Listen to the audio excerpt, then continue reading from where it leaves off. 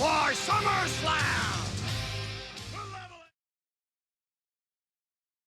SummerSlam is here. What's up, boys and girls? Happy Sunday. A much more recuperated GoodMicWork back at you here for our live reaction.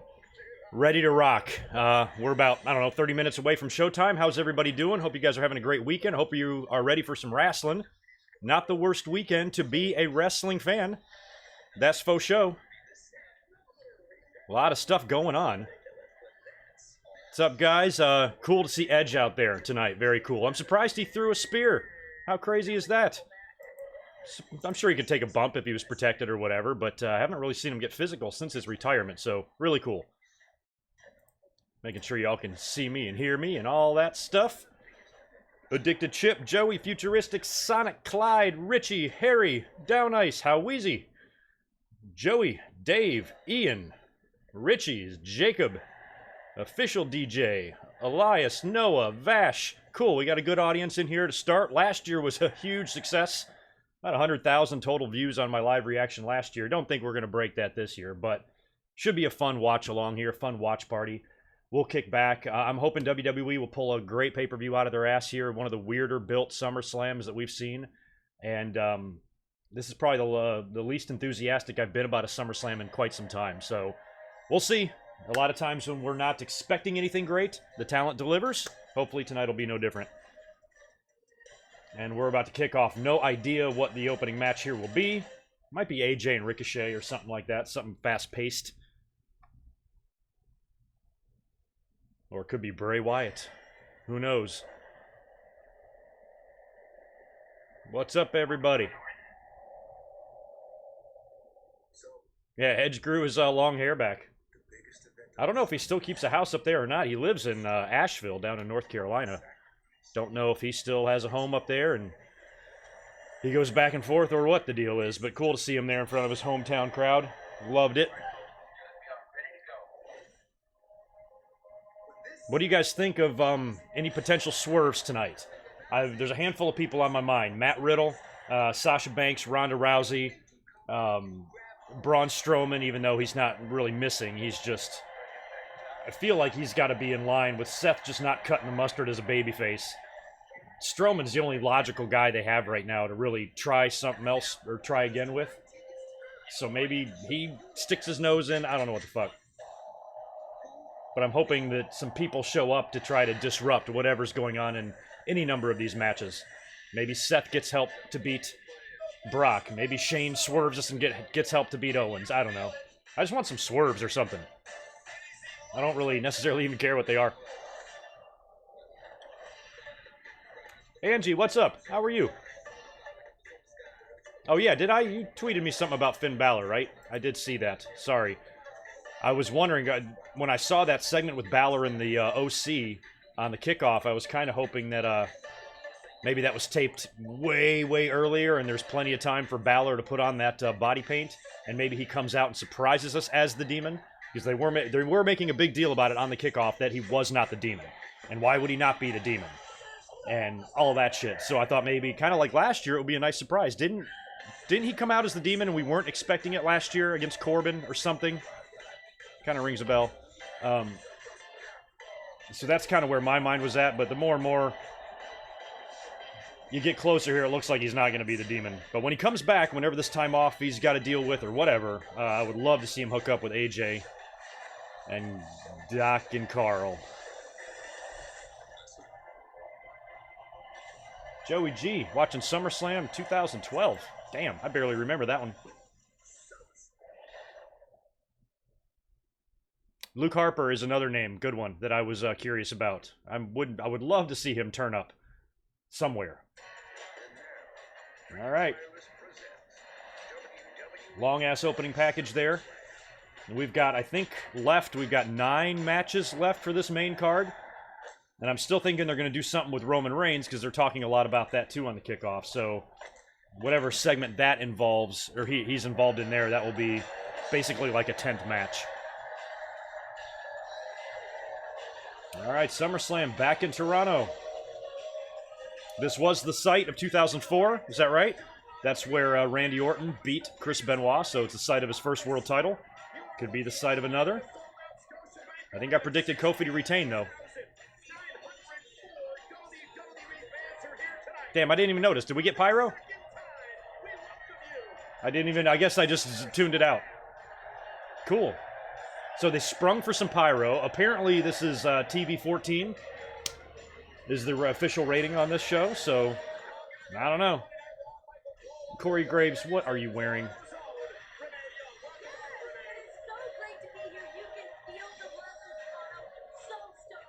What's interesting is Corey Graves looks more like Natalya than Renee Young does.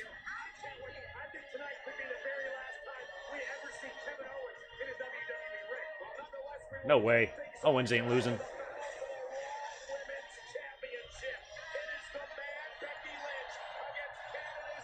I keep forgetting that this is a submission match here.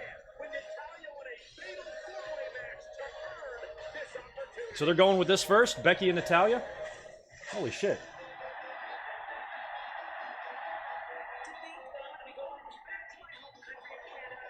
I mean, this match on the surface is so incredibly boring, you know what I mean? Like, I feel like we need to have something else. Hey, Tito. Stop that. My cat is eating something over there that he shouldn't be. Don't make me come get you. There will be blood. Yeah, I hope there's going to be blood and guts. By the way, what the hell happened? Can anybody fill me in? I just was made aware of this Triple H Mike Johnson thing that took place last night on the conference call after TakeOver. I didn't even have time before the stream to listen to that. So I don't know what was going on there, but apparently Triple H put him in his place. And that's hilarious.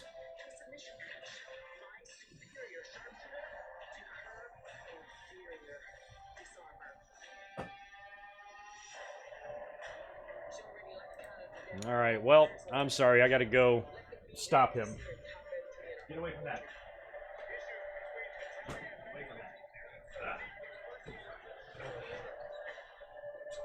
Sorry about that. Sorry I have to break up the stream so quick there. I actually, I bought a new TV the other day and it showed up damaged. So I've got to send it back. So the box is sitting here in the living room and the cat is eating the fucking box. And I'm like, I got to send that back, you little bastard. Knock it off. Sorry about that. Hopefully there will be no more cat interruptions.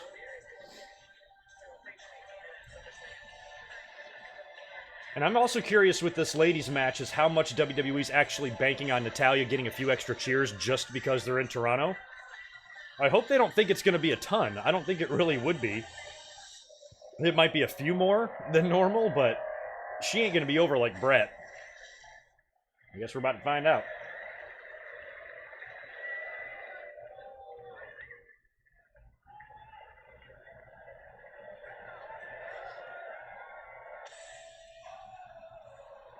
Yeah, well, I'll have to listen to it, Ratnick, to judge for myself. But so far, I haven't heard anybody say that. Most people thought it was pretty funny what Triple H did. But I'll have to hear it and judge for myself. I'll decide if he overreacted or what I think. But so far, not many people have said what you have said.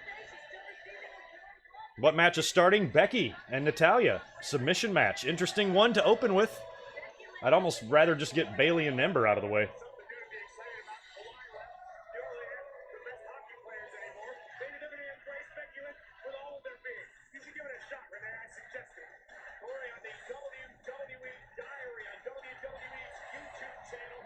Nathan, what's up, man? Thanks for the $2.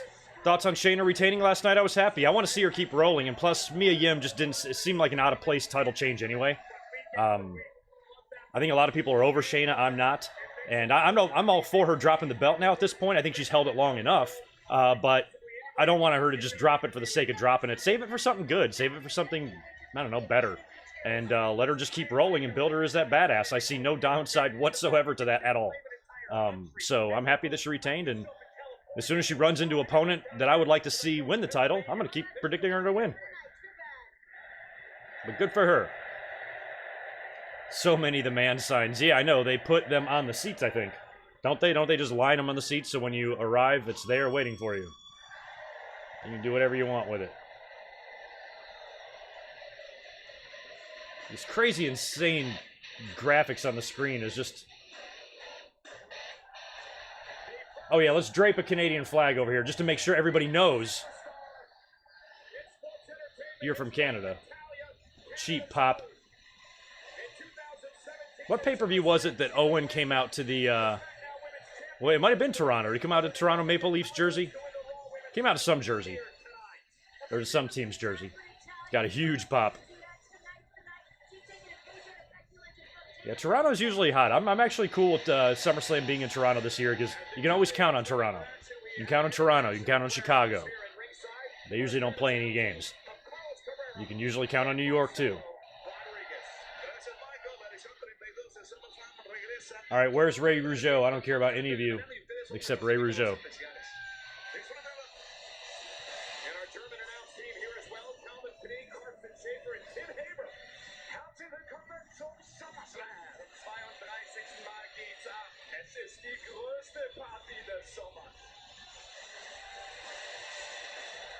There's an Owen Hart sign in the audience. Main show is on now, Devs 30. Introducing the challenger. I don't know, Ben. As of right now, the Demon is not advertised, but they did talk about it a little bit on the kickoff. He did a backstage segment as well with the OC, and if that was done live, he probably doesn't have time to get that body paint put on. It was taped a few hours ago. Maybe he comes out and surprises us. I don't know. I'm almost thinking no.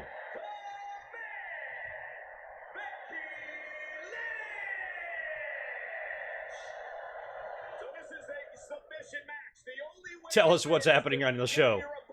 Okay, Naya. Wrestling's happening. Nothing's happening yet. Just relax.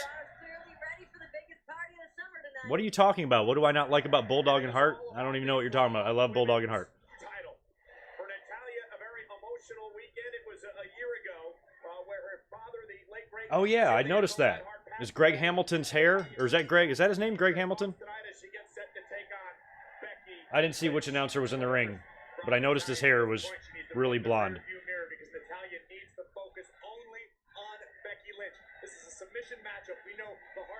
Yeah, I never thought about that. They don't announce the weight for the women, do they?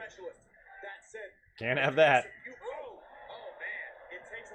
That'll create more backstage heat than anything. Basically anywhere. And Becky now backing Natalya to the corner, and Becky Lynch unloading on Natalya. All right, I'll tell you what, man. I've never in my entire history of having the WWE Network, and I purchased it right when it came out, have had buffering or any issues at all. But I've had a couple since the revamped look and the update. So it's weird. And I've heard that a lot from a few people. Oh, it's Mike Rome. Sorry. I can't tell the difference between those guys. I think the only reason I knew that wasn't Greg Hamilton in my head is because I just remember him doing the Shane. I miss Justin Roberts.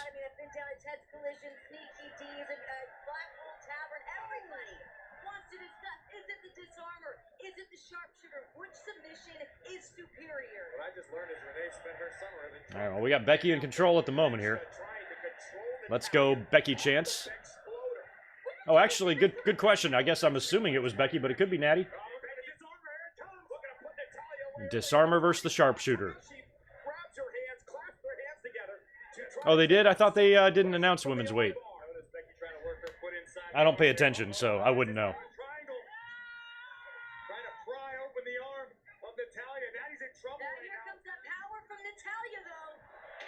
Oh. Natalya should lose just based on the absurdity of her ring attire. Always never been a fan of it. All right. Damn, we got a lot of people doing watch parties up. No wonder my audience is low. But smash that thumbs up while you're here. Hopefully we're into for a fun, probably 4 hours of wrestling here. With a couple of swerves and twists along the way. Will be really nice.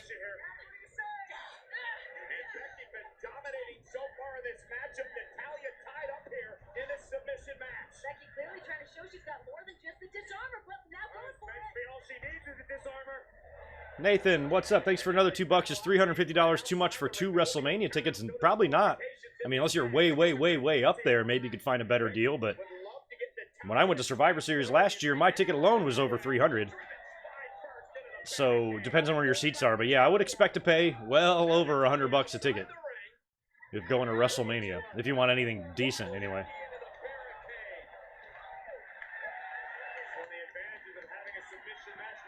That'd be cool if somebody won with a chin lock. That would be cool.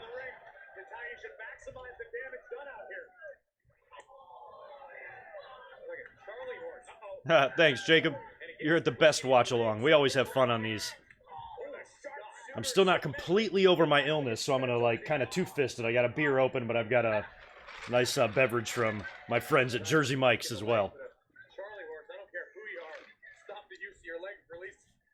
I'd say I'm about 86.4% now. Back to full strength. After whatever the hell hit me earlier this week. Now, more buffering issues here. This better not happen when anything awesome happens. This happens during Seth and Brock. I'm going to lose it. Natalya is now back in control, working over the knee of Becky. We're going to go through a little back and forth here before it picks up. And we have a couple of... oh, that was a good suplex on the ropes. We're going to have a couple of submissions and a couple of counters, and then... barring any sort of interference, I got Natalya tapping here.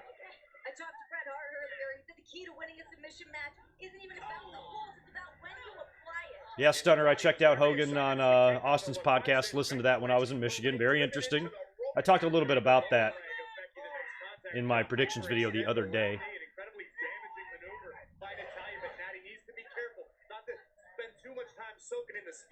Oh, thanks, Antoine, for the $5. You're awesome. Okay, so Mike Johnson tried to say that NXT was going against what Vince said about blood and guts because of scratch on Adam Cole. Okay, so there was a little bit of blood. There was barely any blood in that main event, I didn't think. So he took that and said, well, Vince said AEW's blood and guts. Isn't that what you're doing? Is that what he tried to say? Well, if that's the case, then, yeah, no wonder he got lambasted by Hunter. Hilarious. I'll listen to that later tonight.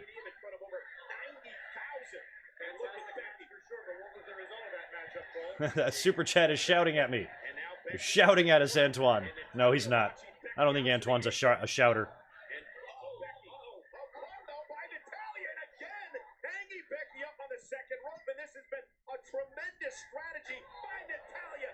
I mean, I don't know how much this illustrates, you know, how much the fans don't really care too much for Natty. I hate to even say that.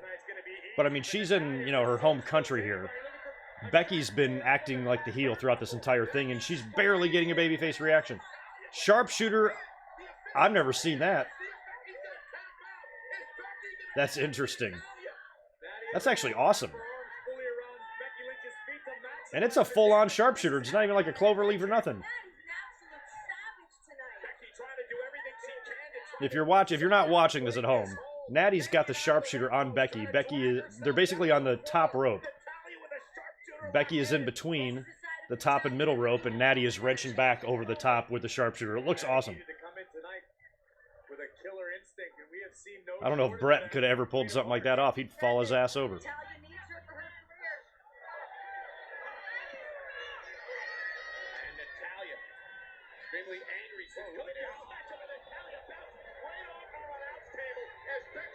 Looks to change the momentum here, but Becky in serious trouble.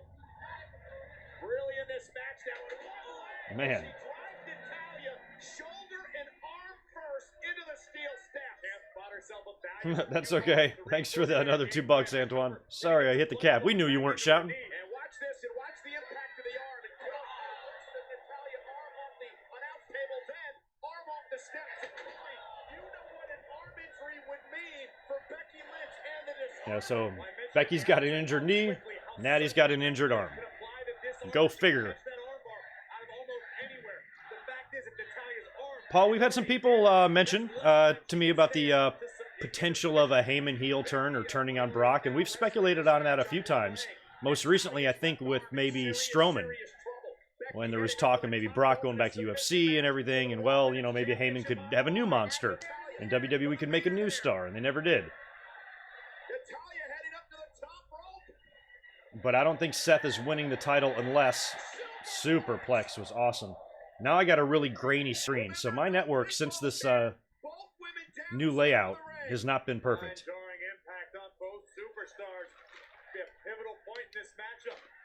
I think the only way Seth's going to beat Brock tonight is to maybe just do something heelish. Attack Brock before the match. Maybe somebody lays out Brock, and we don't know who it is. Matt Riddle's walking around backstage in the same locker room as Brock and Goldberg. That was an impressive superplex.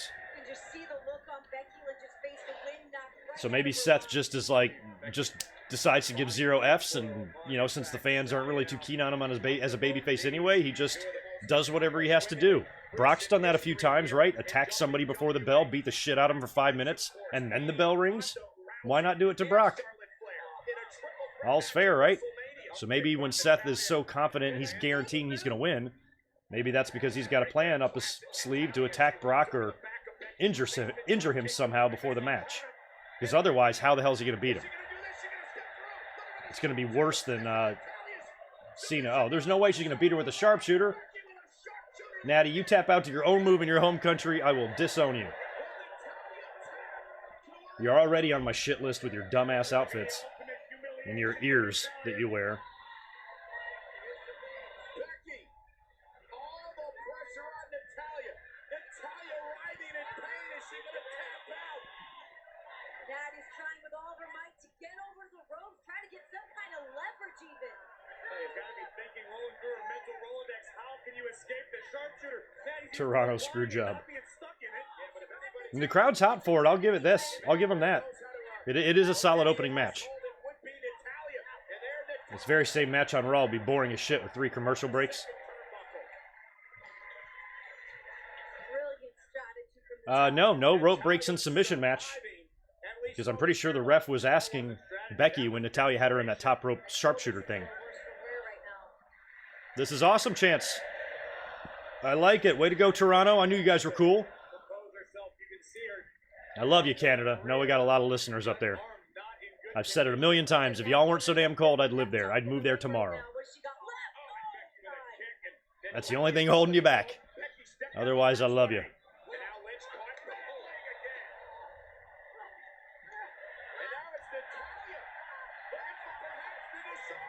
Oh.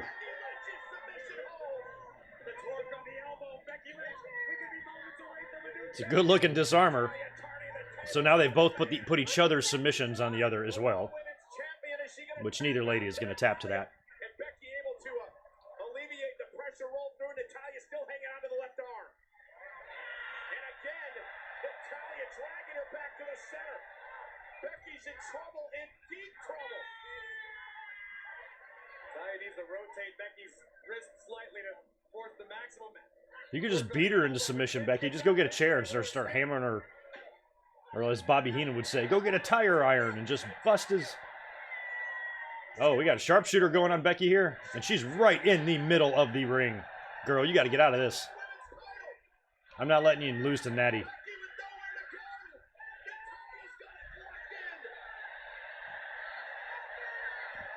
Becky's crawling.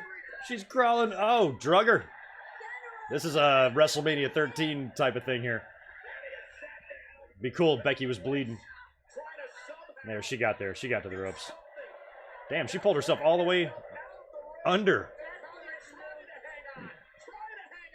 Yeah, because I guess there is no rope breaks, right?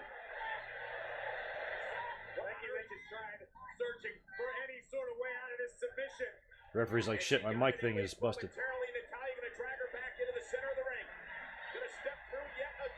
Don't let her put it on you again. Block it. There you go. Oh, now she's got her in the disarmer.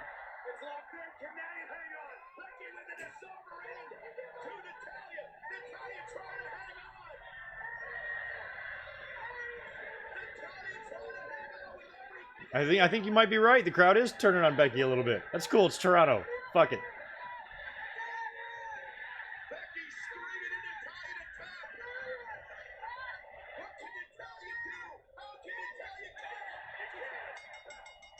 That's it.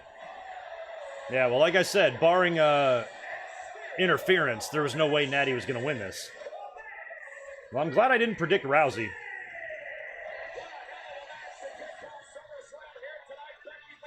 I think I'm perfect in my SummerSlam predictions. I only got one match wrong on the TakeOver show last night. I kind of predicted the Street Profits to lose the belts based on the fact that they're on Raw every week.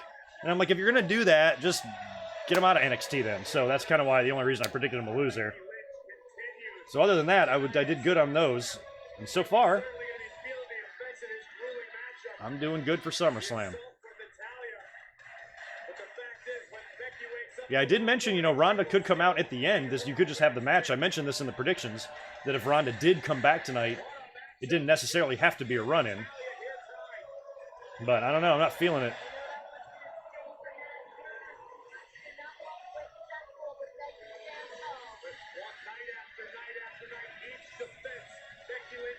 And that's why, like, TV matches suck so bad, you know? Like, you could have Becky and Natalya on Raw, and the fans could potentially chant boring, just because it is. It's a TV match. Pay-per-view matches, just kind of uninterrupted action. I just like it. Fans get behind it. The work in the ring is better.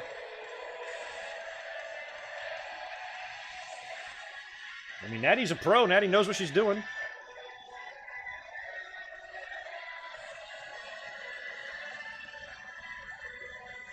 Oh, shit.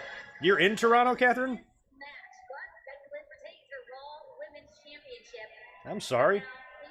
Hop in an Uber. Go to the arena. And Toronto's own Trish Stratus.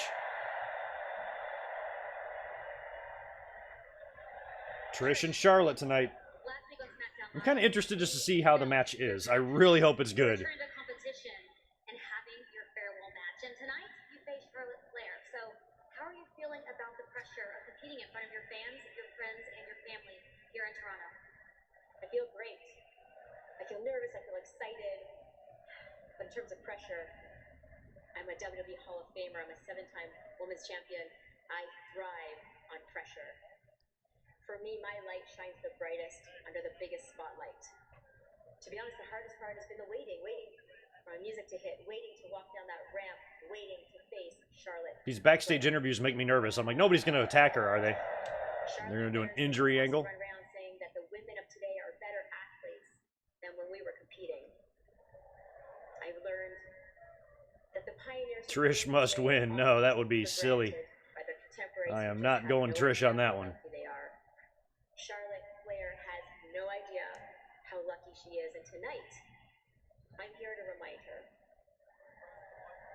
I'm going to prove to Dominique Richardson, thanks for the $2, man. What was the matches on the kickoff? You know what? I only kind of eyeballed it. I was screwing around the house. I'm assuming Drew Gulak retained. I actually didn't even see the finish of the match, but I saw the beginning.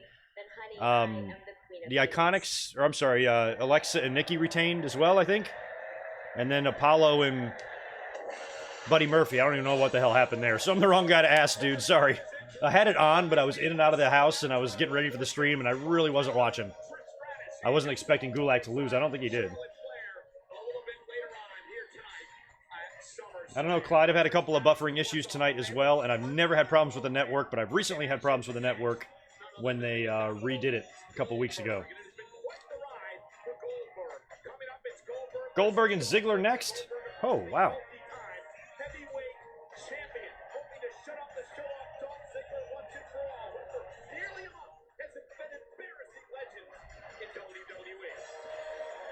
Neither one of these two matches that opened the show were matches that I would have thought would have opened the show. I thought they'd both come a little bit later.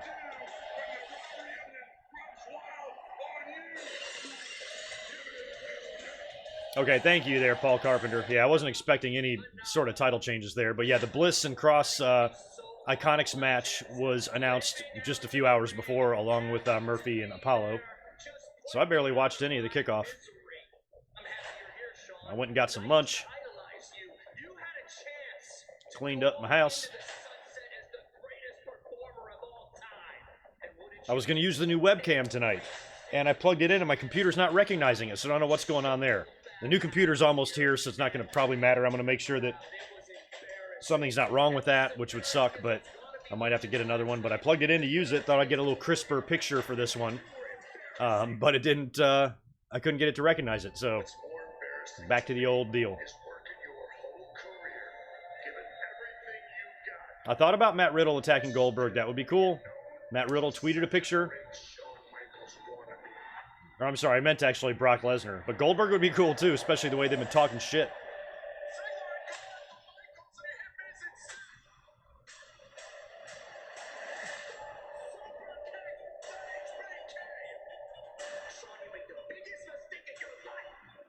I mean, what kind of match are we going to see here, guys? I mean, this is going to be a typical Goldberg match. Are we talking a minute here?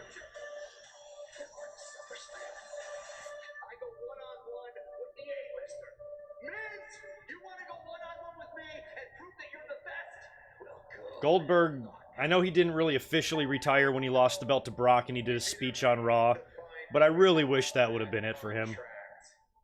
He made me like him. I was never a Goldberg fan, you know, but I appreciated and respected the way how seriously he took it and how in shape he got himself for being as old as he is. And I know he wasn't in the ring for very many minutes, but, you know, I didn't feel like he overstayed his welcome. He was just here from Survivor Series to Mania, you know, dropped the belt, did his deal. That should have been it. Great post-match speech on Raw with the family in the ring, and the whole thing, you know, was nice. Didn't need to see him in Saudi Arabia. Don't need to see him here. Same thing with The Undertaker. 33 should have been it, man.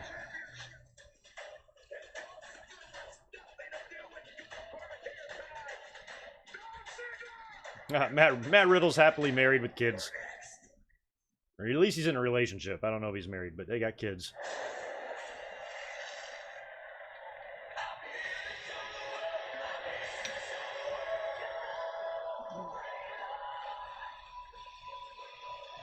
All right, here comes Dolphy, baby. You can't wear pink and a jean jacket with no sleeves and think to win a match.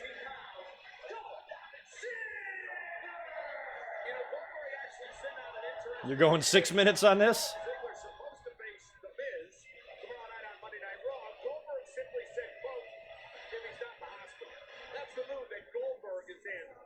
I mean, essentially, you know, back in the day when Goldberg had problems working with Chris Jericho in WCW, what was different about that situation than this? Why is he okay with working with Ziggler?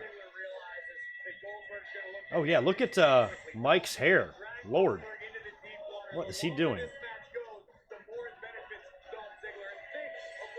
Ziggler will win thanks to Riddle.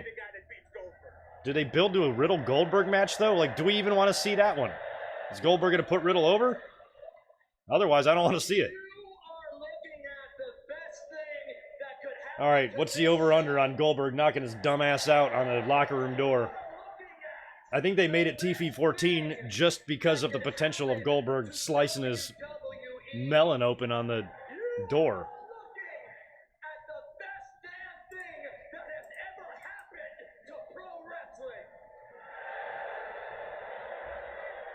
Miz, you're the, or Dolph, you're the best thing?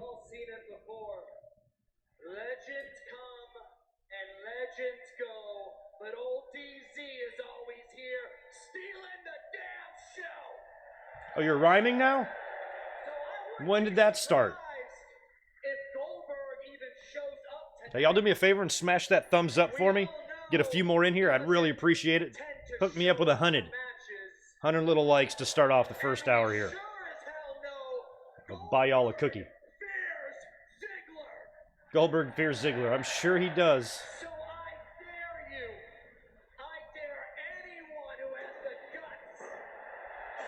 Why is he even cutting a promo?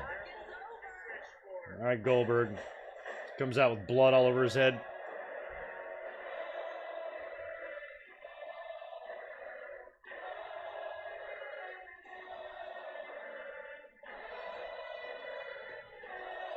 Goldberg. I can't believe I'm watching a Goldberg match in 2019.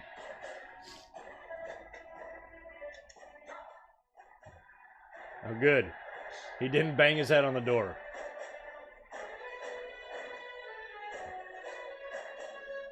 I half love Bill and I half want to make fun of him. How old is this dude to look like that? What the hell? He's 50, right? Christ.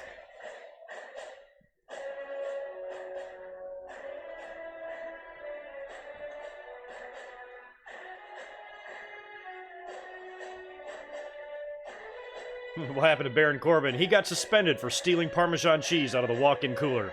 Caught his dumb, bald ass red-handed. Sent him home for a month. So, you're spared, Baron Corbin, for a while. More pyro. Well, Goldberg always gets his fireworks, doesn't he?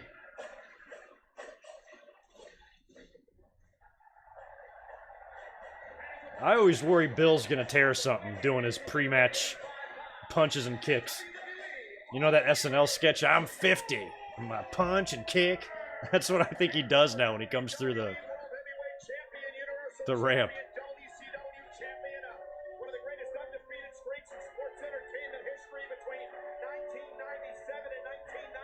Oh, Matt Riddle's on the watch-along? That's pretty funny.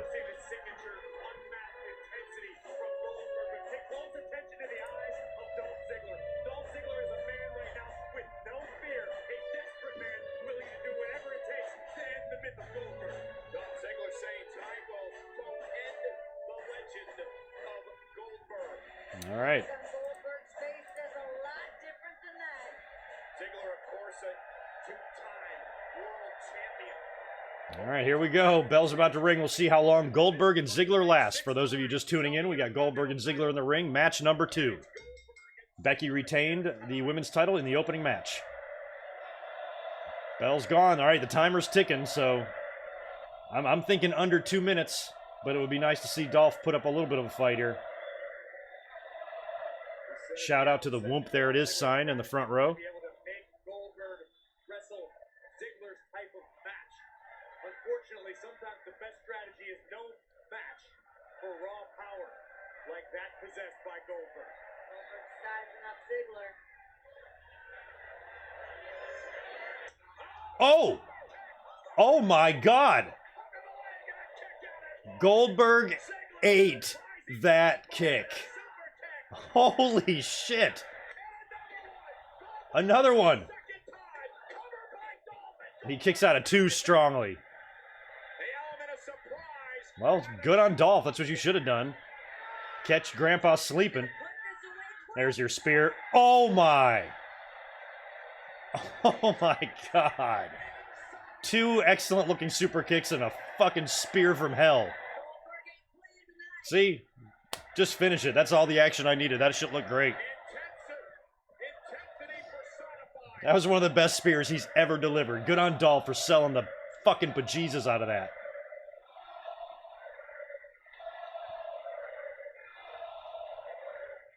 Well, it should be very easy to jackhammer Dolph. He's going to do all the work for you, Goldberg. That was great.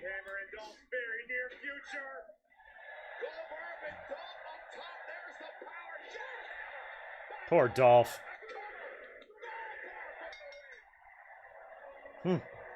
Well, that was good. I'll take it.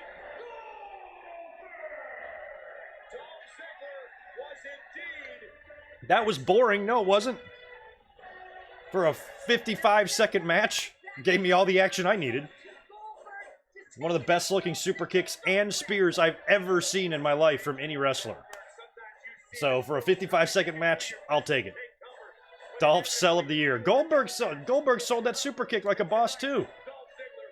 He didn't sell it on the pin, but he sold taking it. He ate it. Fucking great.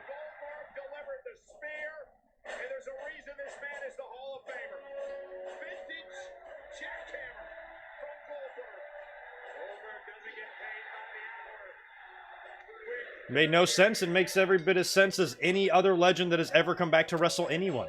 It's the same thing. This is nothing different. How many times have they done what they done with Goldberg right here? Oh, he's gonna do it again? When Hogan came back and beat people. What did he say?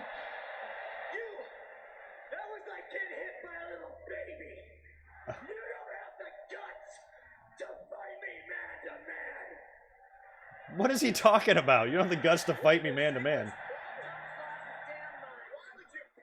Is Ziggler leaving WWE or something? Are they going to completely take a shit on his face? Right in the middle of the ring here? He said, you don't have the guts to face me. It's like when Lawler got eliminated from the Royal Rumble and had amnesia. I gave the benefit of the doubt. I knew Dolph been going through some tough times professionally, but I didn't realize he had a death wish. A chip on his shoulders turned into the Grand Canyon. Oh.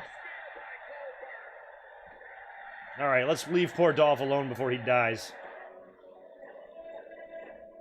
Oh, so we just got another spear out of that? That's it. Okay, now that kind of made no sense. That would have been fine with the match just being over right there.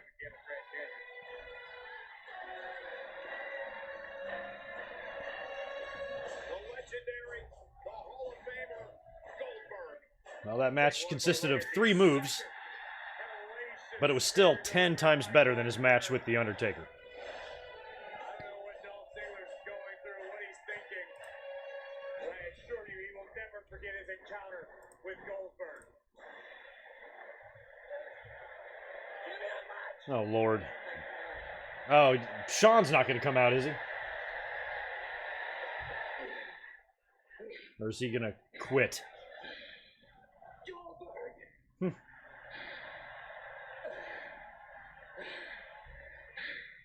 Anybody can get lucky twice, idiot. Yeah, anybody can get lucky twice. Goldberg was just lucky. I knew you didn't have the balls to face me man to man. Right? Goldberg, he's a huge pussy. I knew He couldn't even stand up to Dolph. Look, he's not even out there. Dolph's in there by himself, being like, Goldberg, where are you? No Goldberg. in this business, and I am the best. Yeah. He's right. I will never be defeated. Only real men cut promos laying on their backs. Remember that, kids. Training to be a wrestler. Today. Ziggler is delusional. Oh, what's Goldberg going to come out now and take advantage of Ziggler, who's clearly injured? This is what kind of man you are, Goldberg? You don't have the balls to face him when he's healthy and when he's 100%? What a fucking dick. I hate Goldberg. This is so cheap, and he's supposed to be the babyface? Look at him taking advantage. This is brutal. This is cruel. A real man wouldn't do this and take advantage I think the talking's over. of an already injured opponent. Can't even move.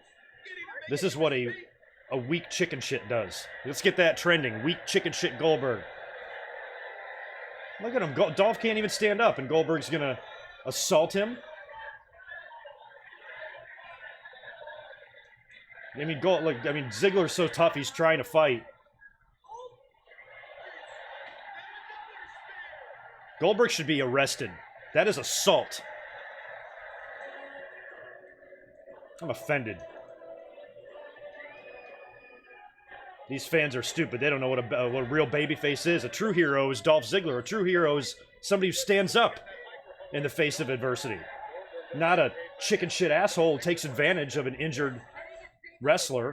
Get the fuck out of here, Goldberg. Take another look at this. The third monstrous spear. Man. Like Goldberg nearly cut Ziggler clean. I'd press charges if I was Dolph Ziggler. All he wanted to do was have a straight man-to-man wrestling contest. And Goldberg had to stoop to that level. Horrified. Cancel my network.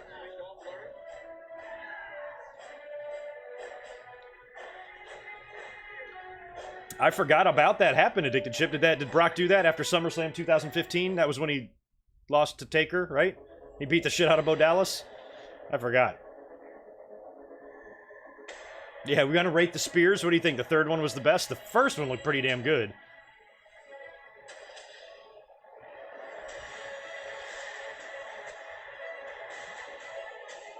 No shots, just speaking the truth for a true hero. Just standing up for what's right.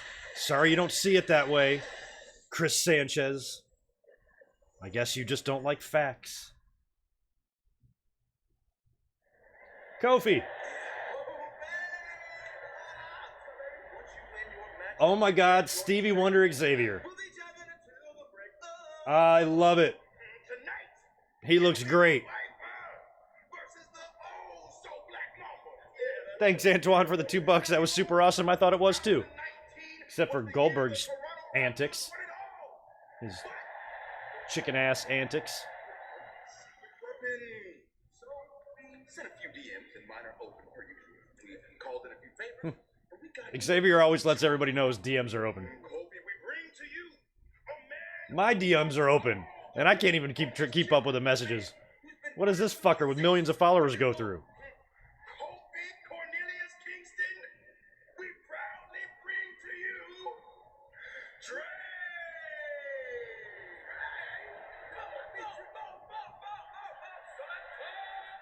Trish. What is happening? It's your main man, Toronto's on the D to the R to the A to the Drake? Wait, isn't there another Drake, right? I don't think that's the Drake they wanted. There once was a man from Ealing who had a funny feeling.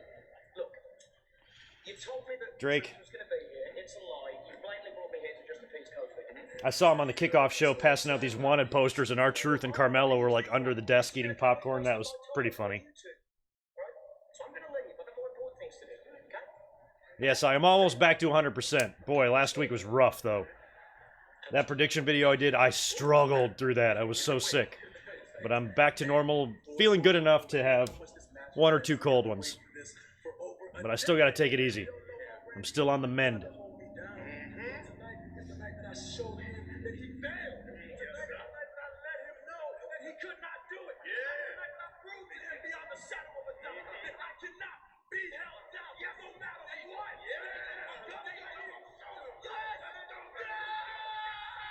I wonder how long it took to do Xavier's hair like that. Jesus. Hey, Stevie Wonder would say it's hotter than July in here, but it's actually August, and it is SummerSlam. Michael Cole, shut up. Don't even talk about Stevie Wonder, ever. You never are. You're always just so God, you blessed idiot. up. Stupid tie.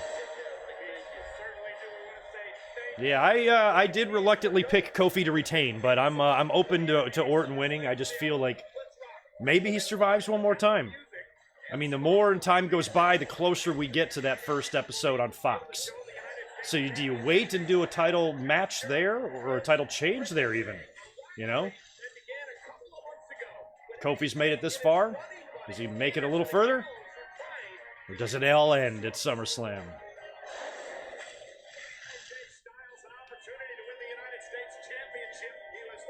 Yeah, I know, and I don't even think I've ever had a summer cold, Catherine. I was so bummed out. I just got back from my Michigan trip, and I couldn't even get my feet underneath me, get anything done this week. Oh, it's miserable, and I had to work through it. There's no calling in sick in my world.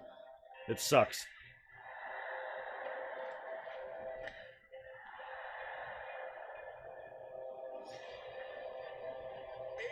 Thank you for the $5, Mike Witt. That would be great. I'd actually be fine with that. I'd be fine with Brock retaining if your scenario comes true. And you think that Brock wins tonight against Seth, and after the match, Strowman attacks Lesnar. Setting up a program. Great, provided Strowman wins this time. I could see that happening. I want to see Strowman, you know, if WWE doesn't think they can get the right kind of babyface reactions out of Seth, they want to try with somebody else. I think Strowman is probably more over with the audience as a babyface than Seth is, in a lot of ways. So I'd be perfectly fine with them trying again with Braun Strowman and trying to put the brakes on his inevitable transition into the Big Show 2.0. So that scenario or something similar to it will be perfectly fine with me. Maybe it can happen tomorrow night on Raw. Maybe Strowman can get involved somehow in some other way. But assuming Lesnar survives here, he's going to need a challenger.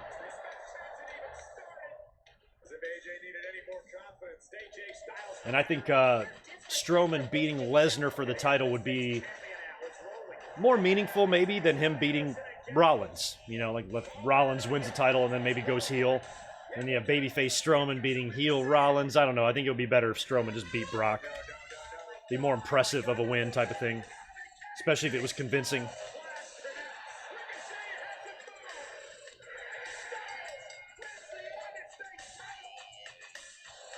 We got Ricochet and AJ coming up next. I'm really bummed out that they did not do a ladder match here. I thought this would have been a perfect candidate for a ladder match. No one does it better than Ricochet from the top rope. Yeah, trying to hit the drop zone. 630. Ricochet hooking away. Ricochet's going to SummerSlam.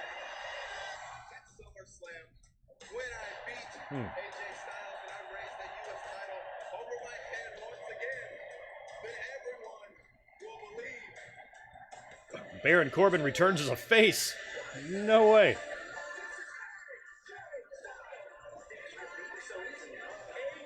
Styles versus Ricochet for the United States Championship. Oh, sorry about that, guy. Antoine, I see it now. I knew I had to scroll back up here. Good Mike, thanks for the $2, dude. You know that was super awesome. You're talking about Goldberg and Ziggler. Yeah, I thought it was. I had my doubts about that match, that it even needed to happen, and if it did happen, that it would be shit, but it was not shit. It was very good. As my network buffers yet again. You got Ricochet winning the title. I got AJ retaining here. The OC's kind of new. I don't want to see them hit any bumps in the road quite yet. Ricochet with some interesting gear there. I don't know if I've seen him wear that before. He was at the TakeOver show last night, sitting in the crowd. Very good pay-per-view. I stayed up until 4 a.m. and watched most of the G1, but I missed the final. So now we're set up for Jay White and Ibushi in the final. I watched Moxley lose his 4th straight match. I think he got 3 by pinfall, 1 by DQ, or 1 by countout. So he finished 5-4 after a 5-0 start.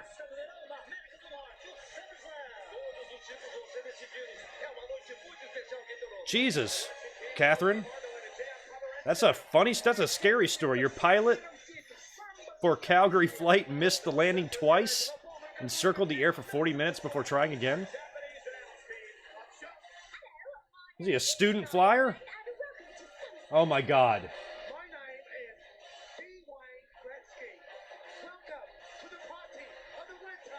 Carmella and R-Truth are doing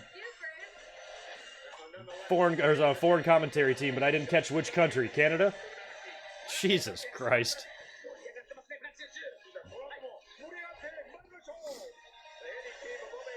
That was pretty funny. That was a creative way to use them.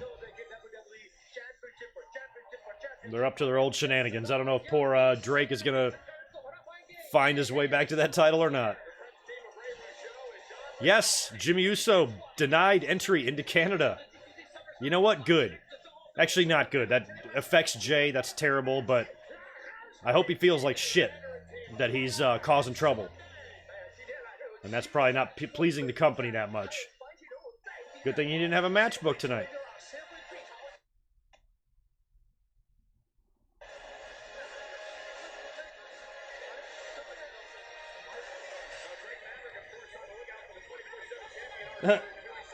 Drake Maverick, you dumbass. So is the thing going to be that he's just going to continue to walk past them all night and not see him? They'll be right under his nose?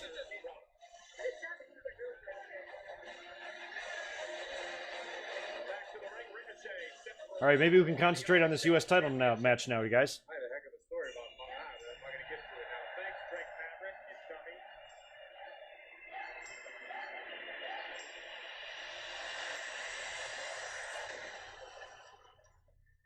Jesus, that sounds horrifying. A little too confident. Are you just allowed to say fuck it when you're flying a plane? Representing the OC, he is the United States Champion, the phenomenal AJ Styles.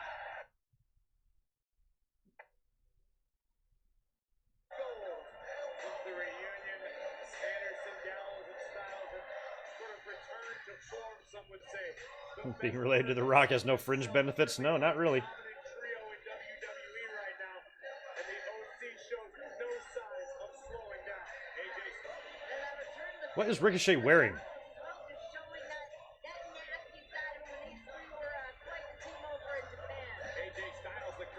Oh, thanks for the $2, Mike Witt. Yeah, the main event is Brock and Seth. I would assume it's got to be, right? Harley Race, the WWE Hall of Famer who passed away a couple of weeks ago, won the first ever title back in January 1st, 1975 in Tallahassee, Florida. Back to Harley Race had one of the great championship matches of all time here in the city. Yeah, I thought, because I don't know anything about like superhero movies and shit, but I know that like a lot of wrestlers pattern their looks after superheroes, so I didn't know if that's what Ricochet was doing here, but apparently not. Styles defending the company of the United States States Championship here tonight against Ricochet in front of a sellout crowd of 6,000. All right, U.S. title on the line. WWE fans. What's up, Chris? What's up to everybody hanging out tonight? Depending on my energy level, I will try to stay up here maybe a little bit past SummerSlam, and we'll talk and do a quick review of the show and all that. See how it goes.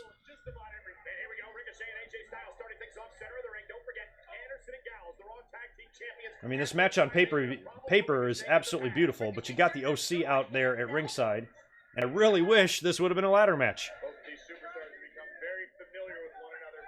AJ Styles with an experience advantage, going to rely on his high in-ring. Nightwing. I don't know what the hell Nightwing is.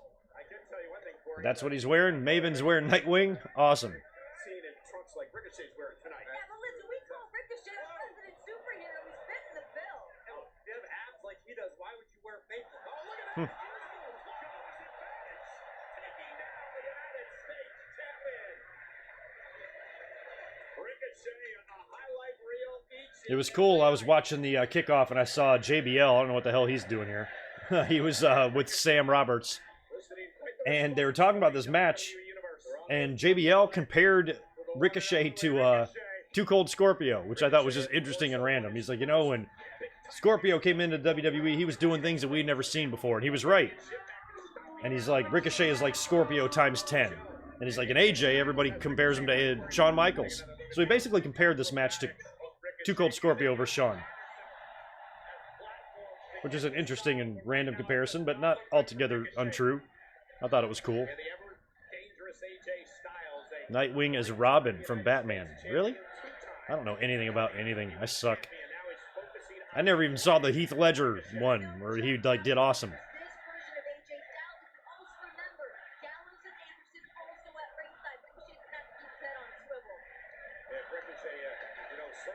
He's right. Okay, I was like, what are they chanting? AJ Styles and Ricochet.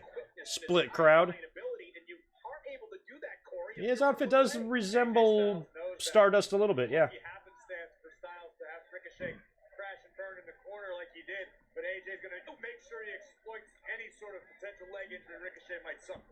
I have arrived. Nick has arrived.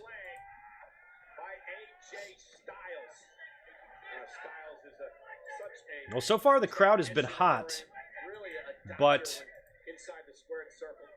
nothing too crazy happening.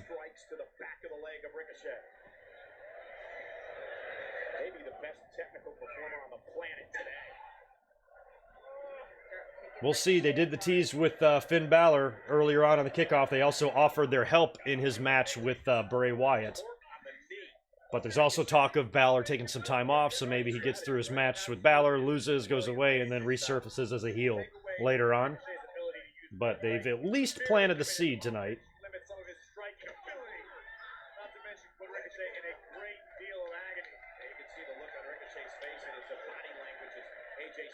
Yeah, Toronto's having a good time so far. WWE better keep him interested. I know, I'm an idiot for not seeing those.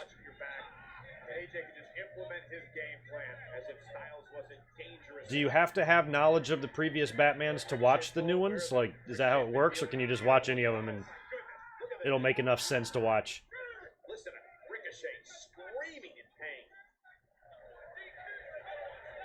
This is the pace that if you're AJ Styles, you want in a match against Ricochet.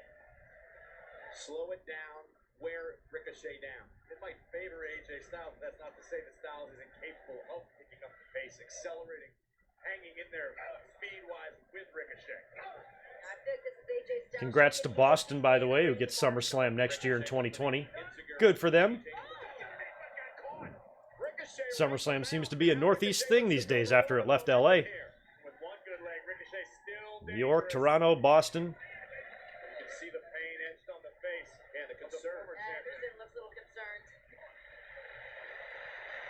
Yeah, thanks, Mike Witt, for the $2. I'm thinking Kevin Owens is one of my few locks for this pay-per-view. I think Owens is a near lock for his match over Shane. Goldberg was a lock over Ziggler.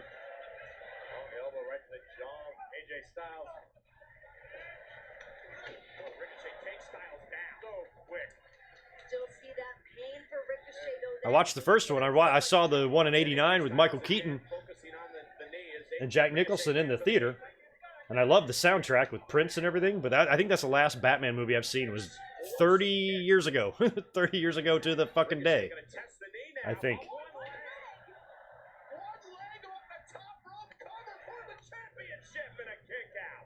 Man, did Ricochet just pull a Zach Gallen? Talk about innovative. This was pure necessity. Wow. Ricochet able to launch himself That looks... incredible distance. That seems to be harder Full impact to Styles. than it looks there. Do that off the top rope with 2 feet. That takes incredible balance.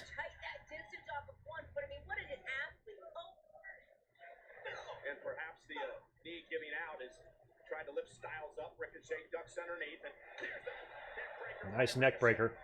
I got another pixely screen Obviously beginning to over here. Ricochet's body got the shooting star. Here's the cover, hook to the leg on Styles. He got the shoulder up at 2. Off the standing shooting star press, Ricochet almost won the United States Championship, but instantly Ricochet goes back to favoring his left knee, able to pull up maneuvers, but at what cost? Even executing something like a running shooting star press. That would be cool if Detroit got the SummerSlam after Boston. All right, yeah, good luck, and hopefully the pilot knows how to land and understands that when the plane goes up in the air, it does have to go back down so people can get off and go get on with their life. So good luck, happy flying. Sorry you got to be traveling during SummerSlam.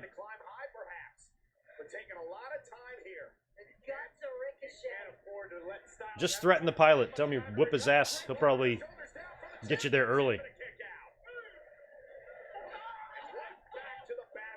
1990 still my favorite SummerSlam. Probably. I like that SummerSlam a lot. So many fond memories of it. The only thing that sucked, I don't know why I have fond memories of it, because it's actually also combined with a bad memory. That year that SummerSlam aired, I watched it the night before school started. And that was notoriously in my life a very depressing time. I loved summer vacations. And in 1990, I remember staying up late and watching that, but having to start school the next day. I was not happy the next day, but I was very happy watching that SummerSlam show.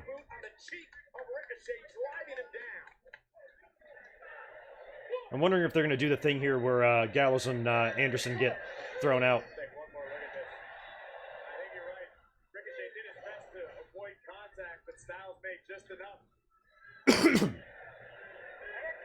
Back into the center of the ring again as AJ Styles continues to pick apart at an injured Ricochet. Here we go. AJ wants the Styles flash and put this matchup away. Ricochet though lands on his knee. Back elbow as AJ Styles got a bit overzealous. Now Styles. It's interesting that most of the talents are nerds now. They really are. A lot of wrestlers are nerds. Especially in the indie level. My God. The people that have jobs fucking blow my mind. Now it's like if you look like Urkel, you have a chance to be like a huge star on the indie level. Like that's just something that's just ridiculous to me. Like if you think about that type of mentality in the 70s or 80s, oh my God. Those guys would be chewed up and spit out. Now they get contracts.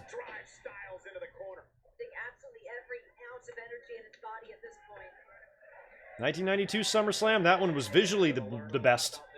But the card, I mean, aside from Davey and Brett, Savage and Warrior was okay, I suppose, but no other matches really stick out to me in that show. Where 90 was just littered with them. The cage match, the Hogan match, the tag team title switch, the Intercontinental title switch. You had all sorts of crazy shit on that show. Styles just taking his time, picking Ricochet apart.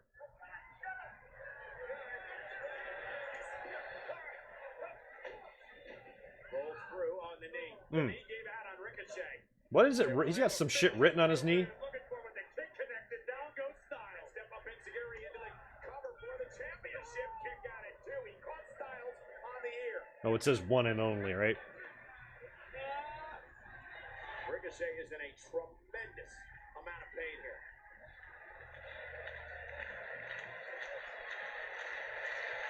All right, Ricochet with the injured knee. Ricochet is just hoping right now to be able to survive long enough for the adrenaline to kick in fully. I like how he's got one and only written on his knees. You got 2 knees, motherfucker. Not to the maximum extent, at least. Look at Thiago Santos fought John Jones all the way to the 5th round with a destroyed knee. I mean, if you're capable of incredible feats, thanks to adrenaline. And knee gave out. Take away some of his aerial maneuvers. And AJ, I'm about to say go for that calf crusher now, and he's got it. This one's as good as over. The submission locked in, the calf crusher. Ricochet. And look at it. Look at the torque. Look at Styles just bending back. Ricochet's trying to get over to the ropes. Does he have it in him? Still so far. Trying to survive. And Who would win? 2002 Brock versus 94 Brett. 94 Brett. 94 Brett would beat Chuck Norris. mission of his own on the champion. Will the champion tap out? Styles got caught. Ricochet squeezing with everything he's got. AJ in dire jeopardy right now. And now it's Styles' turn to try to fight out. He finally breaks the anaconda of ice. All right, we had a calf crusher into an anaconda there. Hopefully this match will not end with a submission. We need a phenomenal forearm or a 630 or something like that. Calf crusher by slamming the back of AJ's neck into the mat and then able to put on his own submission. Styles still the first man to his feet. Still the aggressor for the moment. Ricochet needs to find him. Oh, nice. Northern Lights. Rolled through it. Floats through. His knee's going to buckle again. This is gluttony from Good. Ricochet. Okay. That's incredible strength, but you were just selling the shit out of the knee to the point where you couldn't even stand up a minute ago. And now you hit one of the most impressively powerful maneuvers I've ever seen. That takes a pretty decent amount of leg strength to do. Able to get the weight of AJ Styles up. Still a good move, though. Wristing suplex, but it still wasn't enough to capture the title.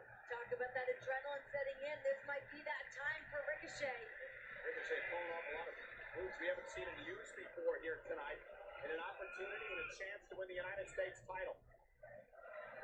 Well, a great competitor needs to be able to alter their game plan mid-match. Can't necessarily plan ahead for these sort of things, but that's what makes a champion. Ricochet trying to... Bray Wyatt or CM Punk, who would win? I don't know. Whoever WWE decides to put over. Finally, Anderson and Gallows. Depends on where they are in their careers. And Ricochet taking out Gallows. It'd be a good one. I'd pay to see it. Pulls himself back up. All right, Ricochet's got AJ in 630 position here. See if he goes for it. Ricochet going to the top. Or see if he hits it, I mean. AJ stopped him, crotched him. Makes it a distraction by Anderson and Gallows and allowed Styles time to recover. This is not where Ricochet wants to be, even as comfortable. All right, we got as some he top rope, generally is. maybe belly to back. At the will of AJ Styles, this is not going to end well for the challenger, or maybe for the champion. Oh, there he goes. Ricochet able to fight the champion off. Here comes Anderson. Oh, Anderson. As well. Shouldn't that be a disqualification? Ricochet again, gingerly up to the top rope on the bad leg. Looks to launch himself. AJ Whoa, nice. Oh, I hope that's the finish. That's a great finish. Fantastic. Loved that. Boy, that would have been easy to fuck up, and they nailed it. So Ricochet went for a, I guess, a moonsault corkscrew or something or other, and AJ just caught him in perfect Styles Clash position. Bam. Good finish there. I liked it. certainly nothing to be ashamed of for Ricochet. An incredible effort. But Gallows and Anderson once again proved to be major. They don't want none. I want to see this again. In AJ's title retention. Every time Ricochet started to build momentum, Yeah, I mean, it was 3-on-1 the whole time. made their presence felt, which allowed Ricochet Yeah, show me this finish again. That looked great. Styles just enough time to recover and Look at this. This beautiful feat of athleticism by Ricochet. Not exactly sure what the challenger was looking Damn. for, but AJ stopped it. Styles clash, and still United States champion AJ Styles. Now the OC stands in the middle of the ring. All right, they got all the belts. Every one of their ways. Some good brothers are going to celebrate tonight in Toronto. I know, man. I'm really hoping I don't have any lagging or buffering during any AJ Styles. good stuff tonight. Oh, they're going to beat the shit out of him some more. Sick and Anderson and Gallows on an already injured Ricochet. Ricochet trying to fight back. These meanies. With a magic killer. They magic killed Raven, or Maven.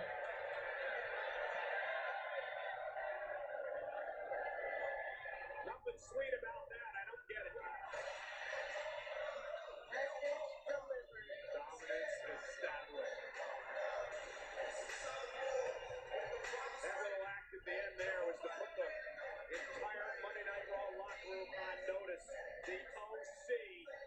All right, what match is next, guys? Throw out your ideas.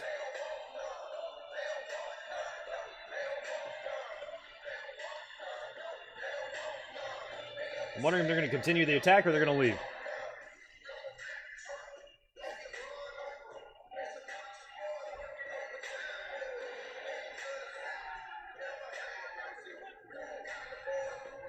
Oh, there's the Street Profits. Boy, did they have a hell of a match last night against Undisputed Era.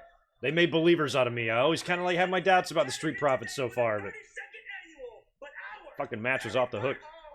SummerSlam.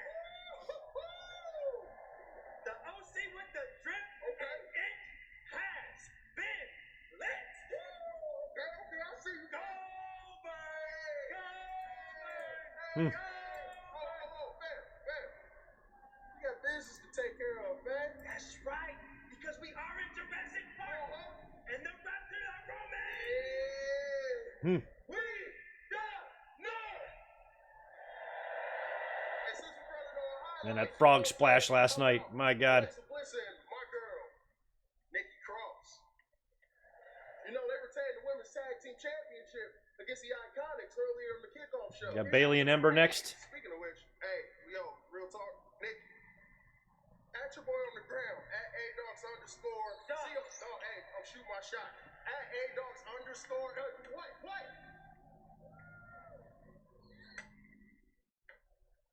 What do they see? Oh, God.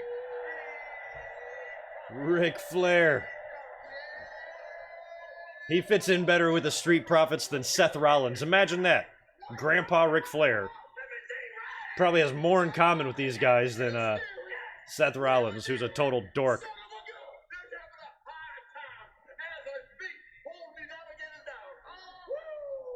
God, Ric Flair.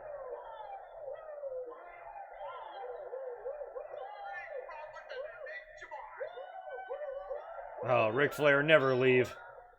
Mike Witt, thanks for the $2. To be honest, a little disappointed in that last match. Yeah, I mean, it wasn't, the crowd wasn't like on the edge of their seat for it and chanting, going nuts.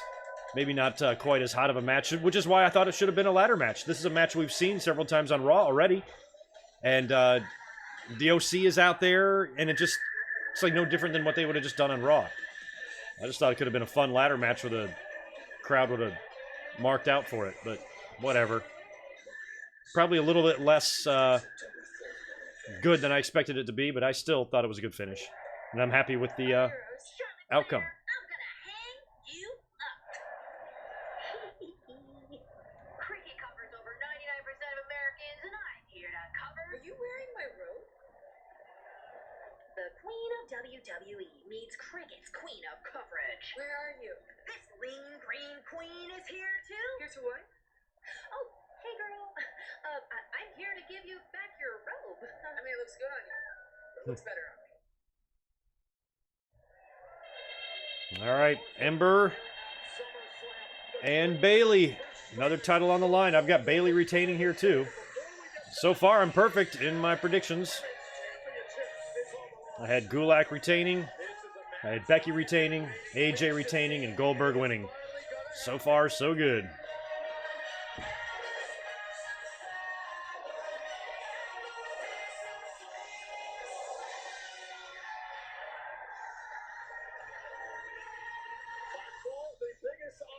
Probably would be fine to turn Ember Moon heel. I'd be fine with it.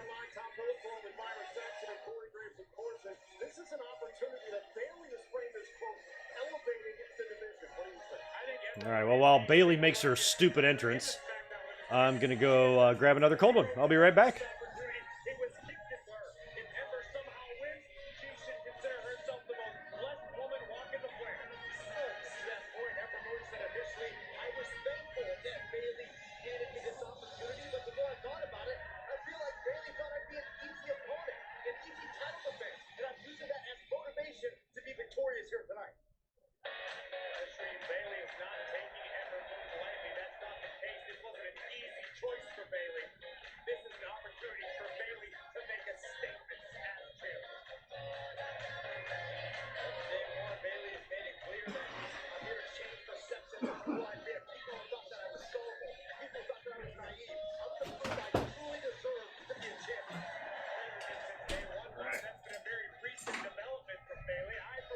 All right, here comes Bayley and her little inflatable dolls.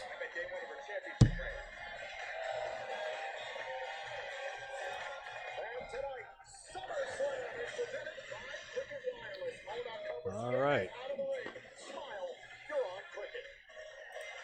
Smile, y'all. You're on cricket. Goldberg lost. Yeah, he did. He got squashed. Ziggler whipped his ass.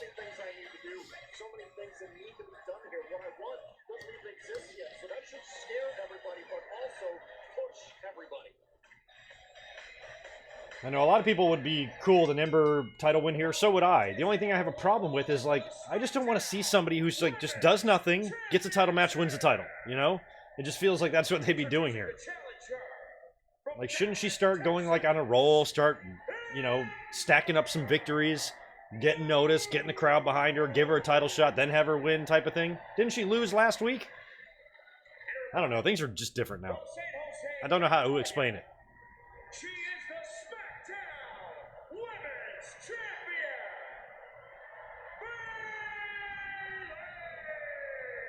Bayley! So they painted her face and the paint goes up into her hair. I want to hear the crowd's reaction to this. They're either going to be really pro Ember or really anti both. And they might just be anti this match and not give a shit.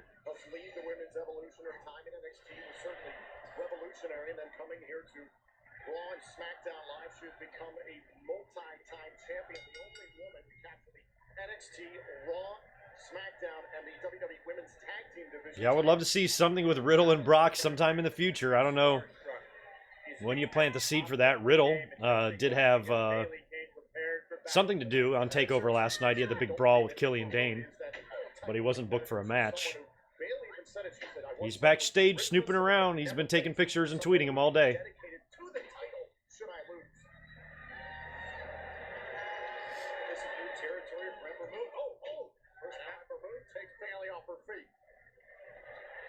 Shows you all the confidence you need to know about Ember Moon in this matchup. Shot right to the midsection. Ember Moon's trying to sweep the I mean, both women's matches were babyface matches. How weird is that? I don't know if Pyro is back permanently. We'll find out, I guess, tomorrow night on Raw if they hit us with some Pyro. Maybe they're just busting it out for pay-per-views. That's a good compromise. I'm fine with that. You don't need to set every building on fire before Raw and SmackDown, but at least bring it back for some pay-per-views here or there. Other than WrestleMania, of course. Plain and simple, this is a statement to the WWE as much as it is to herself for Bayley tonight.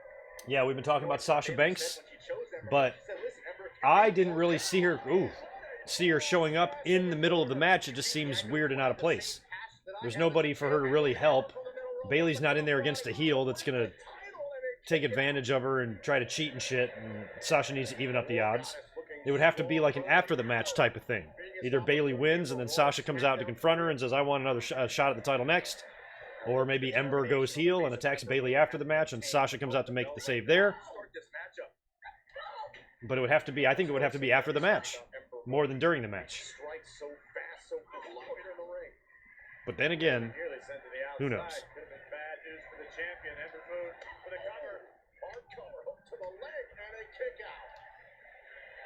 Champion's advantage does go to Bayley here in this matchup. Title can only change hands via pinfall or submission.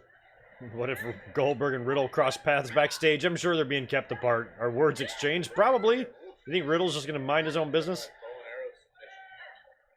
Goldberg better hope words aren't exchanged. Like, if you don't have any training in, like, shoot fighting, you're not going to be able to win a fight against one of those guys.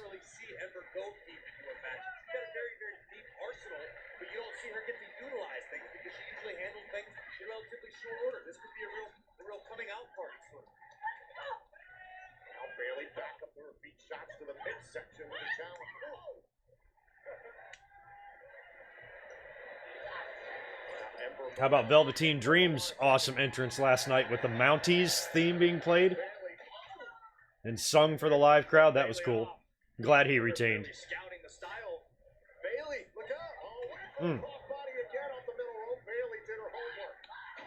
Damn.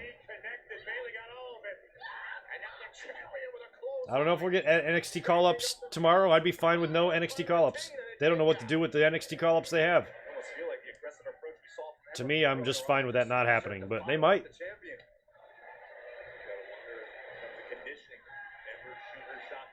Gargano, I guess, would be the one likely one since he did basically have a send-off last night. But aside from him, and him I'm worried about on his own. But I just don't see any positive side to anybody being brought up with the way they're treated there. No, Sasha Banks is not back. We've just been speculating that if she decides to show up tonight, how that would make any sense. And it would have to be something in this match, I'm guessing.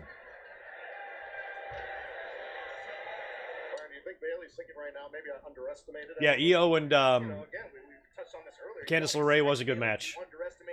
Shirai kind of had to win that after she came up short so many times with the NXT Women's title and going heel like that and winning relatively convincingly. I thought the match was awesome. Lars is injured. Lars was with knee injury, right? ACL? Whatever's going on with Lars, it's putting him out for the year. So he's been on the shelf for a while. Yeah, I think Io Shirai is an awesome heel. She's got a good look. I like her facial expressions.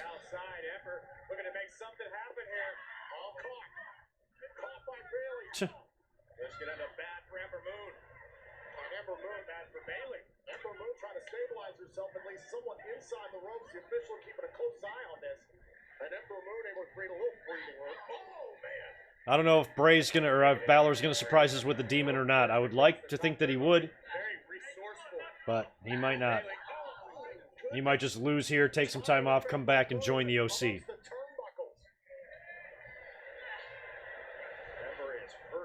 Greg from New Zealand, thanks for joining us. Yeah, pretty low audience in here. Only 200 folks. But whatever, we're having fun. It's wrestling. So much wrestling.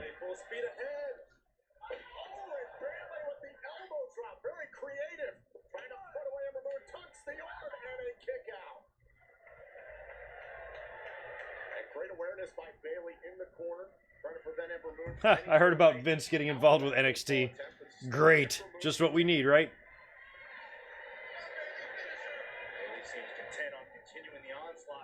Vince won't ruin that at all, will he?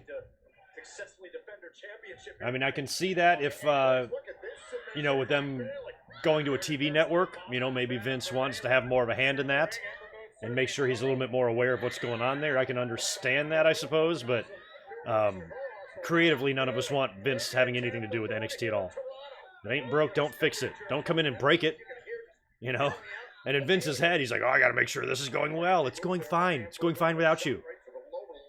Keep your fucking old-ass weird eyebrows out of NXT's business.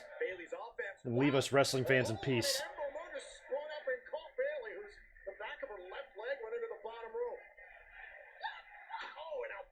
The Demon has never missed a SummerSlam. That's true. How many Demon matches have we had at SummerSlam? 16 against Seth. What did he do in 17? Last year was Corbin? Or was he injured in 17? I don't remember. Help me, y'all.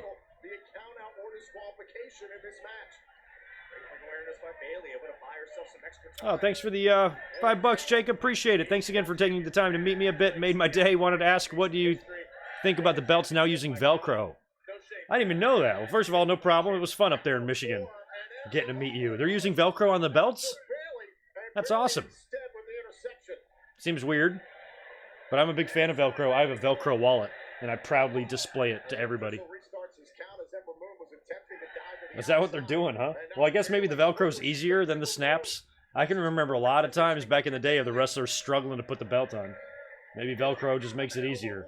Seems like cheap, though. I don't know. I guess if the replicas are now going to come out with Velcro, seems cheap.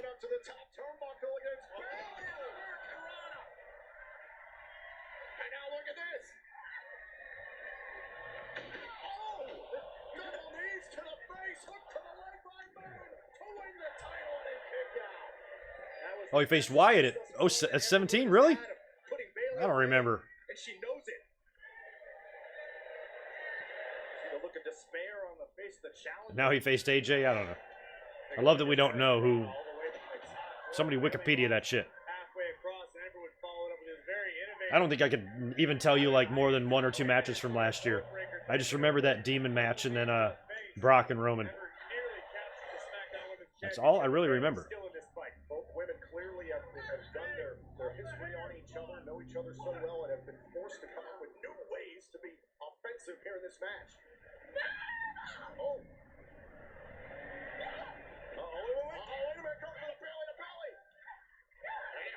Ember fought off the Bayley to belly. Just waiting for this match to end. I really don't care who wins this.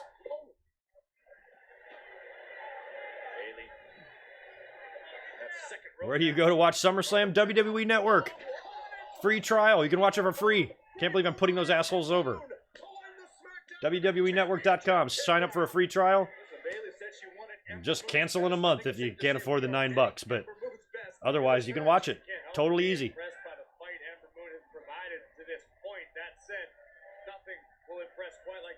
SmackDown Women's Championship. And look at this. I think Ember Moon was trying to make her way to the corner. Think about maybe the eclipse, and Bayley saw that move coming. And now Ember Moon's got a clear pass to the turnbuckle. Ember looks like she's trying to go for the eclipse. Can she put away Bayley here at SummerSlam? Look at Oh, almost botched. Bayley. That's a top rope Bayley to belly. Is that going to be it? It is.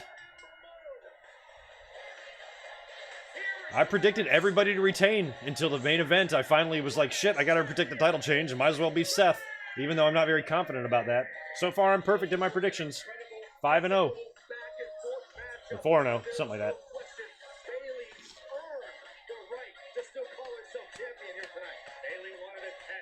Okay, so this is a SummerSlam rematch. They faced before at SummerSlam.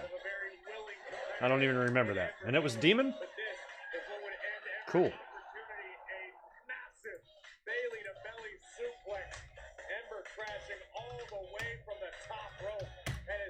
Because I don't trust y'all. I need to look this shit up myself. Finn Balor defeated Bray Wyatt. Yes. Okay, cool. And he was the Demon in that, huh? Yeah, Demon's going down tonight. Yeah, I know a lot of people think Ember is wasted, but this wasn't like a title switch here would have just been a title switch for the sake of doing it. It wouldn't have changed anything for Ember Moon, except give her a belt to carry around. She's still not going to be any more over with the audience. She'll probably still lose the same amount of matches.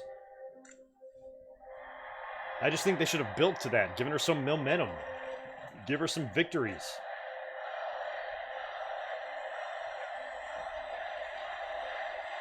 And no Sasha. Unless we had no Ronda and no Sasha, I thought we could see at least one of them. Sasha did feel out of place. I didn't think she really fit into a return in the Bayley match, because why? But Ronda really felt like she fit in the Natalya thing if they wanted to do a heel turn or swerve or something like that, especially with it being a submission match and no DQ. It felt like Ronda would have been great there. But Sasha I can understand not showing up.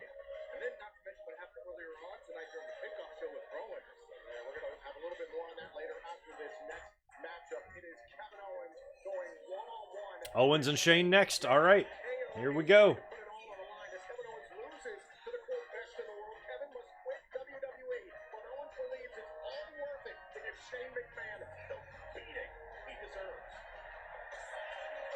I would never consider a local advertisement as proof of anybody winning a title. That can easily be changed. Card subject to change. Hell, that could have been printed before Brock even won the belt. Seth might have still been champion. Who knows? But I'm so torn. Like, I do want Brock to not be champion right now, but Seth winning again, it makes the whole briefcase victory seem pointless.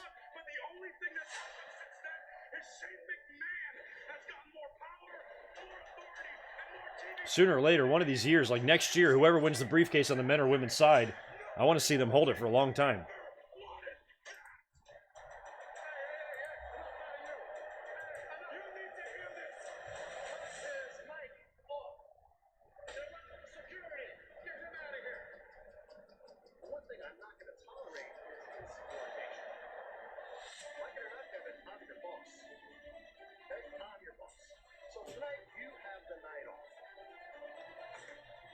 I think KO is going to win here. Becky did not lose. Becky retained in the opening match. After that, we had Goldberg beating Ziggler in a pretty funny match. AJ retained over Ricochet. And Bayley retained over Ember Moon.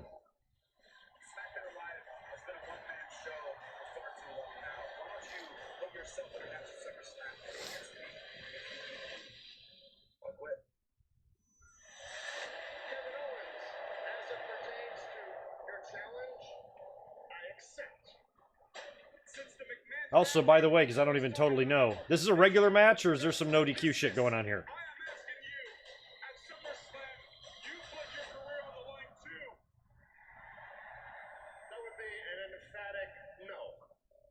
Would have been nice if you would have, Shane McMahon.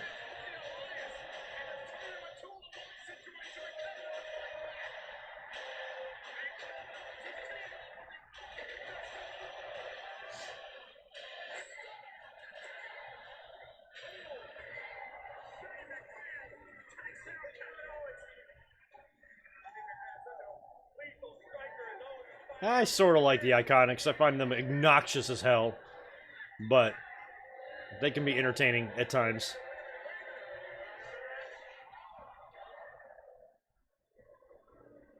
This could very well happen Sunday at SummerSlam, and we'll never see Kevin in WWE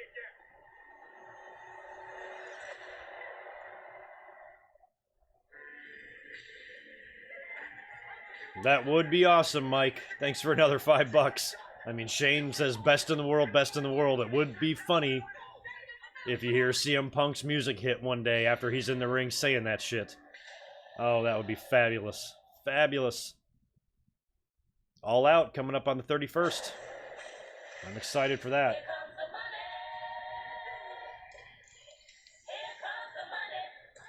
All right, here comes Shane with yet another pay-per-view payday. Good for you, Shane. I don't think Toronto gives a shit. Oh yeah, I know the Kevin Owens loses, he has to quit is a stip. I meant like the match itself. And I think it's just a regular match though. One fall.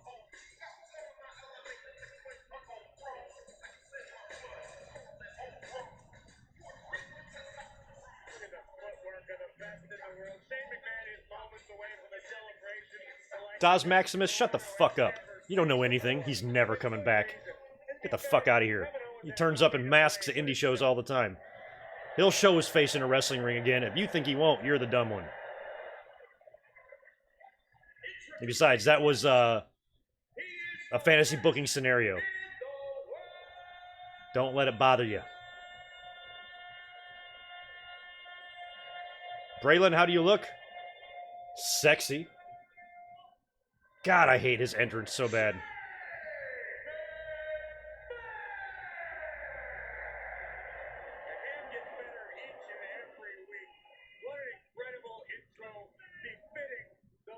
Yeah, Mike Witt, that is my plan.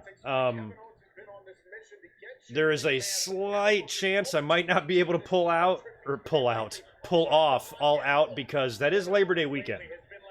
And I really want to be off to watch that pay-per-view, and I should be able to pull it off, but I'm not 100% sure yet, so...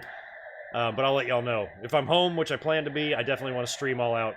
And I would like to buy the pay-per-view and show AEW my support. So, I'll be there. Owens is over like we're over here.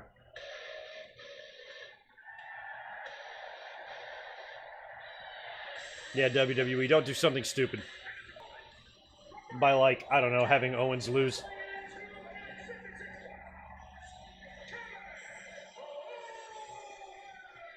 Oh, I know, yeah, Cody wrote, that doesn't mean anything. Cody's saying that Punk will possibly return to WWE. That doesn't mean anything either. Whatever happens with CM Punk, whatever he decides to do, whether it's All Elite Wrestling, WWE, or something else, I just hope we don't see it coming and we have no idea. And it kind of blindsides us and sets the wrestling world on fire.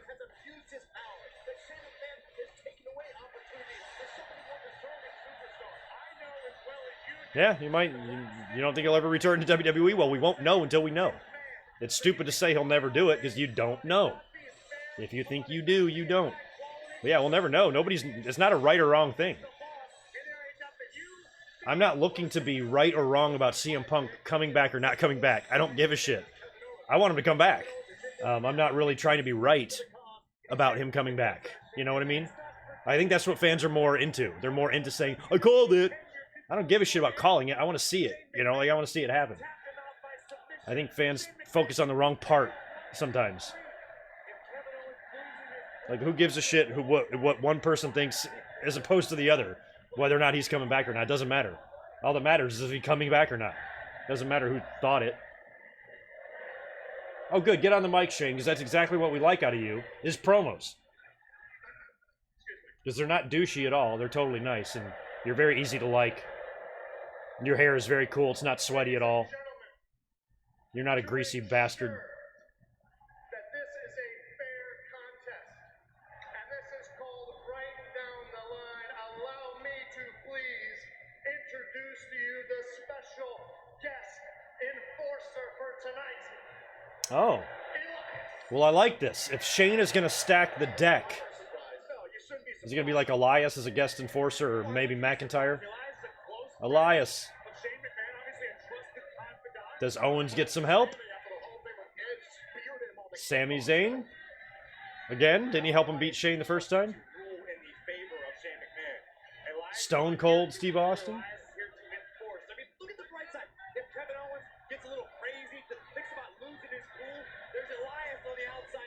Ernie, what did you miss so far? Gulak, Alexa, and Nikki all retained on the pre-show. Becky retained against Natalya. Bayley retained against Ember. AJ retained against Ricochet. Goldberg beat Ziggler. And I think that's it so far.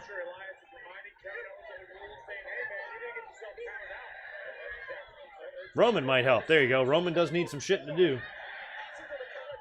Damn.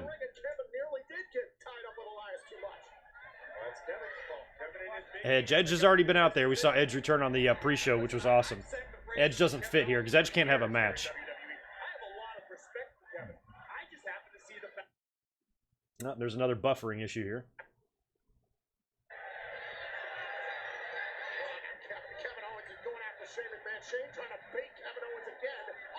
Oh, Elias tripped him. Yeah, I mean, Elias is the one Edge speared on the kickoff, but I don't see Edge getting involved here. I think it's a little too physical.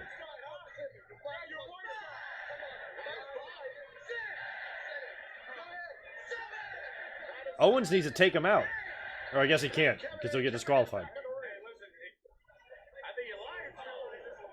Chris Jericho will come out and save Kevin Owens. That would be great. We're going to have a whole nother festival of friendship tomorrow.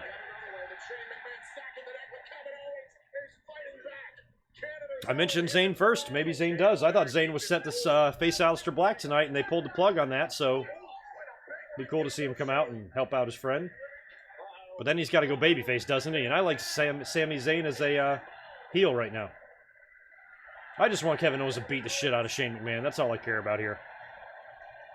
Kevin Owens is over.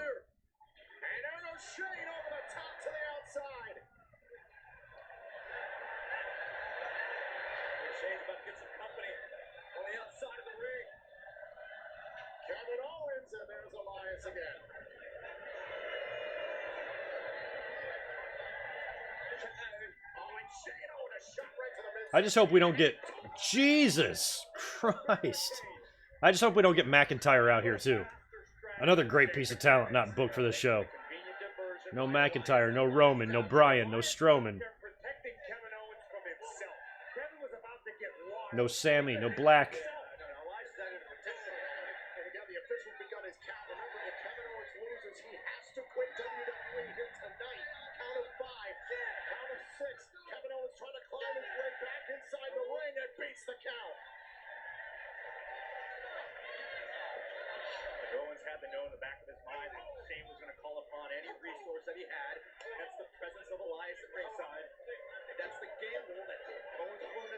No, I don't think WWE avoiding the booze, they would not do that to the extent of leaving him off the card. I think they're leaving him off the card for another reason, because they're doing the hit and run angle. I don't think they're really concerned with Roman being booed. Roman is lit up every time he comes out to the ring by the audience. John Cena was the same thing. Doesn't matter what town he's in, they're going to boo his ass.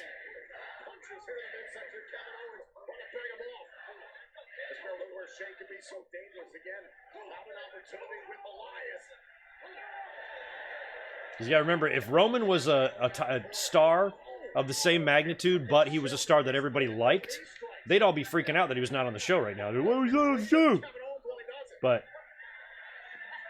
I think we should just be happy that he's not here, since everybody claims to be sick of him. At least they don't have to have him in a match. He might get to the bottom of whoever's behind his attacks.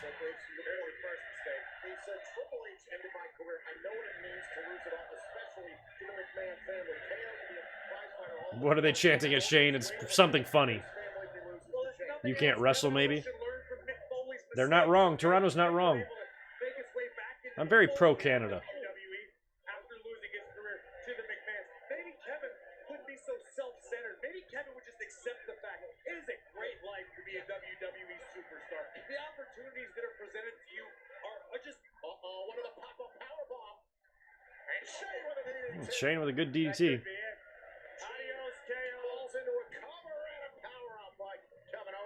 Yeah, Shane McMahon is better than his dad was in the ring, but you can still see so many similarities between father and son, especially with their weird-ass looking punches and shit. Hey, Saxon, when's the last time you paid your mortgage with pride? Does your car dealer accept pride? Does your car dealer accept pride? This is the smartest decision from Owens. If you respect a man who's finally to stand on his own 2 feet. Wow. Yes, Ernie, thank you. I am feeling much, much better. Not back to 100% yet, but close. I've got my energy back. I don't feel like shit anymore. I just feel like a little bit off, which is better than feeling like shit. Why was it disrespectful when Shane did it, when Becky did it? You're thinking Strowman attacking Roman? See, I don't want to see that only for one reason. I don't want to see that for the same reason I don't want to see Joe attacking Roman. Because you know what that means. Roman's going to beat them in a match then. You know, I'd like to see Strowman be a babyface and be a world champion. They got, like, I feel like they got a sliver of window here of opportunity to get that done if they want.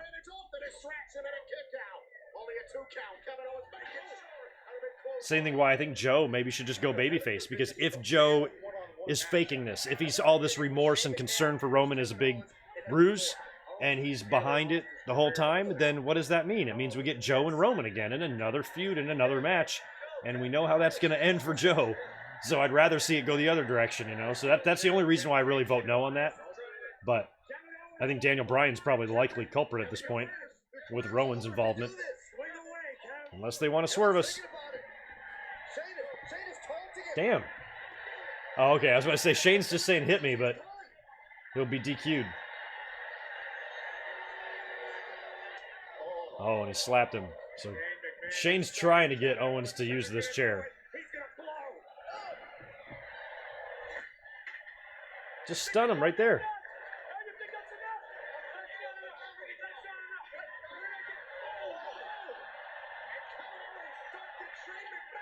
Oh, great looking super kick.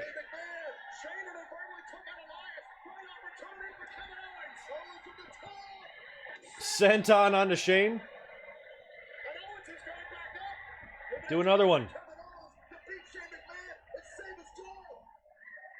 And a frog splash. That's got to be it. He's not going to kick out of that, is he? Oh, Elias, you bastard. Why is that not a disqualification?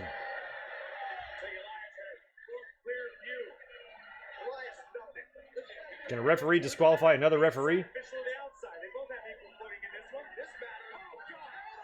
Oh, Owens took out the other ref.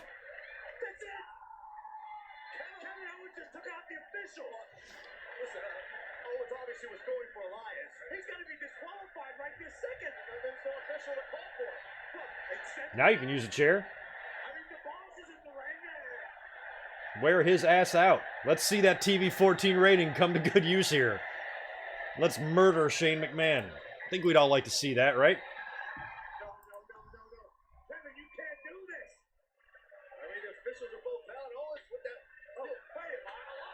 Elias. You are a big nuisance, Elias. It's okay. The second time Kevin struck an official. Is it okay for Elias to distract Kevin Owens throughout this match? Wow. Wearing out the referee. This is savagery. If you ask me, Elias is getting everything he deserves.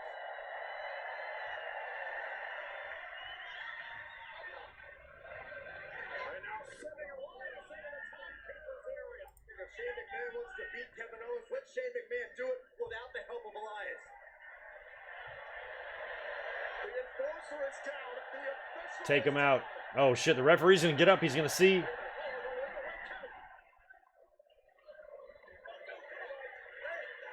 He's like, you're right, I won't use it. Don't mind these dents in the chair already.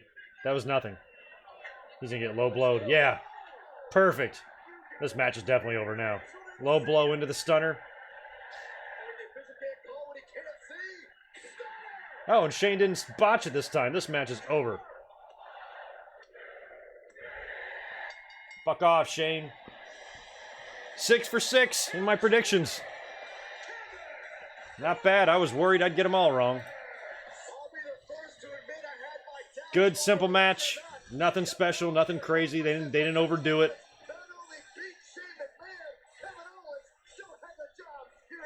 I am glad that it was Elias as the referee, not Drew. Because Drew, is a tougher guy, I think. Good finish with a low blow. Hopefully Seth Rollins will resort to some similar tactics later. Corey Graves, he oversells everything. He struck an official. This is such a disgrace.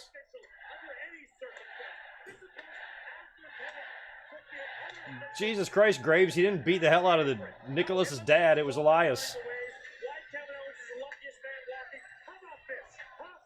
Bam. Love that. Fucking 3 points. Boy, Shane's nuts over the years have taken a pounding. He's probably still not even over the electrocution, and now he's going to get his nuts bashed in by Owens.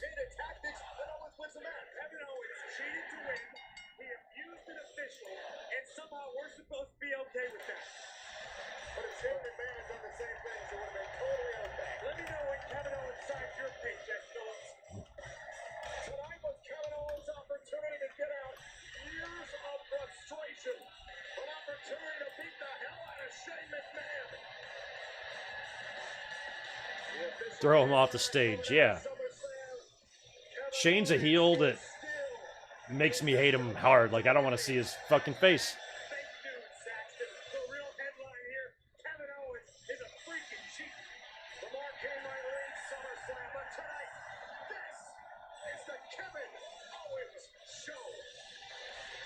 I don't know how Shane had kids. Good question. He shouldn't have been able to after the car battery incident with Kane.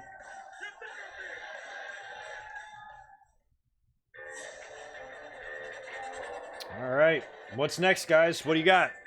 What match you got?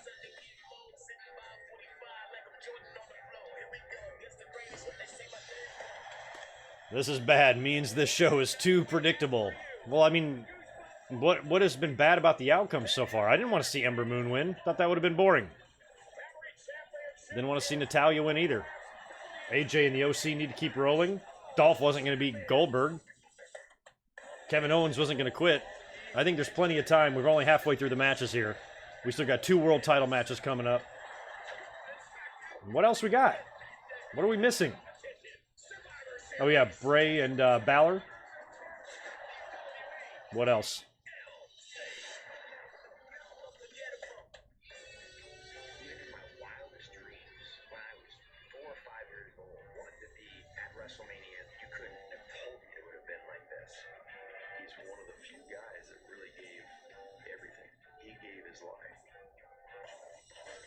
There was so much anticipation. This was my big break. Oh yeah, Charlotte and Trish. There you go. So we got 4 matches left. Charlotte and Trish, Bray, Balor, and the 2 world title matches. All right. And we are only an hour and 50 minutes into the match, or into the show here. So less than 2 hours in, and we only have 4 matches left.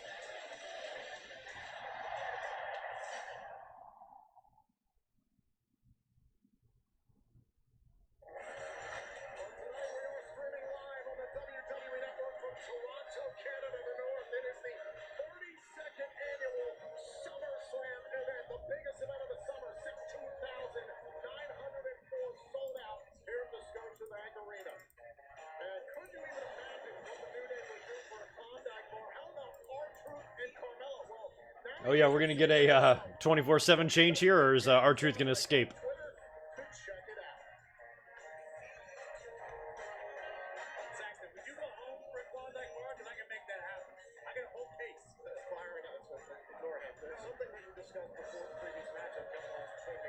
Huh, I didn't know that Matt Riddle threw his flip-flop at the TV screen after Goldberg beat Ziggler, because apparently Matt Riddle was in there during the watch-along. That's funny.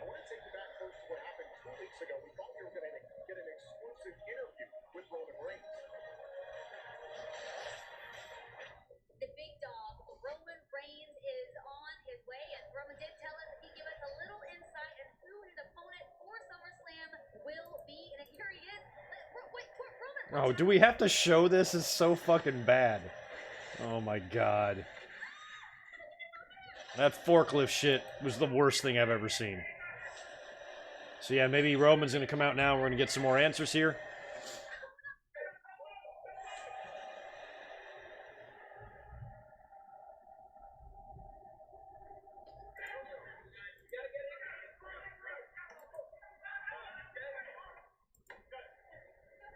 Now, I did mention on the last couple of streams that Roman, both of these attacks, he walked away unscathed, even though he was shaken up.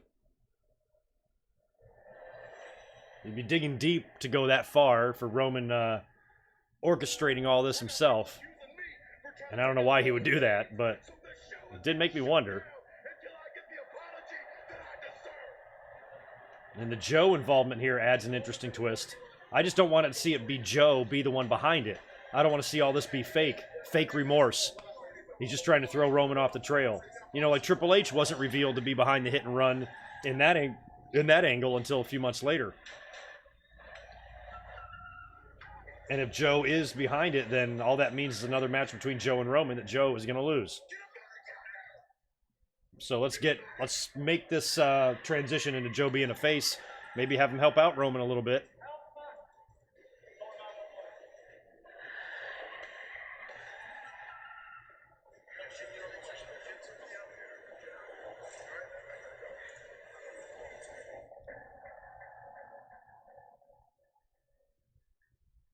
And Joe's a great heel. It's not like Joe can't be a heel. He's probably the best heel that we've ever seen on the mic. But he loses his big matches, and that will be no different. He's not gonna have attempted murder on Roman Reigns, attempt to kill this guy, and then go in a match and beat him. No.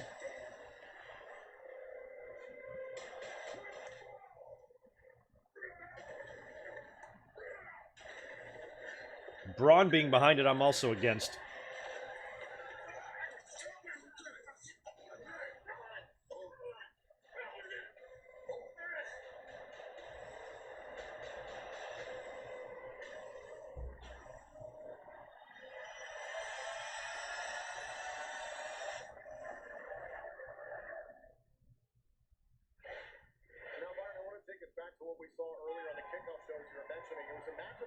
Oh yeah, Murphy and Cruz earlier, and Rowan attacked Murphy.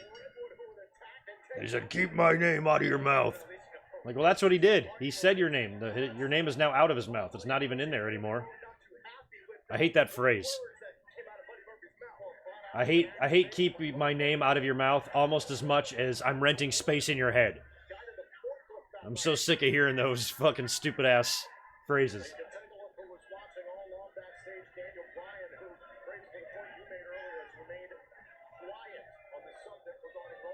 It was Jeff Jarrett, probably was.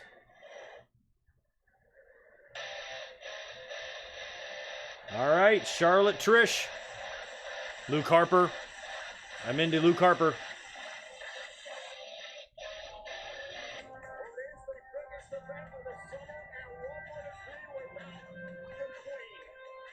Now we got a cat. What's up? Come on in, buddy. Yeah, come on in. Come on in. Want to say hi to the stream? Say hello. Sit still. God, you're so sketchy. You're so janky. Here, just sit like this. Here. There you go. If you want to be involved in the stream, you got to cooperate.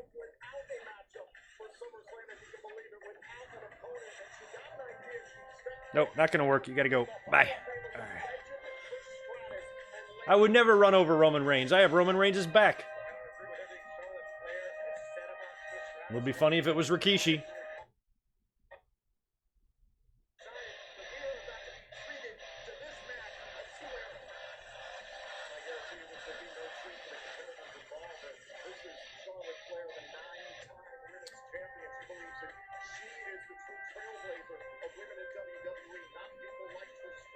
Well, is this the WWE female version of Rock and Hogan?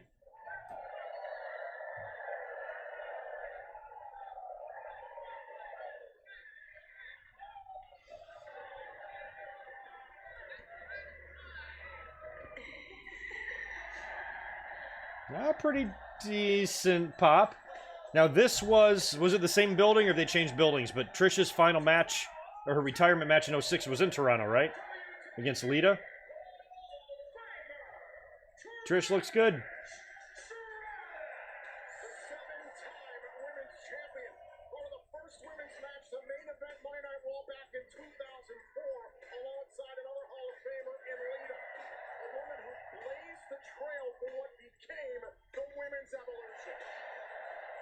Trish should hulk up. Well, hopefully Trish will give Charlotte a really good match here. Hopefully this match will impress. I'm a little concerned, but I'd like to see Trish give Charlotte a really good match here and put her over, and it's probably what needs to happen. Trish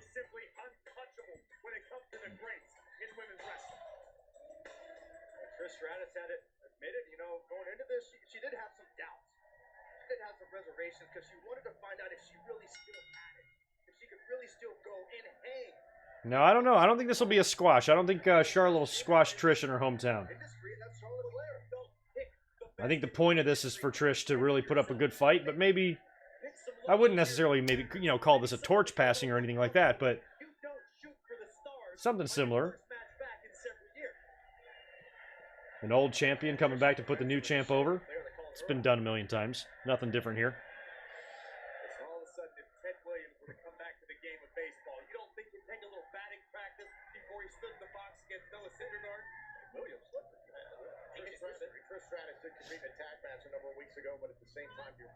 Ted Williams shout out by Corey Graves. I live right off of Ted Williams Parkway here in San Diego. Plot twist, Mickie James helps Trish win. Do you think she'll do the thing like at WrestleMania 22? That would be sweet. Where is Mickie, by the way?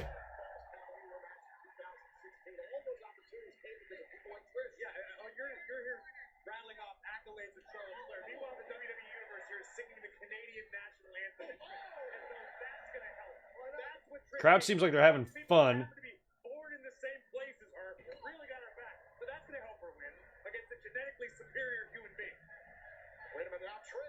Wow, Trish with a fucking U-turn Karana from Trish.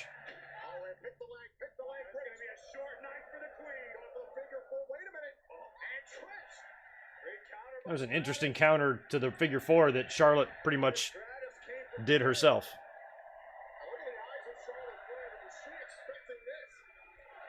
You've still got a chance? Yeah, not bad so far.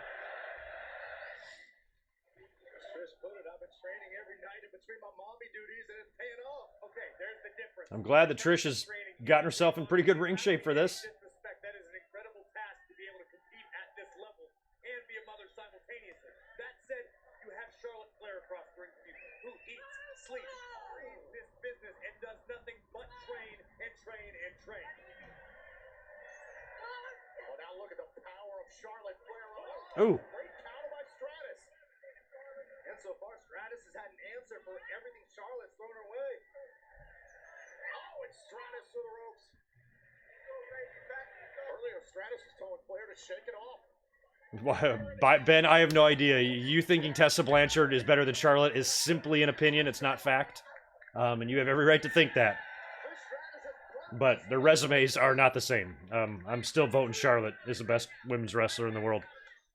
Now Trish Stratus trying to drag Charlotte Flair back inside the ring. Ooh.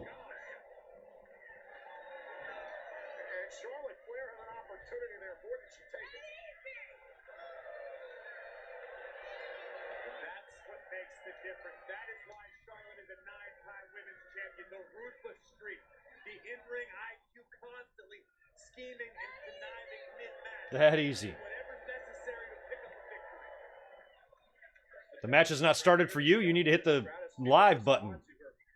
Maybe you're behind. Now Flair tossing Stratus back inside the ring. Flair, of course, one of the three who compiled the first ever women's main event in the history of WrestleMania this past April. Yeah, Trish is wrestling while Goldberg gives a 2-minute match. Yeah, but they're different scenarios. You're not going to get a 15-minute match out of Goldberg and Ziggler. That would be stupid. But this match you could. It's more like evenly matched type of thing. But a 15-minute match between Goldberg and Ziggler would have made no sense. And it wouldn't have looked very good either.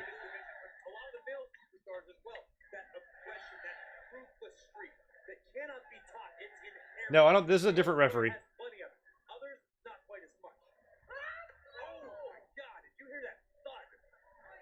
You still like Asuka better than Charlotte? I love Asuka. I wish Asuka was on the same level as Charlotte. I wish she was. She should be. That's not Asuka's fault or Charlotte's fault or our fault. It's WWE's fault. Spring Stampede's being brought back next year? That might be a network special. But if it's not, I'm down with Spring Stampede. I want to say that was the Savage DDP match, which was really good. I think that was Spring Stampede. I don't know the year now, maybe 98. And then maybe that was Halloween Havoc. Maybe it wasn't Spring Stampede. I can't remember.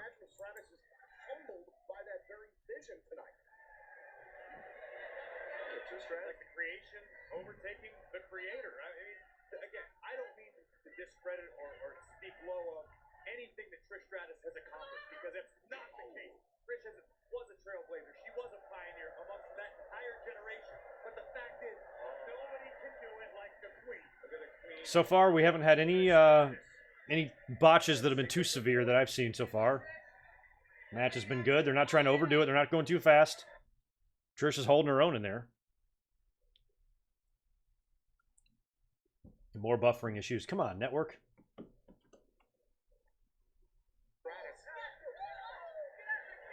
Charlotte Flair's enjoying herself right now, looking to break Trish Stratus, not only physically, but emotionally as well. Yeah, Victoria doesn't seem to be really talked about much in WWE. I mean, she does have a sex tape that's out there, but a lot of people have sex tapes, so that really shouldn't stop WWE. But I don't know why they're blackballing poor Victoria. She was awesome. Thank you, Paul. I just remember they were brawling all out into the set. And I know Spring Stampede always had like the hay barrels and shit like that. Trish obviously able to pull off a pinning attempt, but just incited Charlotte Flair. And I think things could get worse for Trish. Oh, Ben's got Trish going over Charlotte here. I've got it the opposite. We'll see. Riding it down across the back of Trish's neck. You just got to think about this. If Trish is going to win here, you're going to have a return. So that means Trish is going to have to come back for another match. Or this is just a one-night deal for her in front of her hometown. Put over the new queen. That seems like the more likely option to me. But who knows? We'll find out, like I said.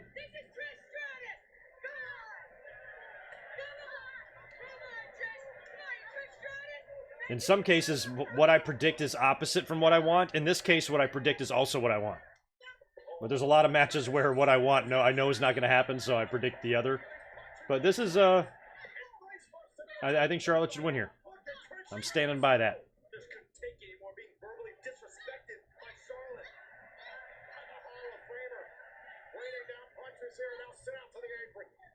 I don't know if this, I'm not really, oh, Trish with a bump. I'm not considering this match underwhelming. I wasn't expecting this to be like a card-stealing match. You know, Trish hasn't been in the ring in 13 years, you know, actively. I just want her to hold her own out there. I want the match to be good, decent, passable, where we can say, good job, Trish, excellent effort. You know, I'm not looking forward to steal the show. And so far, based on the crowd involvement, based on what we've seen in the ring so far, it's going exactly the way I thought it kind of would. It wasn't going to be Rock and Hogan versus at WrestleMania 18. Oh, Trish is going all out. Apparently she went all in on the training. She's taking bumps off her ass here, man.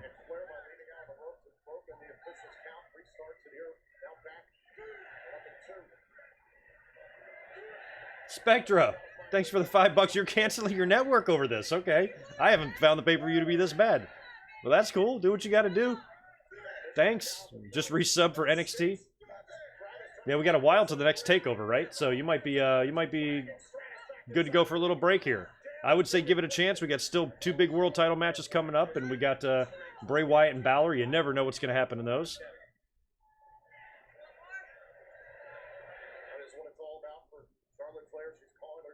In WWE, the network was like $50 a month or $100 a month. Then I'd probably have to seriously consider canceling it if I got like a shitty pay-per-view. But I don't think the pay-per-view's been that horrible. Underwhelming, yes, I probably would agree there, but not bad. What does Trish have left? What did Trish actually do here? Now Stratus. Ooh. Takes down the Queen. Trish has got it. Who used that move? What's that move called? If there is anything left, now is the time to spend it. Trish has managed to Oh, okay, over the show's been crap for months. Actually, the funny thing is, though, Spectre, I agree with the TV. And we've talked about this before, because what's funny is that the WWE Network is what gives you the pay-per-views. The pay-per-views are actually the best wrestling. It's the Raws and the SmackDowns and the builds that suck. The pay-per-views themselves are usually passable and usually good. We've seen some good ones. Even Stomping Grounds was good. It was. So, to me, with all the problems in WWE, the pay-per-views aren't at the top of my list of the problems that I have. It's the creative. It's the build of these pay-per-views. It's the TV formats. It's the same shit we see on Raw and SmackDown every single week. The pay-per-views are the only thing that we have that I think feels different. Because we're getting Trish and Charlotte. We wouldn't see that on the same old SmackDown shit we get every week. So to me, the pay-per-views are the only thing that are keeping the company afloat in my mind, with me personally. So I just have a different take on it. The pay-per-views for me aren't the issue. Oh. Damn, we got an interesting... They're both on the top rope. Trish is straddling Charlotte. They're trading right hands. Lots of blonde hair flying everywhere. The two ladies look like they're in a dryer. Oh, God, Trish, be careful, girl. We're going to get a power bomb. Oh. Big Hurricanrana. Near fall here. Wow, that was good. They had me nervous up there on that top rope like that.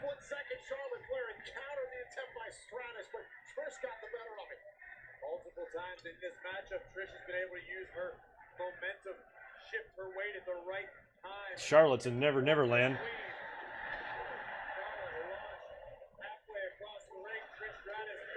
Hey, so far this match to me is exceeding expectations just with that spot there. Crowd's behind it. Toronto is helping. I'm giving a lot of credit to the audience.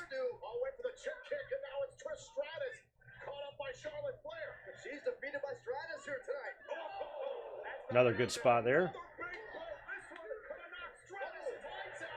But as far as the type of match I wanted to see in the ring, they're not disappointing me. I didn't know how much better you would really expect.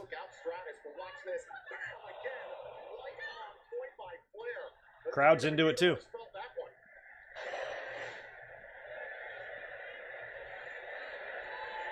Trish Stratus has definitely defied expectations to this point, but this is just becoming inevitable. All right, Charlotte going to work on Mama's legs. We know what Flair loves to go for, the figure 4 into the figure 8. Maybe moments away from seeing it. It's time to go to school. Right now for the figure 4. Trish with a roll up now. Check out by Flair. Wow, that was a good roll up, and she's going for the figure 4. Nice, Trish. Don't forget she won that title, or she won the title in a retirement match with the sharpshooter.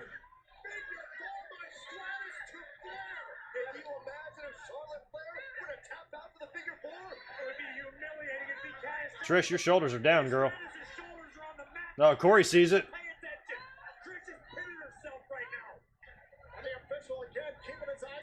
I think Trish heard Corey Graves on the outside of the ring. No, she didn't. She's got her shoulders down again.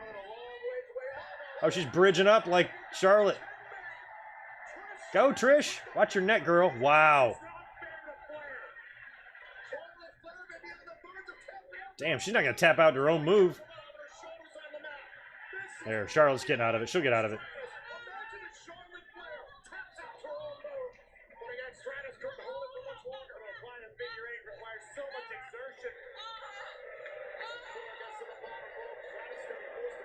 Crowd booing. This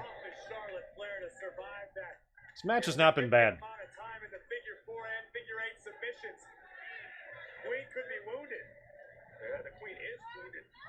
Oh, she took out. Oh, Trish, you all right?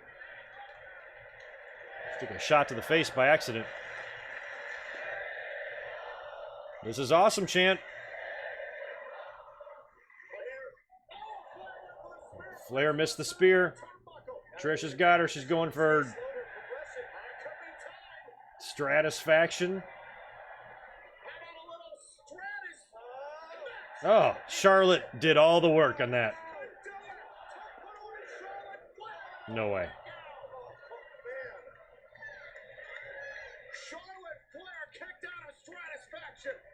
You wish it was Bliss instead of Charlotte? I think Charlotte's given Trish a much better match than Bliss would have. Bliss hasn't even done shit. She's barely even working. She's walking around with a title belt. Bliss is not the worker that Charlotte is.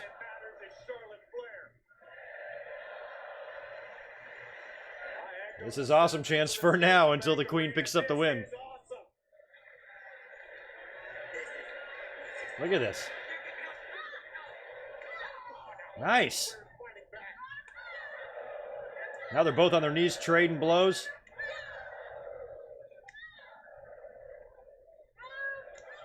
Man, they are not holding back.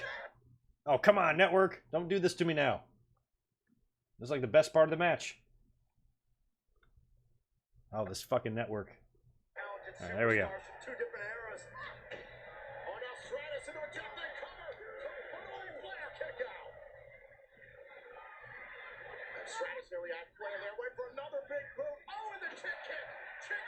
The shit kick. No way. No way. Can't help but credit the resiliency of the Queen. What is it going to take for Stratus to put away Charlotte Flair? Stratus with her eyes on the Queen, poised to strike again.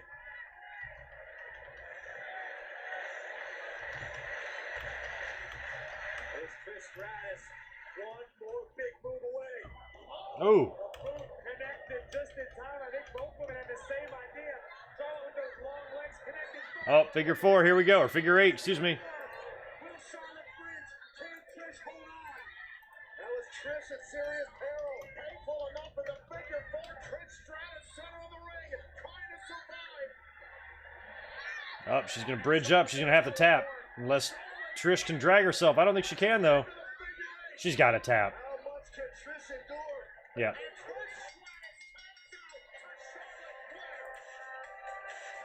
Good match. Very good match.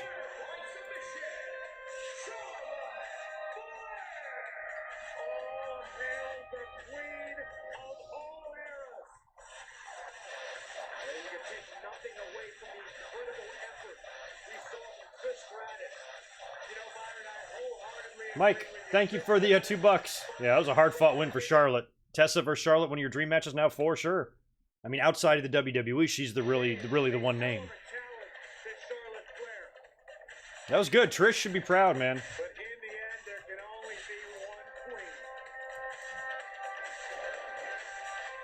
Earlier on in this matchup, again, watch this. A hook and line from the top here by Trish Stratus. We thought this was an instance where Charlotte Flair was going to go away here in this matchup, but the fight would continue.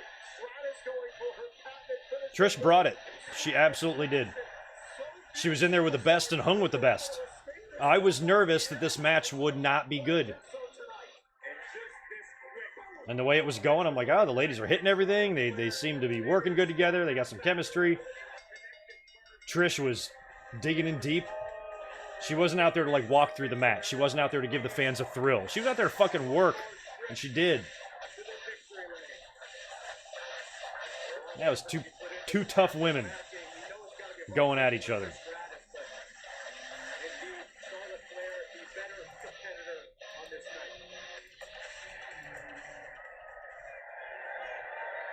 Trish might get the nice home crowd send-off here.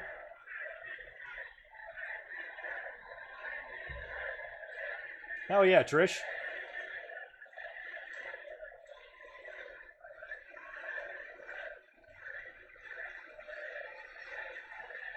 Trish should be proud. She can still go. One of her better matches I think she's ever had. And it happened 13 years after she retired.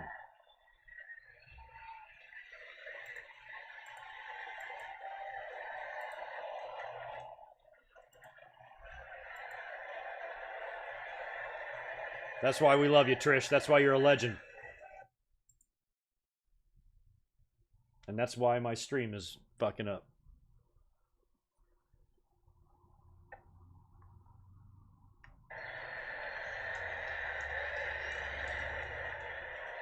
Yeah, she took Charlotte to the limit, that's for sure.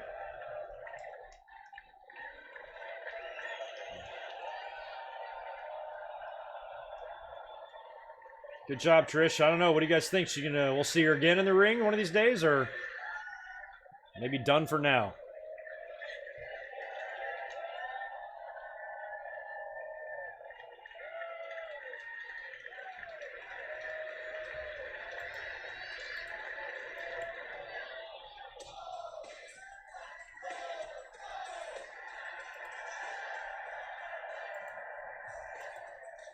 Scintillating moment for Trish Stratus again, even in defeat. A magnificent moment here in her hometown of Toronto. Trish Stratus has absolutely nothing to be ashamed. All right, well, I'm guessing we got to get Bray Wyatt and Balor next, correct? In an incredible career for a WWE. Because other than that, it's just the 2 title matches, and we are done. All right, I'm going to be right back. I'm going to grab a new cold one for the next set of matches here, and yeah.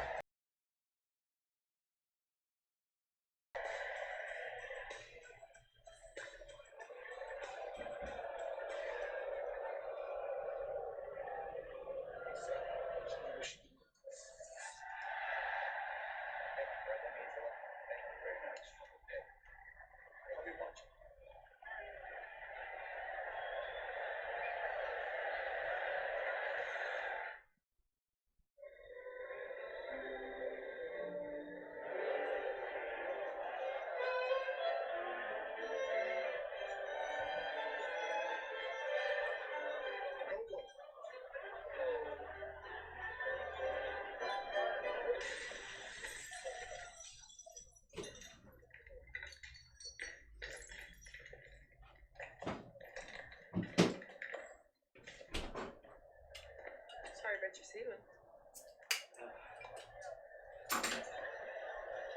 All right, I am back.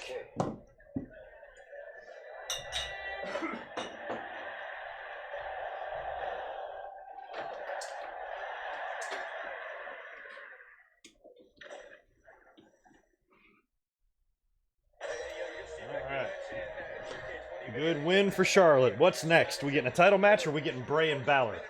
Thinking Bray and Balor. During her career to give superstars like Becky Lynch an opportunity to thrive today. Absolutely. Hats off to the Hall of Famer Trish Stratus. An incredible night here in Toronto. Cheers, everybody. However, walks out your winner. Well, we are moments away from the WWE Championship. Ooh, WWE title next. Kingston defending Orton and Kofi.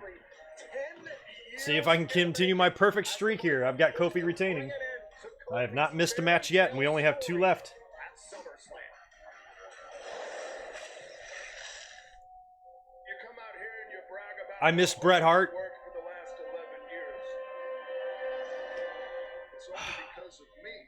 Damn it. What happened? Randy Orton says that I got here. What did Bret do? Did he I got win the Intercontinental title from Shinsuke Nakamura? And I missed it? Fuck. Sorry. Thought it was a perfect opportunity to get up. In 2009, I felt like I was breaking through that proverbial glass ceiling. Things were finally starting to click. You know, people were getting. No more breaks for me. I will not do that again. Should have texted me and told me to get back out of the bathroom. And unfortunately, that's not really how it worked out. The fact that they're tying into this feud 10 years ago makes me think Kofi will survive. One more.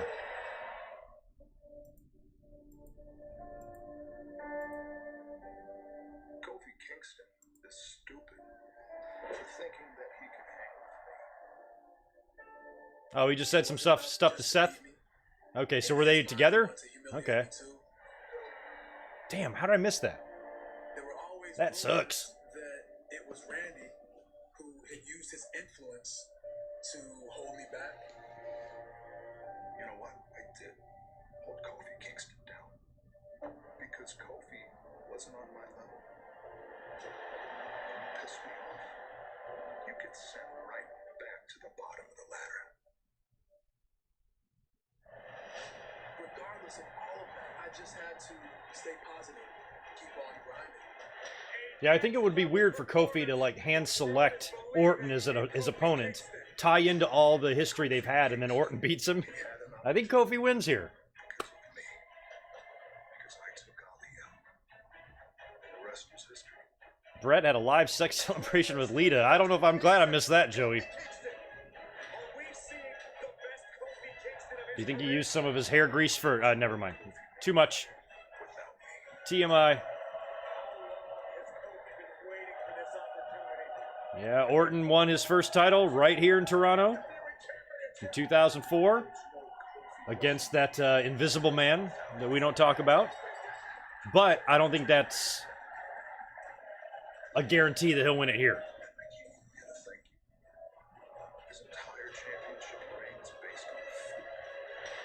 But if we don't get a title change here, that means one or two things.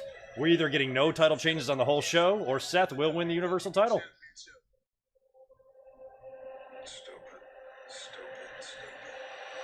If Orton wins the belt here, I don't know. I think Brock retains.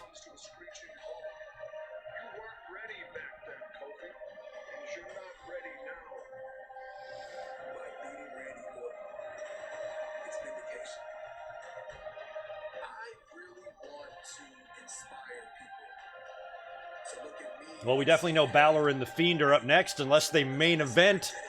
They're not going to main event, are they?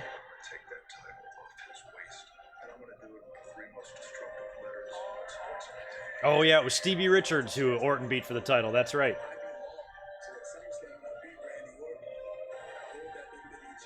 Mike Witt, I like it. Tess versus Charlotte. Rick in Charlotte's corner. Tully and Tess's. Tully's busy with Sean Spears right now. But, yeah. You get Arn Anderson needs to get a daughter in the business. Give ourselves a triple threat. All right, Randy Orton. Well, y'all help me out. If Randy Orton wins the belt here, how many does this make for him? Never mind. Byron Saxton, help me out. Or Phillips did.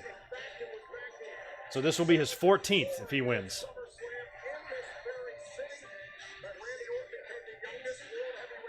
Oh, well, they're mentioning his 2004 match. Who was his opponent?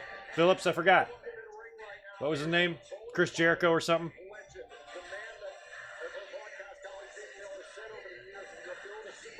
I'm very good. Is something wrong with Butterbean that he needs to be cured? I wish him the best.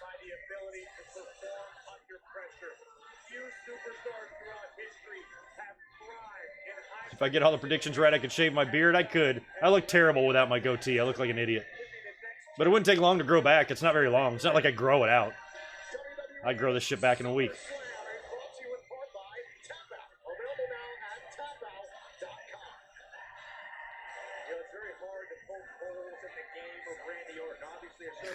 That's hilarious. Mao Wrestling. Really? WWE posted Eddie vs. Ray match in Spanish and the commentators mentioned Benoit. That's great. Well, you can't comb through all the footage.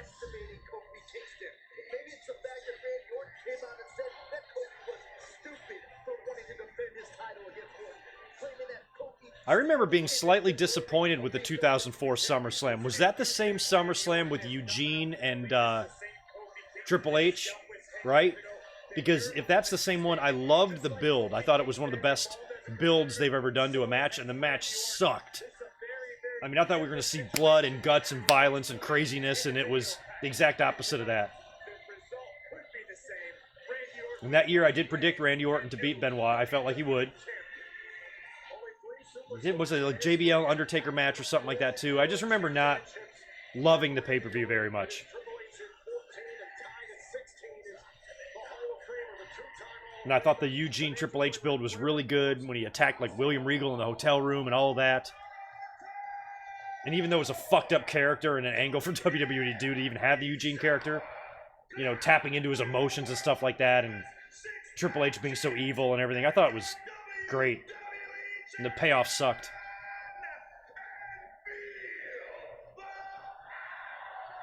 Big E with the epic introduction for the champ.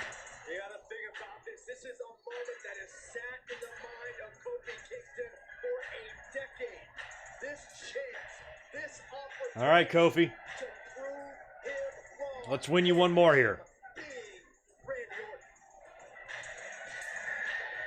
I would encourage you immediately following SummerSlam to stay tuned here to the WWE Network because the WWE 20. Yeah, the limo, choke slam, and all that. Yeah, I remember that. And I just remember not liking the pay-per-view as much, being slightly disappointed with it.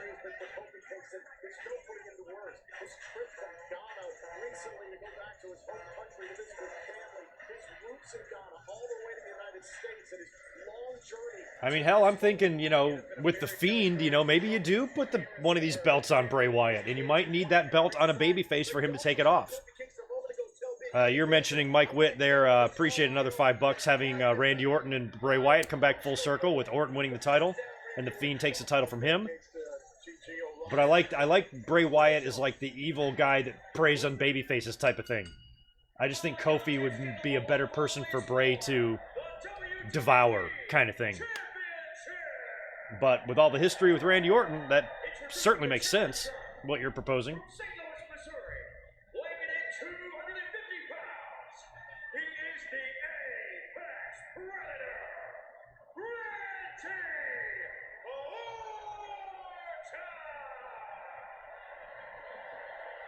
Yes, Shane and Owens is over. Owens won that. We only have 2 matches left after this one.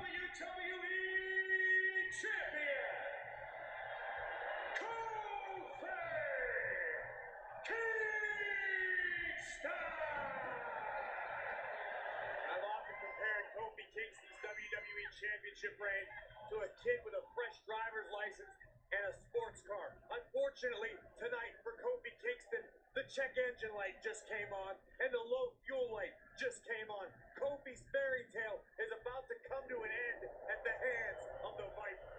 It is the richest prize in the history of sports entertainment. 56 years of prestige and All right, here we go.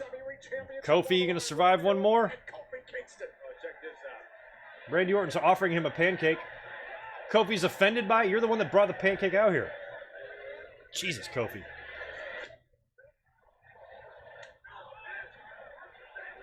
Randy looking to get under the skin of Kofi here in the early moments of the matchup, but Kofi not having it. And look at this, Kofi bringing the intensity right to the Impact Predator's doorstep. Maybe this is what Randy's waiting for. Dinesh, only people with herpes asked to see the screen. I'm sorry to hear about your condition. Because it only takes a second. Main show started 2.5 hours ago. And we've got a new champion. But conversely, Kofi could use that trouble in paradise kick. We've seen it landed very precisely in many different situations. Kofi's stupid, Randy sucks. Is that what they're saying? But this is what Randy wants. Randy wants to lure Kofi in, wants to bait him into making a mistake. Just the slightest opening that the Viper can capitalize on. Launching kicks it into the corner, and it's Kofi who explodes out with power. Kofi responds emphatically. We talked about the emotion of being emotionally charged for Kofi Kingston. Toronto always has great chants. They're always fun. I think they're chanting Kofi is stupid. I do. Which is funny. Not true, but funny. I love Toronto. Me and Canada, we're homies. off the top. Owens right to the face. Takes down Orton. The silence. Silence someone who thinks you're not smart enough to achieve. The last match was Trish and Charlotte won. And in case you're wondering, I'm perfect on my predictions so far. Weapon of Mayhem. Thank you. Thank you. Put it on Twitter. Let everybody know. We'll find out how much more perfect I become. Or if it all goes downhill from here. As a WWE superstar, and sure, maybe that has been the motivation. That's been the drive to take Kofi to the top of the mountain. Or maybe it could be the one. I'd be down with a Big E heel turn or a New Day split at some point. At this very particular spot, I'd say no.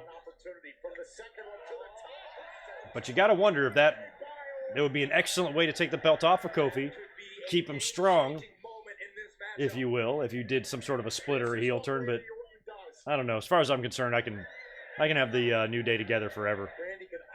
Big E is so damn charismatic. I don't know how effective a heel he would be. He's so funny. I just want to watch him be funny. I want to watch him dance. I want to watch him rub lotion on his giant chest and gyrate. Yeah, I actually want to see that. I'm not ashamed.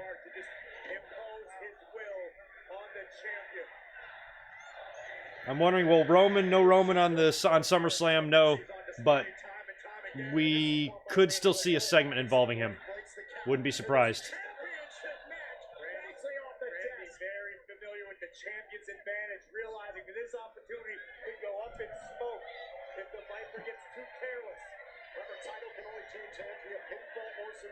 Antoine, I appreciate the $5, man. Thank you for that. I more or less said the same thing kind of a little while ago about Kofi losing the belt to Bray. Like, Bray taking the belt from him would be better. It would be a really good babyface for Bray to take the belt off of, considering how happy Kofi is. I could see the New Day in a Firefly Funhouse segment. Couldn't you? What if the New Day crashes the Firefly Funhouse? What if Bray takes the belt from Kofi, and then he's doing a segment where he's Mr. Rogers and he's got the belt and the New Day jumps in and attacks him? I don't know. They could go there. I'd be into that. But yeah, I think Kofi Kingston would be a better person for Bray. If they're going to put the belt on Bray and actually put him in a title program when he's done with Balor, I'd much rather see him beat and prey on someone like Kofi rather than Randy Orton.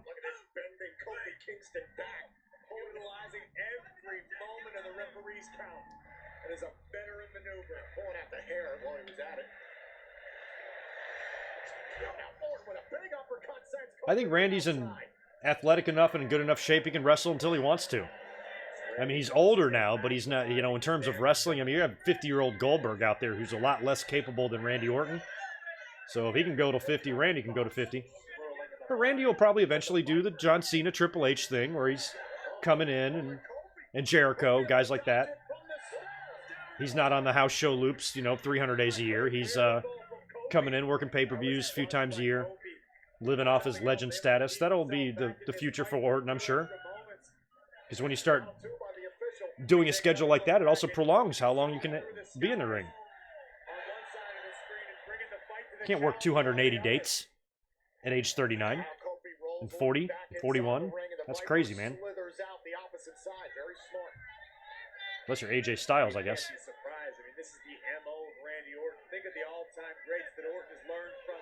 You will stream snipe me on Fortnite? Who, me? I don't even know what Fortnite is, so good luck with that. I'll be playing Mario 2 later on my classic NES if you want to hack it and sniper me when I'm bouncing on some mushrooms.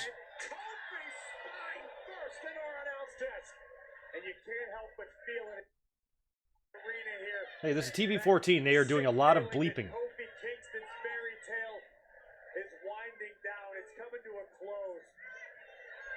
Oh, Bray Wyatt putting the New Day under his spell? Sounds stupid? Yeah, it does, but I can see him doing it, and I actually don't think it sounds that stupid. It'd be weird. I mean, Big E acting like he's under a spell would be pure gold. Look at the look on Randy Orton's face. The man is smiling. He is incredibly comfortable. His plan is being executed expertly right now. Corey Graves is very pro Randy Orton in this match. He thinks that Orton is methodically picking Kofi apart. And he kind of is. The truth, the facts are coming to light.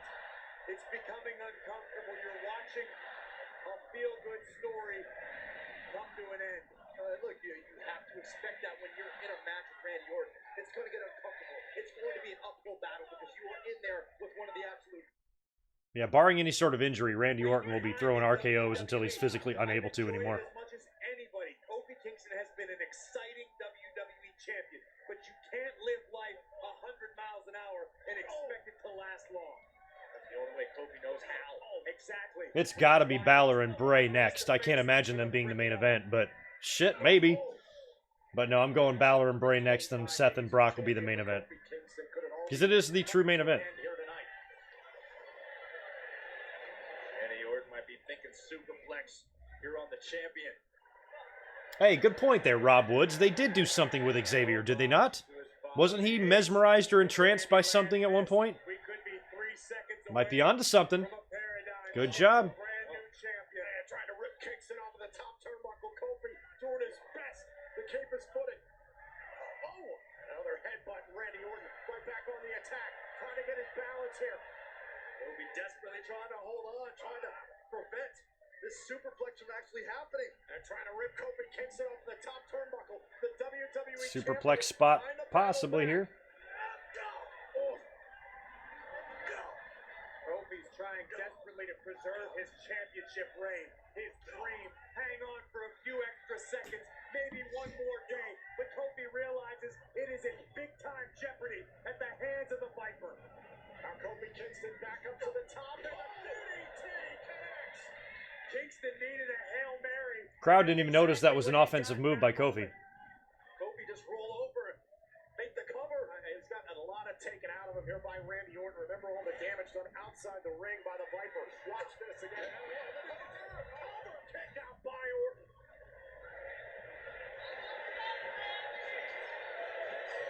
For those of you just tuning in now, since the audience is beefing up a little bit, if you guys could hook me up with some likes, I'd appreciate it. Like 200, can we get to 200? I will send you each a cookie in the mail. But for those of you just tuning in, Randy Orton and Kofi Kingston is underway right now. Randy Orton's been dominating most of this match. Kofi just hit an offensive move and is trying to mount a comeback, and the crowd is only mildly into it. Match before this was Trish and Charlotte, and the crowd was hot for it. They might be a little spent. I don't know. Kofi's trying to make a comeback here. I predicted Kofi to retain. Gotten every match right so far. Haven't missed one yet. But this one I'm not confident about. We are ending the proverbial fourth quarter of this matchup. This is where your desire, this is where your heart comes into play. No, Mike, you're not going to see the screen. Reach in your pockets and see if you can find $0.00. I'm sure it's in there. Dig around real deep. If you keep digging, you'll find no money. Take that no money, go to WWE Network, sign up for the free trial, and watch SummerSlam for free. Just make sure you dig $0 out of your pockets first, and then you can watch it. And watch your own screen. So easy. I don't know why this is so hard for you guys. The ability to push through, the ability to will himself on. Here Kofi reciting the words, the insults that Randy Orton sent his way, calling him stupid, telling him he's not worth it. Now Kofi Kingston's got a chance to make Orton eat his words right here, right now. Now Kofi, could this be the end for the Viper? Now caught. Oh, and a backbreaker. And he almost instinctively just stopping the momentum of Kofi Kingston. Thanks, Cody. I'll still send you a cookie, though, man. I believe in paying my debts, and if you hook me up with a like, I'll give you a cookie. Some of you have owned cookies, too, for like 5 years. I will eventually send you the cookies. They're just piling up. I'll have my assistant do it. Kofi wants his name to be in the same conversation as Randy Orton. But from the look in the Viper's eyes, I don't know that Randy's fully recovered from the tornado DDT that Kofi delivered a few minutes ago. See that nick right above the right eye. Yeah, like even if that guy lives in a doghouse in his neighbor's fucking backyard, he's got $0. He can afford it. It's very easy.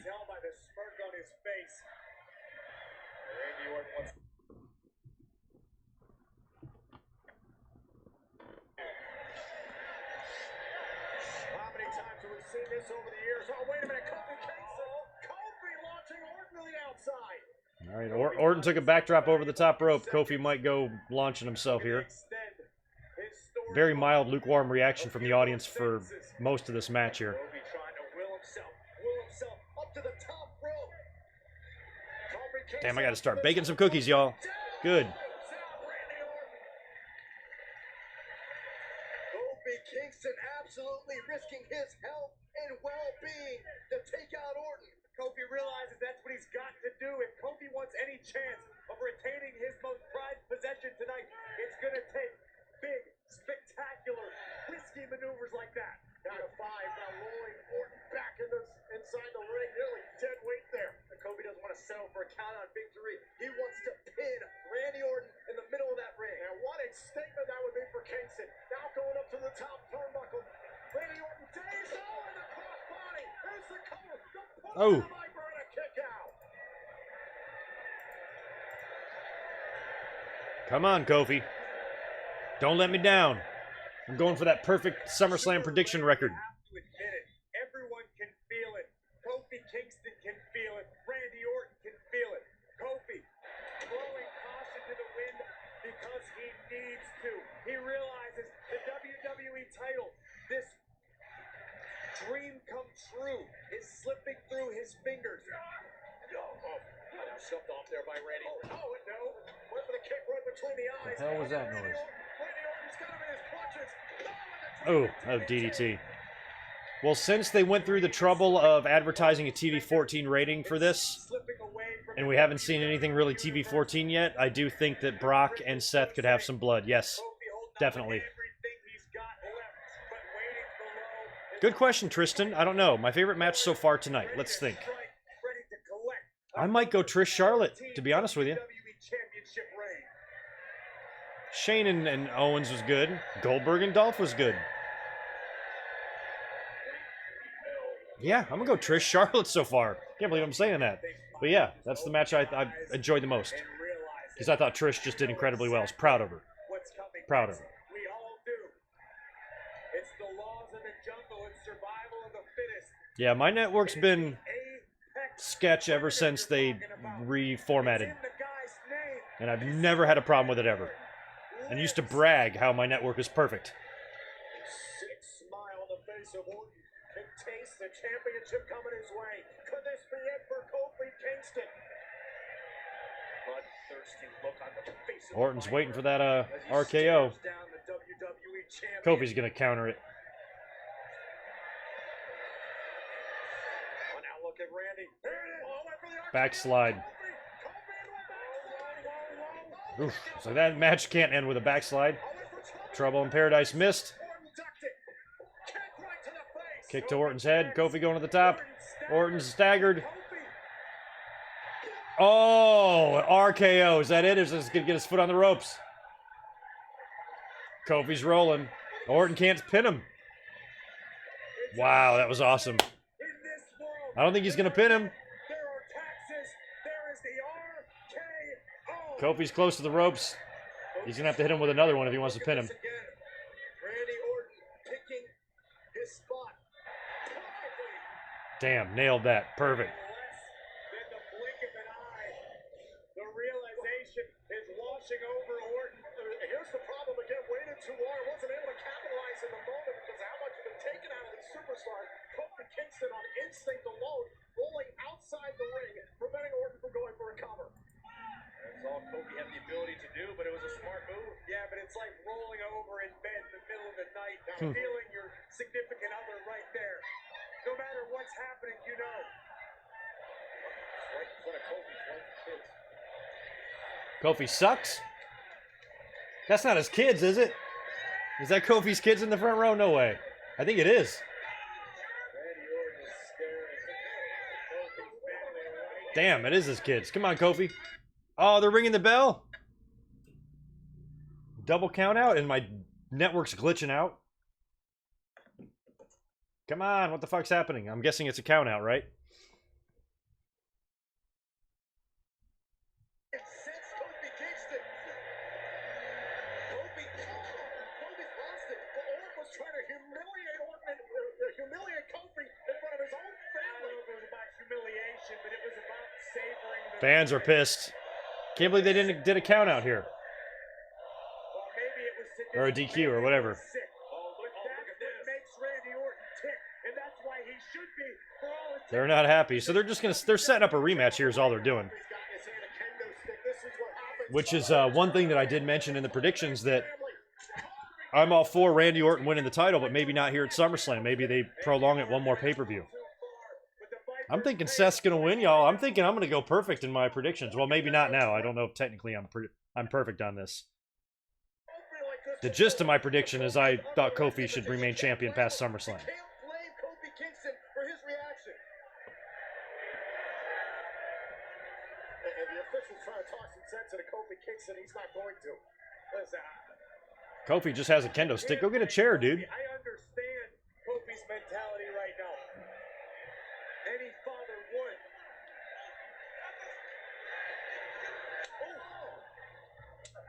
But the WWE So I guess what, Randy Orton's going to win this via DQ? All right, so I got this match wrong, but I really got it right. That's what it's all about. Protecting his family. You're right, but at what point has Kofi Kingston just exposed himself? Intentionally or otherwise, Randy Orton just made Kofi, the WWE champion, show his hand. Well, now Kofi trouble in paradise. All right, so Kofi laid out Randy Orton after the match, and I think the fans just don't really care for this finish. Might have been a cheap way. I thought they could have given Kofi the win here and still set up a rematch with Orton, and Orton could take the title then. I think Kofi Kingston just made it clear, and we didn't see it at the moment. Double count out. Randy Orton Okay. obviously staring down Kofi Kingston's family, but the referee counted both superstars out. Kofi Kingston's going to retain. A proud father, obviously doing what he needs to do, but the fact is, the fight. All right, Kofi retains. Under the skin of Kofi Kingston. This thing is far, far from over. Mark my words. Nonetheless, it is Kofi Kingston with family in tow who will leave SummerSlam WWE champion.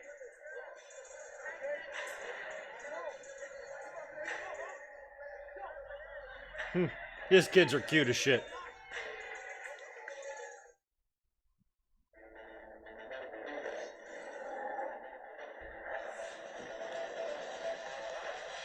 Well, Kofi ain't gonna be champ forever, so if this bothered you, get over it.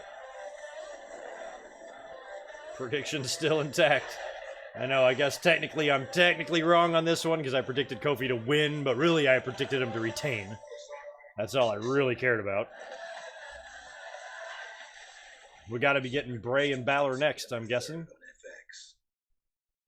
Hey kids, I am one of the producers on your movie Good Boys, and I'm here with bad news. You cannot watch your own movie. What? Why not? You're too young. Picture this. And we haven't even seen Bray Wyatt really have an entrance yet, right? He's just appeared in the ring after the lights go down. There's violence. There's too much messed up stuff in there. Thanks for the buck, Troy Butts. I'm fine. Oh hell no. Good boys. What if It's TV 14 because of the Good Boys trailer. Oh yeah. 4 seconds long. rated R? It's like super bad for like elementary school kids. What the fuck is going on? 15 years ago, I probably thought would have been the first one in the line to see that match.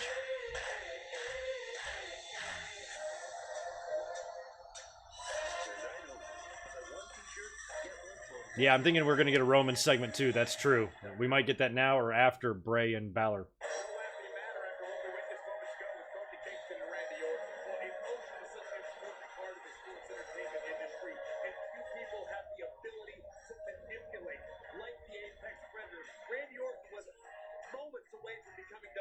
Champion again, and Kofi Kingston luckily survived. No laughing matter on what's going to take place coming up next here at SummerSlam. All right, Balor and Bray, here we go. Of the Fiend, it's Finn Balor versus Bray Wyatt.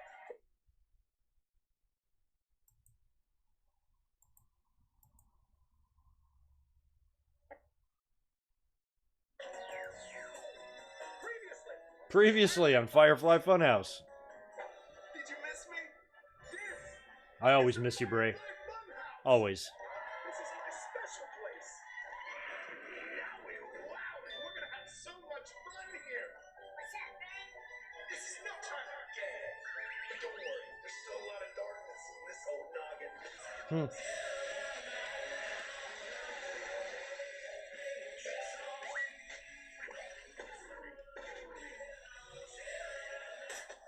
Erase your mind, fine. So what do you say? You want to see my secret? Man, we gotta put the title on Bray. I hope Seth beats Brock Lesnar and Bray beats Seth.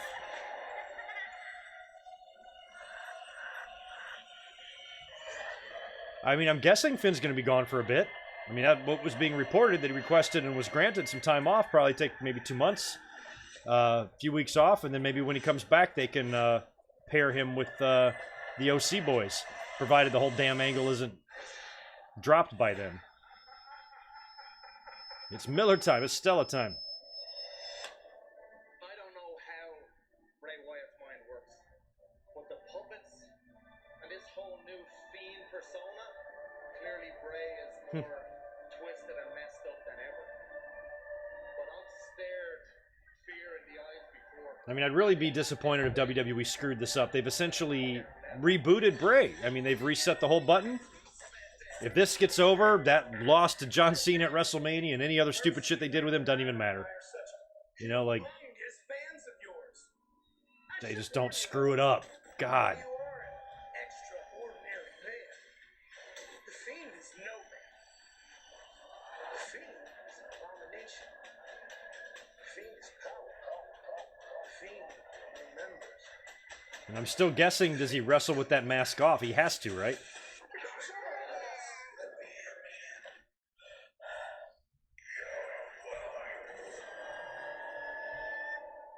Antoine calling a Finn squash. I'm calling a Finn loss. Squash is, Alright, this is definitely regular Balor coming out. Maybe like a semi-squash. Maybe not like an all-the-way squash, but maybe just a dominating, convincing victory. But Balor has got a lot of white going on there.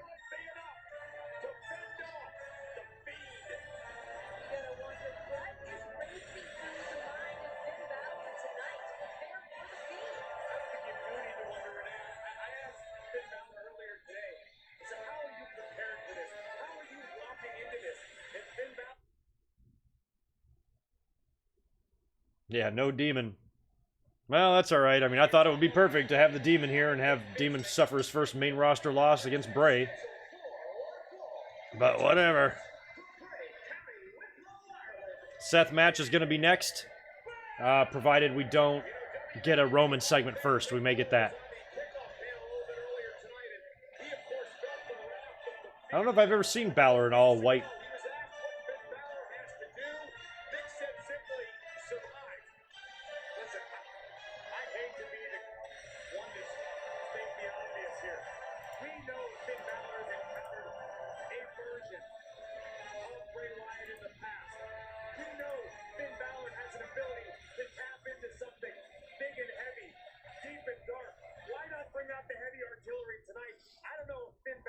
Extraordinary man is prepared for the Fiend.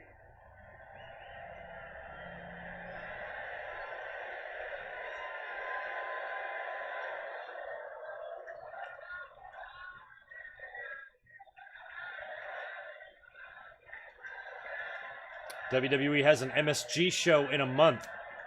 Could be another good spot for Kofi and Orton to do something else. All right, here comes. Oh shit! What kind of entrance are we gonna get here?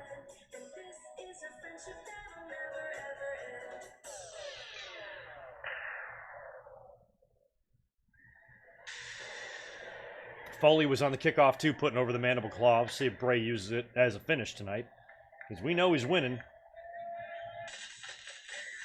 I'm interested to see this entrance here. I'm scared, y'all. Hold me. New music. Oh, don't fuck up on me, network. Come on. Oh my God.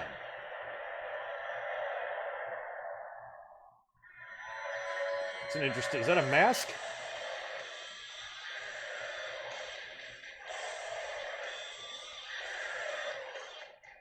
Oh, that was all on the screen. What the hell am I watching?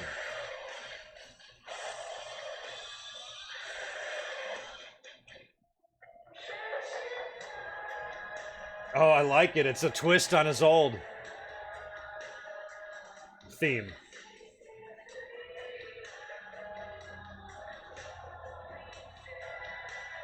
Oh my goodness. They're selling all that shit already on Shop, right? They got the mask, they got the puppets and everything.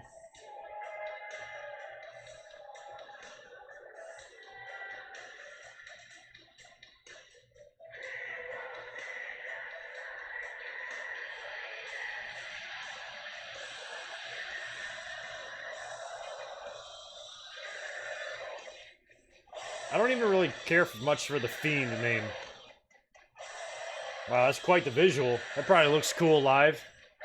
Shout out to those of y'all who are there. Oh my God, his lantern is now his head. That's insane. And graphic.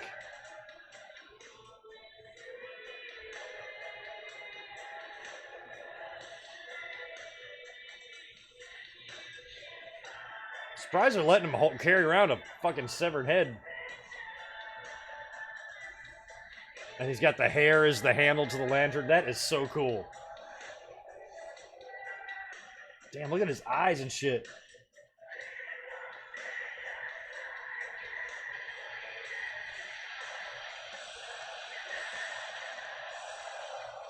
Damn. That is freaky as shit.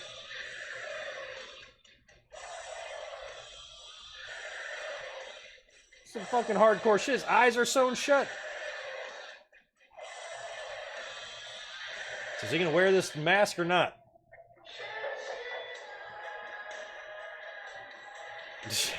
Just shut up, Ratnick.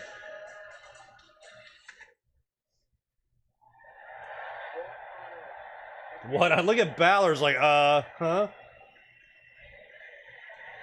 You should have been the demon. Damn.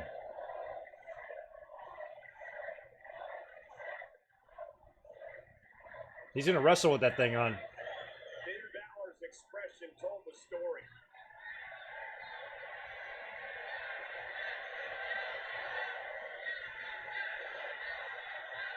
That's pretty cool. And the match is underway. The in-ring debut of the Fiend, who is He's gonna wear the fucking jacket too? spell over the entire WWE. And just like that, the Fiend on the attack. Wow, alright, match is gone, so he's gonna wrestle with that mask on. Which I guess is good. Because it's an awesome mask. I just hope he can work in it. So quickly, the way the Fiend has. And that's coming from us as onlookers. I mean, imagine Finn Balor in there right now. Yeah, we wowie chant. I like it.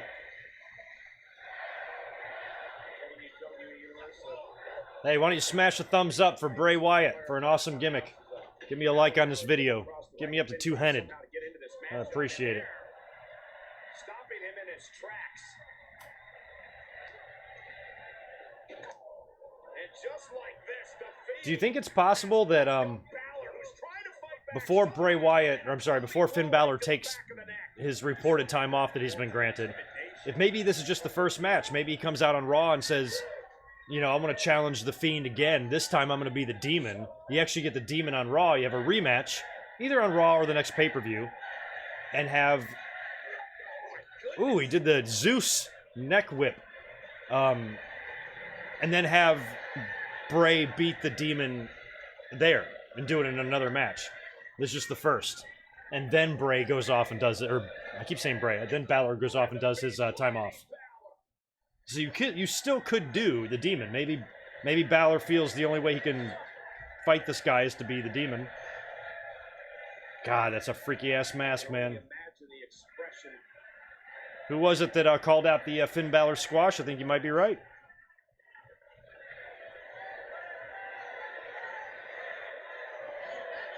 Yeah, it's like Taker and Doink had a son from hell. You're right. He's struggling within himself or within his own emotions. He's so torn between what he needs to do. Uh-oh. No mandible claw, Sister Abigail?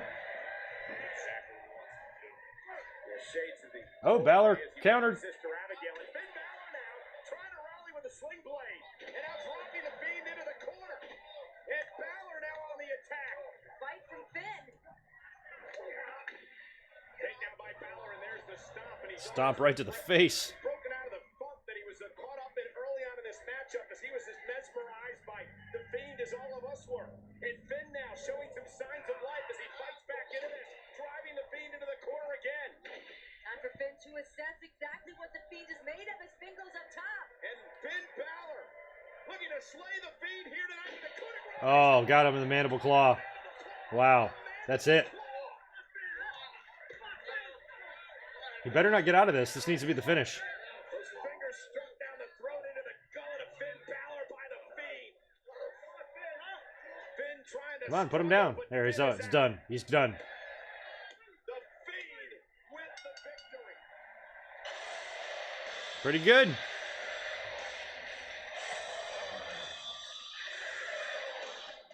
In one of the strangest debuts that That is crazy. I thought it was good. I wasn't sure what we were going to see. I didn't know how Bray was going to look. I didn't know what kind of gear he was going to work in, if he was going to be Mr. Rogers or wrestle in that fucking mask. And if he did wrestle in the mask, I didn't know how it was going to work or look, and I thought it worked and looked great. Awesome stuff. Now, Balor either goes on vacation, or maybe Balor comes back and says, hey, face me one more time. This time I'll be the demon. Bray beats him again. And then maybe goes on to take some gold.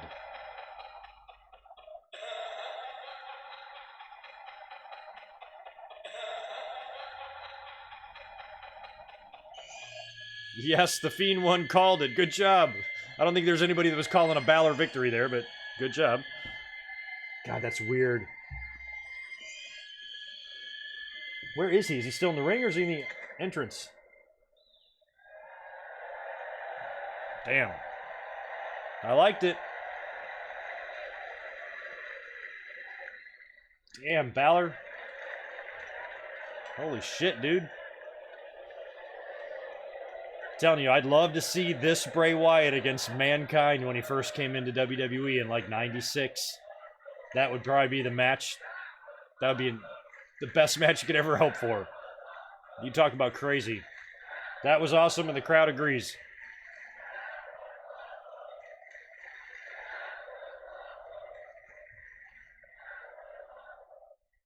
Demon vs. Fiend at Survivor Series, Mike is calling. Thanks for the $2, dude. That's ways down the line.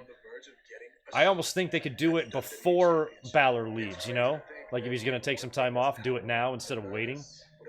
That way when he comes back, he can do something with the OC, but yeah. Ever since I was a kid, I've always pictured myself wrestling at WrestleMania for the WWE Championship.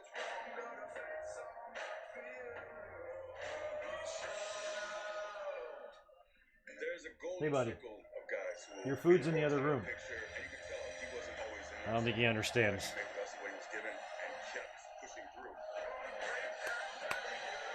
felt like people began to actually believe that this could happen. Yeah, we only have one match left unless they do a Roman Reigns segment here, which is possible. Lifting people up.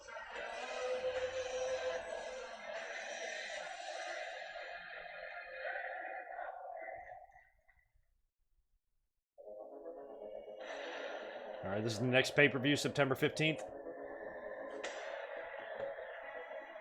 This is the Clash of Champions, I think.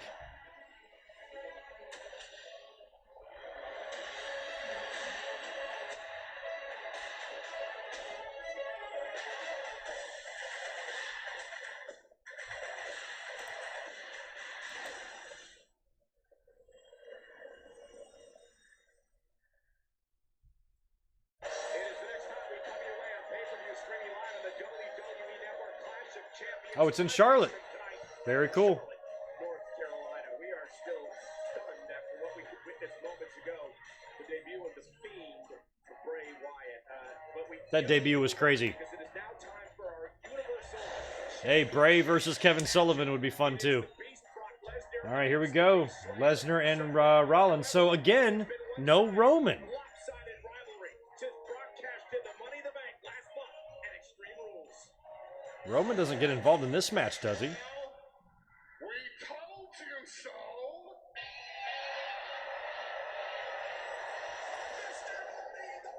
Unless Seth is the one behind Roman.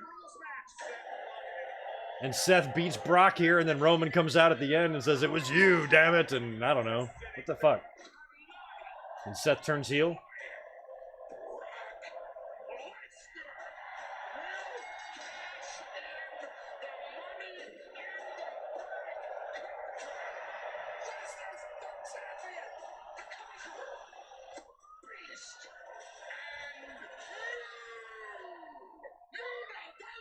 Bray Wyatt and Aleister Black would be good too. But like, so I want to see Bray Wyatt in the ring with people I want to see him beat. I like Black. Thank you, Almighty, for the $2 your cat wanted me to do this. Are you hooking me up with donations, buddy? He's just gonna sit there the whole time.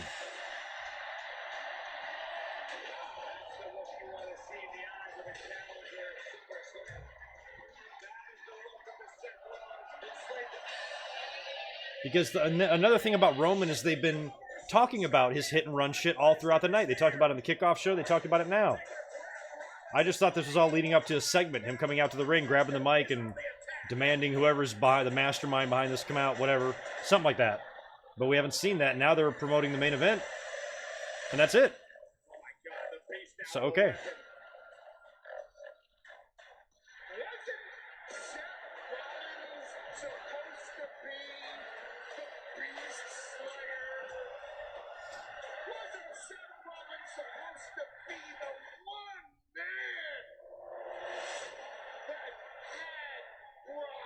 Lesnar's number.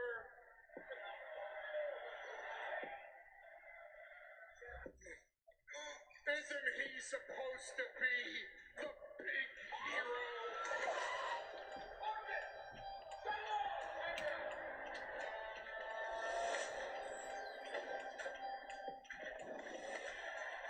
That was awesome. When he F5'd him on that stretcher, yikes.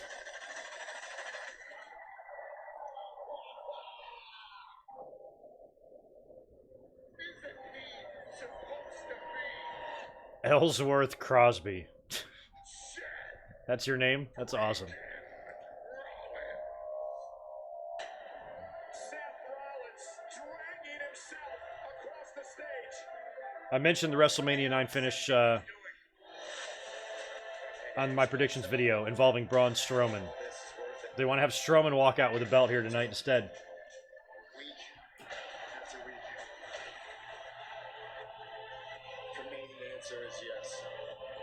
Maybe Seth is so injured, Brock just picks him apart and beats him. Seth has no offense at all. The match is over, and then Strowman comes out and be like, "Hey, you want to be so big and bad to pick on this guy that can barely walk? Why don't you take me on, and we'll make this a real SummerSlam main event?" And then Brock says, "Okay." Strowman beats him. I don't know. Factor in Roman Reigns, factor in a Paul Heyman heel turn, and all sorts of different shit you could maybe do. But I think it might be a lot less complex than we think. Here comes Seth. Let's see if he's going to hobble his ass out here. How you feeling, champ? Or ex-champ?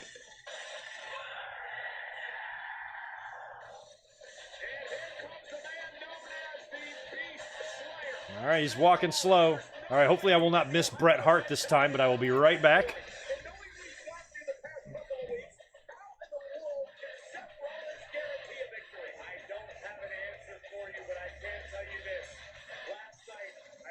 Seth Rollins at the hotel, and I said, "Seth, what's different this time? Why is tonight going to be any different?" He said, "I've already fought for the boys in the locker room. I've already fought for the WWE Universe. Tonight, I slay the beast for me." There is no glitz, no glamour behind Seth Rollins tonight. I mean, you can just see straight business in his eyes tonight as he's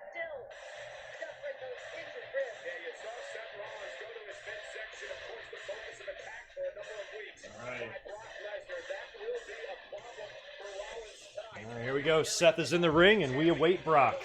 Main event. Marathon by any means, it will be a sprint. If Seth Rollins can somehow, some way, find a way to stomp the beast All right. into the mat. Getting comfortable. The Beast Slayer could be Universal Champion once again, but unfortunately, it pains me to say, I don't find that even close to likely. The past few weeks have been absolutely horrific to watch. The beatdown that Brock Lesnar put on Seth.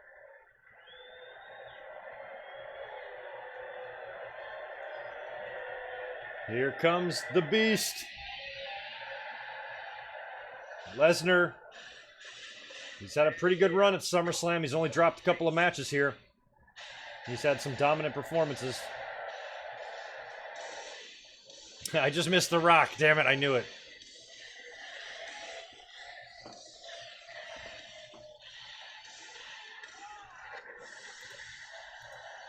You know, I've been thinking a lot over the past couple of days about what happened at this event 5 years ago, back in 2014, when I sat at ringside and called one of the most lopsided matches in the history of WWE. That was the night that this man, Brock Lesnar, the Beast, dominated John Cena. Yes, the legendary John Cena. Brock Lesnar dominated him with 16 German suplexes, 2 F5s, completely destroyed Cena that night. And that is the mood that this man has been in over the past month. The same mood he was in at SummerSlam 5 years ago. We talk about the confidence of Brock Lesnar as he just stalks his way around the ring.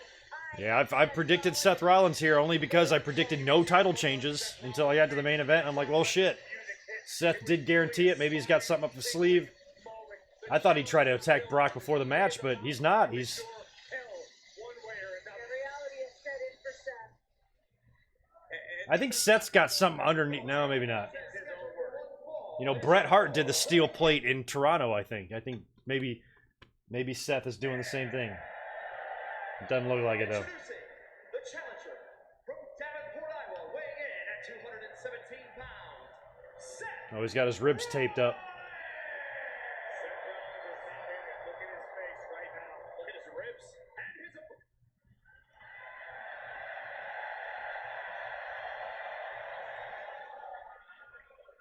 Ladies and gentlemen, my name is Paul, and tonight your chance to witness. I don't even think a wrestling riot would be that bad. What would happen? A bunch of fucking nerds rioting? Who cares? Take your best shot, punks. Sultan of SummerSlam. Sultan of SummerSlam. Reigning, defending, undisputed, universal heavyweight champion, All right, main event, SummerSlam. What's going to happen here? Is this going to be like, is this going to piss everybody off, or is this going to be an excellent finish to a pretty okay pay-per-view? Brock Lesnar in the past, he did it at WrestleMania. Can he do it again? To that exact point, Michael Cole, I ask you, do you He think must have weaponry. is the most Outside weaponry, as I heard Kevin Kelly call it last night when I was watching the G1. Down to Kota Ibushi will not, in the finals against Jay White. How awesome is that? it will not happen the same way, I assure you. And Rollins goes right after Brock, who kicks him right in the ribs. Maybe Jon Stewart will run in and attack Brock Lesnar. The injured ribs this entire matchup. There will be no mercy from the remorseless Beast. Universal Champion Lesnar manhandling Rollins early, drives him into the turnbuckle on the other side. And this is going to get ugly quickly. Mark my words. Mercy is not a word that ever applies when you're talking about Brock Lesnar. Got to give Rollins credit for even showing up here tonight. Or is it stupid? Brock Lesnar driving shoulders into the midsection. I mean, I just don't know what the point here is. Seth has gotten his ass kicked the last couple of weeks on TV. Is the point for Brock just to really just beat the shit out of this guy for 10 minutes and beat him? Like, are we going to see anything more exciting than that? Seth got the stomp. Lesnar kicked out. Wow, he got the stomp early. All right, I predicted Seth to win. We'll see if I'm right. Look at Seth. He's like, oh shit, I might have a chance here. We know what kind of Seth Rollins we've got in this matchup. He's still got some fight in him. Rollins down on the apron, measuring the champion. Seth starting to believe in himself. There's a knee to the side of the face. Wow. Shout out to Sean Ross Sapp of Fightful. Just tweets out, WrestleMania 9 Hogan is 3 years younger than SummerSlam 2019 Lesnar. That's incredible. Come on, Seth. And Seth Rollins measuring Brock, kick, caught by Brock. Welcome in Seth. Look at Seth spinning out of these Germans. Damn. He's taking it to... He's got him set up for another stomp. F5. Ah.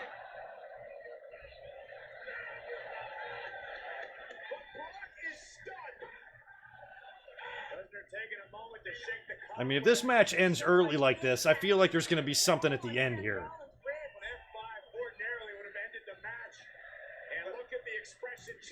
Seth is hanging in there. Is that shock? Is it surprise? Second time landed on his feet off a possible German. Delivered a kick right to the face. Just an example of Brock Lesnar. And look at his reliance on the German suplex. He's been into it. Good God, man. Using the take ribs to his advantage for Brock Lesnar. Well, we know Rollins is trying to keep his medical reports closely guarded. His medical reports. Suplex. And now Lesnar's in the zone. Rollins had a flurry early, and now it's all about pain. Creating pain by Lesnar. Lesnar is locked in on those German suplexes around the waist of Seth Rollins. I mean, the fact that Rollins was even able to muster any offense in this matchup was absolutely incredible. Now Rollins is going to pay for his offense. Look at this. That is a full-grown human being being swung around like a children's It's a full-blown human being. It is. by Brock Lesnar. And a cockiness and a smile back on the face of the beast. I mean, if Brock just were to take Seth Rollins here, throw him under the bottom rope, F5 him and pin him 1, 2, 3, I just can't imagine the pay-per-view ending like that. I don't know. Doesn't feel right. Don't feel natural. Double count out. No, they're definitely not doing that.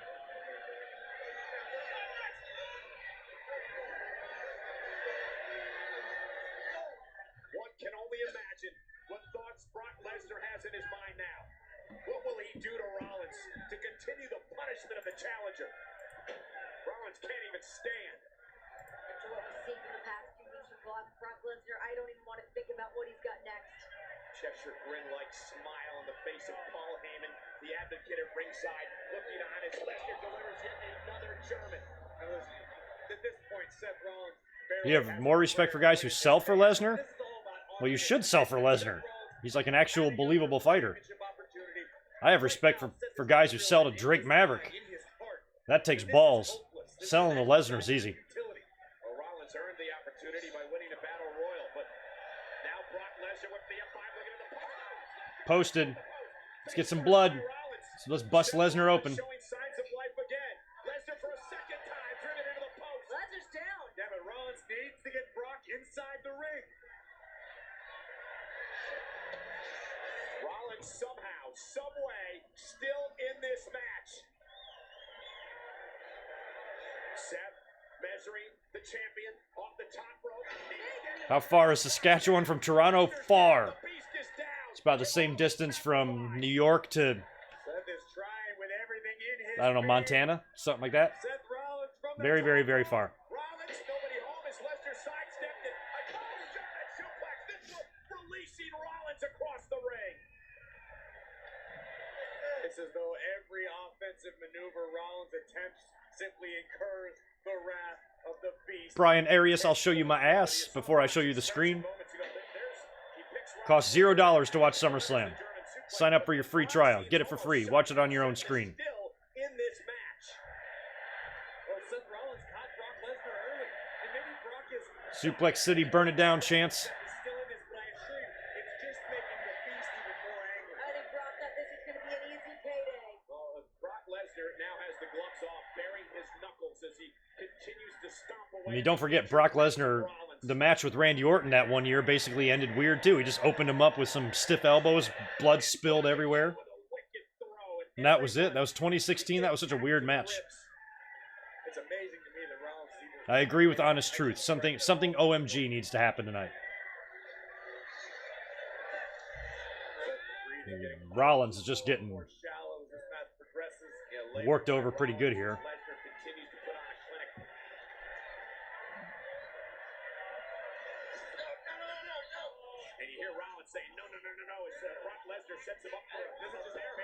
I was about to say bear hug or another German.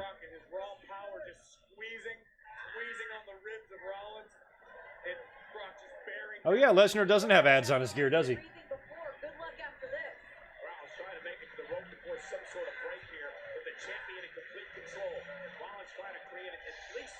Separation that could do it, and he makes it.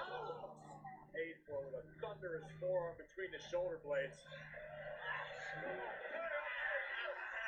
the punishment, the torture continues. Alice with the Universal Champion right now. I'm not ignoring you. There's hundreds of people in here. You're just not saying anything interesting.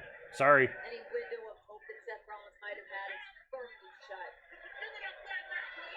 I love how Heyman just talked. Just give it up, Seth. You're done. Heyman's quite the motivator.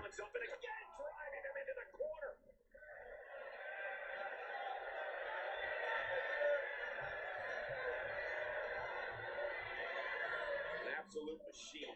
Oh, I was about to say Lesnar's going to post himself. He did. Rollins moved out of the way. Lesnar is nicked again. Can Seth Come on, Seth.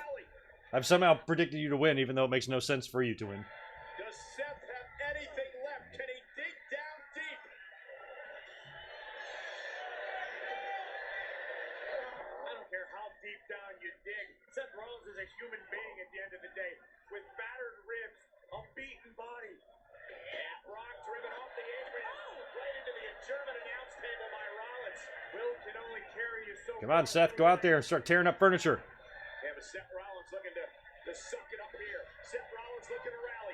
Seth Rollins takes it right in front of our table. Rollins back into the ring, going to continue to go on offense. Where is Seth getting the fire to do this? Another suicide dive, and this time Lesnar down again. Seth Rollins is always his best when his back's against the wall. He's going to catch you if you do it again, Seth. He's going to catch him and F5 him on the floor. Seth looking for a third one. Yep. Oh, no. Oh, my God. Jesus. He ran full speed with Seth into that ring post. Nearly drove Seth Rollins through the ring post. Both men are down outside the ring. Watch this. Watch the pure strength of Lesnar. Caught him in midair. Right into the ring post. Lesnar SummerSlam matches are all good. Shattering move by Lesnar. Rollins is down. Brock trying to pull himself back to his feet.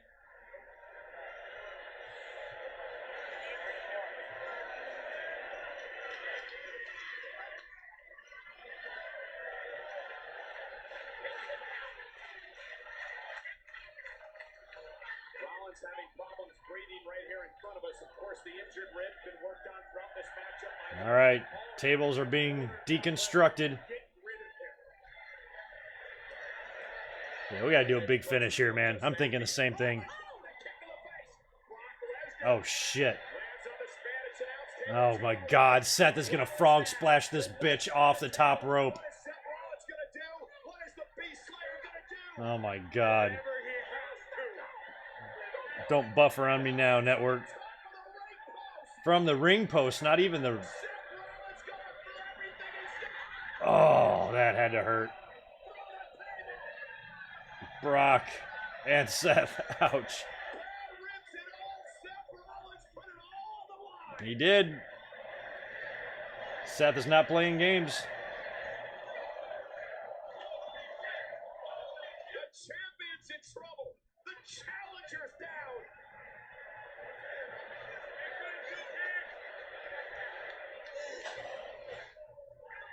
What kind of weird ass. Oh, here we go. Watch the height, the distance, and then Jesus. impact by Seth Rollins. Oh, Seth caught his knees on the edge of that table, though. I hope he's all right. One more time. Damn. Rollins with the impact. Remember the injured ribs. Jesus. Back in line himself back in the ring. Ouch. Seth right on his tail. Rollins realizes Brock needs to be inside the ring. Yeah, in order to have any chance to win the championship in this match. That was an homage to the best in the world, Shane McMahon. Only better. Now Rollins out of this matchup. Rollins now headed up to the top. Yeah, Brock's, man. Brock ain't messing around. Brock always puts the work in. Rollins with a splash. Frog splash. Come on. Again he connects. And again Damn, Lesnar's prone here. Rollins has hope. Can this Lesnar, I've never seen Lesnar flat on his face like that, not moving before. Heyman looks shocked. I mean, Seth has time to kill here. That's how hurt Lesnar is. this man screaming for Lesnar to get in possession. Rollins with a Stomp. Is this it? He's gonna kick out. Lesnar kicked out. Wow. We're getting a match, or even Heyman's losing his shit. This is a good match. Very good match. Championship. I cannot believe the fight that Seth Rollins is bringing. The stop by Rollins Wow. took out Lesnar again. But Brock somehow, at 2.5, able to get the shoulder up. Rollins is going to have to go for it another time. And it would be the third time in this match.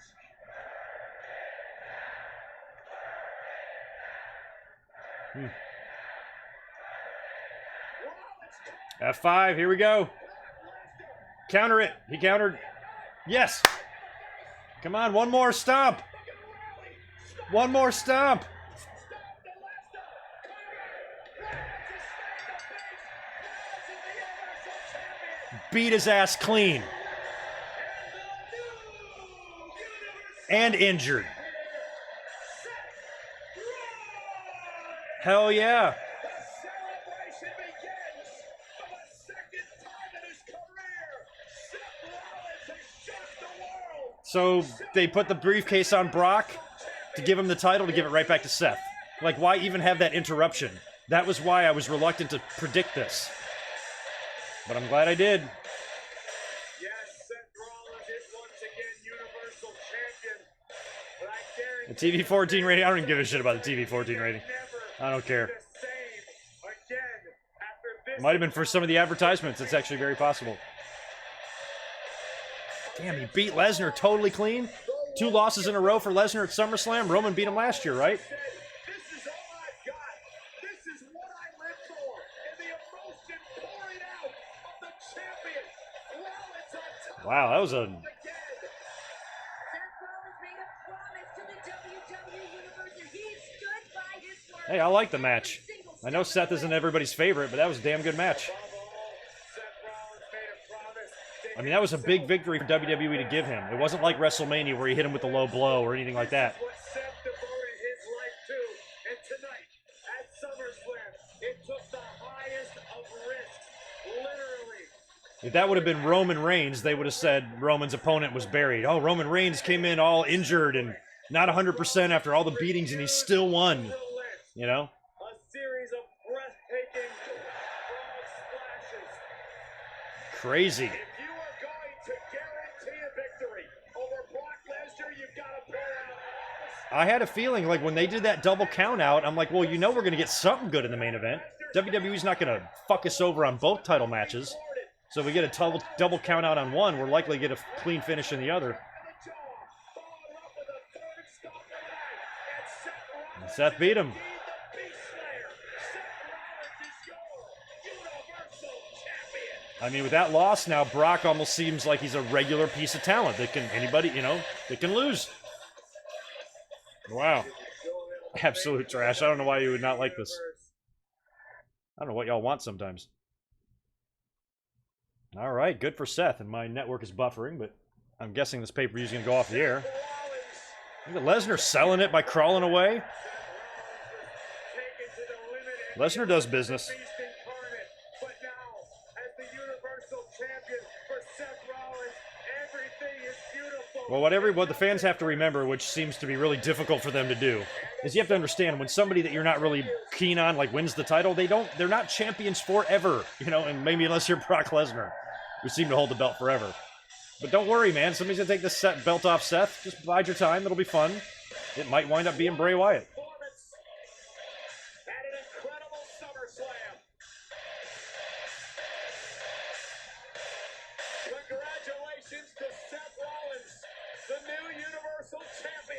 Good job, Seth.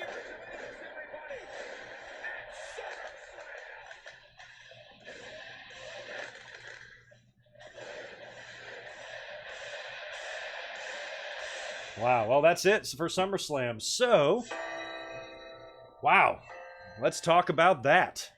So let's give this SummerSlam a grade.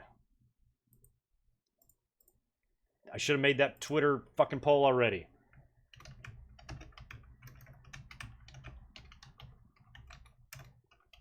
I'm just going to have you guys do a letter grade on Twitter real quick.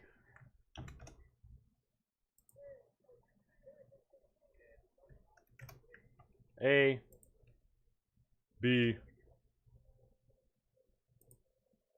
C, D, or fail. See what y'all think about that.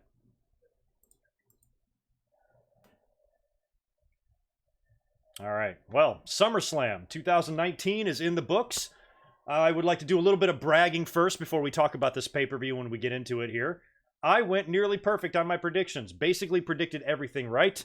The only match that was a little bit iffy was Kofi and Orton that ended in a double countout, but I did predict Kofi to retain, and technically he did, so I'm going to consider myself perfect in my predictions. On the kickoff show, we had Drew Gulak retaining over Oney Lorcan. We had kind of a schmaz with Apollo Crews and Buddy Murphy, and Alexa and Nikki retain the tag titles against the Iconics.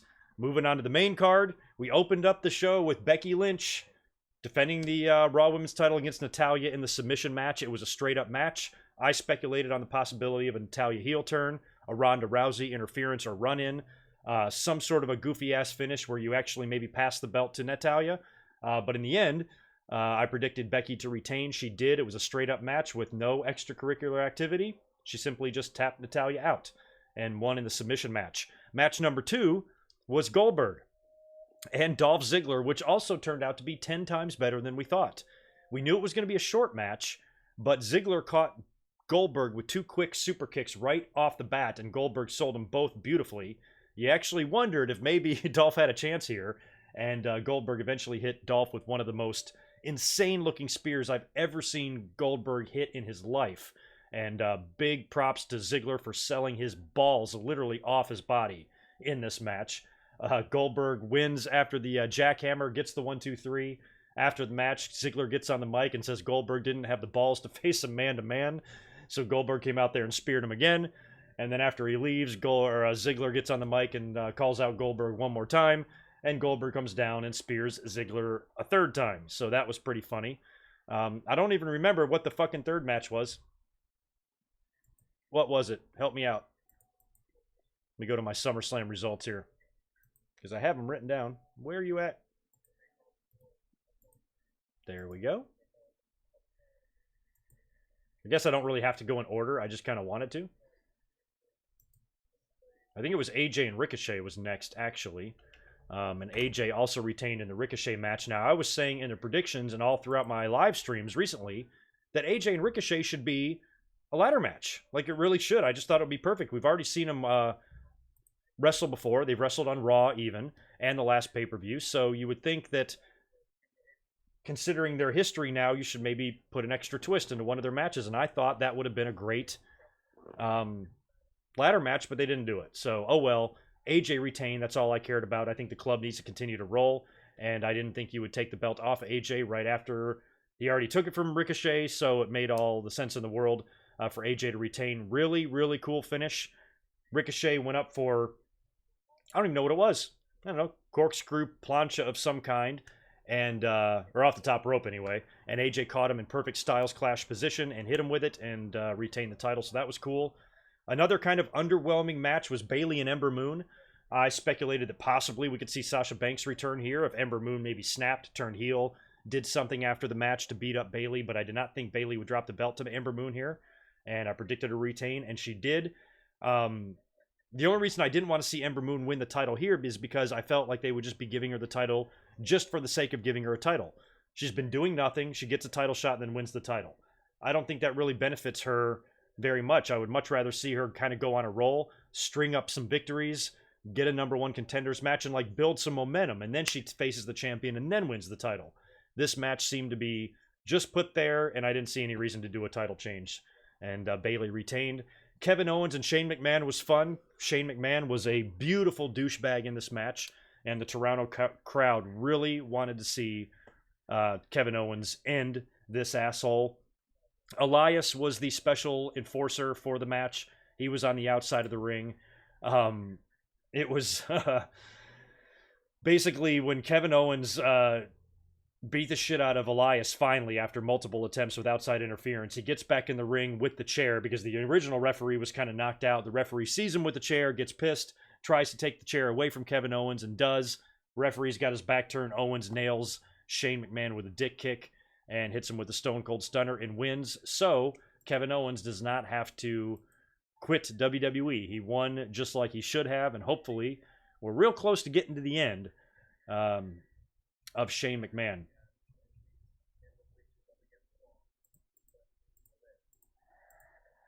Trying to think what we had up after that. It was Trish Charlotte, I believe, was after that. Let's give Trish and Charlotte some huge props here. That was a great match, far exceeded expectations.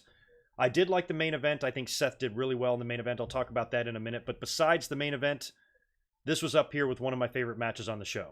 It really was. Trish did a marvelous job. The right winner happened here. We got the right outcome. Trish coming back just for one match to beat Charlotte wouldn't have really been a good idea. Wouldn't be what I would do, like Charlotte or not. You know, I felt like she needed to win this match. Trish coming back to her hometown, same city that she retired in 2006 when she beat Lita for the title. She's got a lot of history in Toronto. It's her hometown. Very good environment for her to be in to face the new queen of wrestling and put her over. And not only did Trish hold her own in there, she gave it her all. They talked about how much she trained. She was not holding anything back. The ladies were laying the shots in. You know, Trish was working hard. Took a lot of great spots, and for her to not be in the ring actively in 13 years, I thought put on an incredible match against Charlotte. And she got the nice send-off at the end in the losing effort. Her music played. The fans showed her a ton of love, and we all did the same thing on social media. I thought it was great, and I was happy with the outcome. I was happy with the match, and I was happy with everything. Fantastic stuff. We had Kofi Kingston defending the WWE title against Randy Orton. I predicted Kofi would retain here and possibly drop it to Randy Orton at the next pay-per-view, or maybe even if they wanted to stretch it out to the first show on Fox, one or the other. Either way, I had Kofi retaining here. Now, he did not win. It was a double countout. Randy Orton had Kofi in front of his family, who was at ringside, was talking smack to them. Kofi snapped. They started brawling. Referee counted both men out, and the brawl continued after the match, and Kofi basically beat the shit out of Randy Orton. So that is going to set up your rematch, I'm guessing, at Clash of Champions. And now I feel like you could do a title switch with Randy Orton. I feel like that would be something that could happen now, but I didn't think this particular match you should have done the switch. You know, I mean, Kofi hand-selected Randy Orton. I think it would have made Kofi look bad to say, hey, I want retribution on, you know, what you did to me and how you held me back 9 years ago. So I want to challenge you, and I want to right this wrong. And then he goes in and loses to him. I think you need to prolong it at least a pay-per-view or two, and then maybe do the switch down the line. So I still think Randy Orton will likely win the WWE title. It might just be next month. So Kofi is still your WWE champion. And a really cool match that they saved till the very end. We got this match second to last, and that was Bray Wyatt taking on Finn Balor. No Demon. Balor came out there dressed all in white, and we were really curious what Bray Wyatt's character was going to look like, what his entrance was going to look like, I should say, what exactly he was going to wrestle in. We've seen him as Firefly Funhouse Bray. We've seen him as evil, creepy mask Bray. He's been attacking people in the ring in that outfit. Really cool entrance. They changed it up. They did a remix and kind of a different take on his original theme. Made it a little darker, a little more metal, hardcore. He came out there wearing the mask. The lantern was the amazing thing. It basically looked like he had the same lantern that he would always carry, but he took his old head and placed it over top of the lantern. So you basically had a severed Bray Wyatt head with the lantern in his mouth, wide open, eyes sewed shut, using the hair as the fucking handle. Creepy as shit. Maybe that's why it was TV 14 on the rating tonight. I don't know. but really, really cool. I'm surprised he's allowed to walk out there with a severed fucking head. But it was a great effect. And the match didn't last very long. Finn Balor was very thrown off by Bray Wyatt. He did a great job of being intimidating. The whole thing was really well done, and he left the mask on. He is going to wrestle in that mask, and it looks great. And he moved around and worked perfectly in it. Wound up catching Finn Balor off the top rope with the mandible claw, putting him down. Balor is immediately unconscious. Referee counts 1, 2, 3, and Bray Wyatt wins. Very cool kind of ending. He leaves, he goes down the ramp, and the camera kind of catches him kind of with his head turned or whatever. So the whole production of The Fiend, this whole new reboot of Bray Wyatt, I thought was really, really well done tonight. Really well done. We've been worried that WWE's going to fuck this up. We've been worried that as great as everything looks so far on the surface, that they're going to do something to screw it up, and maybe they're not, especially if he is on the Raw brand. I think now he could maybe have one more match with Finn Balor. If Finn does not take his time off, maybe Balor now returns, either at Clash of the Champions or on Raw, challenges Bray again, but this time he's the demon, and Bray beats him again. And then when Bray is done with Balor, maybe you can take this evil, crazy, intimidating heel Finn Balor. Why do I keep doing that? This heel Bray Wyatt, the Fiend, and put him against Seth Rollins for the title around Survivor Series time or something. I think it would be great. With a character like Bray Wyatt, and as crazy as it is, it's not something, some guys you want more of a slow burn. You want to have them build up to the title. Bray Wyatt, I think you got to do this pretty quick. You don't have to do it tomorrow or anything, but I think you should put the belt with him relatively early on in this new reboot. Just because he's super hot and over right now, and the fans are really into him. And I think he can make an awesome heel, creepy WWE champion. Somebody that preys on others. And with Seth Rollins doing what he did to Brock tonight, I don't know who else you put Seth Rollins in there with, other than maybe Strowman. So I liked everything that I saw from The Fiend tonight, and I thought the whole character and the whole presentation of the match was off the fucking hook. Great stuff. And finally, in the main event, we had Seth Rollins taking on Brock Lesnar. Seth Rollins is not 100%. Seth Rollins has gotten his ass handed to him the last couple of weeks on WWE TV. A couple of weeks ago, really gnarly with the stretcher bumps and the steel chair bumps. He comes out there tonight, faces Brock Lesnar at not 100%, and beats him completely clean. No low blow, no pre-match attack, no weaponry, no nothing. Just fucking beat him. Took a couple of curb stomps to do it, took a few super kicks, and he was countering out of a lot of German suplexes. He was countering a couple of F5s. He did an amazing frog splash from the top of the ring post down onto Brock, onto the German announce table, I believe, which was an amazing spot. I thought it was fantastic. Amazing, amazing match. So Seth Rollins wins, great. But a lot of fans have been saying that he's not really over as a babyface. They don't like him as a babyface. I'm surprised at the outcome, because I've been saying incessantly for the last couple of weeks is that why would they insert Brock as a surprise into the Money in the Bank contract match, have him win the briefcase, then he cashes in the very next month against Seth Rollins only to drop it back to him? That makes the whole briefcase win seem pointless. Why did they even bring Brock back to win that briefcase? You could have done that with anybody. Anybody could have won the briefcase, stole the belt from Seth, and then Seth beats him for it. So they really must have wanted to give Seth Rollins that clean win over Brock. I don't know why they needed the briefcase to do that. They could have had somebody else win the briefcase. Brock could have just been given a title match at SummerSlam, and Seth could beat him. But maybe with the no title match no rematch clause thing being thrown out the window, or no automatic rematch clause anymore, and Brock not wrestling on Raw so he can't win a number one contenders match, maybe the briefcase is the only way WWE felt like they could justify putting him in a title match at SummerSlam. But I think you could have still done it. So the only reason why I was hesitant to predict Seth Rollins, even though I did predict him to win the title, is that I just don't know why they even brought Brock back to win the briefcase and win the title. It seemed completely pointless. So I don't know, but I'm not complaining. I'm glad that Brock is not champion. That made me a little bit nervous. If he was going to hold on to the belt and drop it to Strowman or something like that, I would have been fine with it. But last time Brock was champ, we didn't see that red belt for nearly 2 years on Raw, and I really did not want to see a repeat of that. So for that reason alone, even though Seth might not be connecting with the babyface audience and we might find him as a lame babyface from time to time, I would still prefer to have him champion than Brock right now. That doesn't mean I don't like Brock. I'm not one of these insane Brock haters. I don't think Brock should leave the company. I don't think Brock needs to go away and die. I think Brock's awesome, is still a big draw, and still has a couple of years left in him. But in this particular case, I just would rather have the Universal title regularly on Raw without Brock holding it hostage and us having to wonder who his next opponent is going to be and all that shit. That just wears thin on you. It gets old.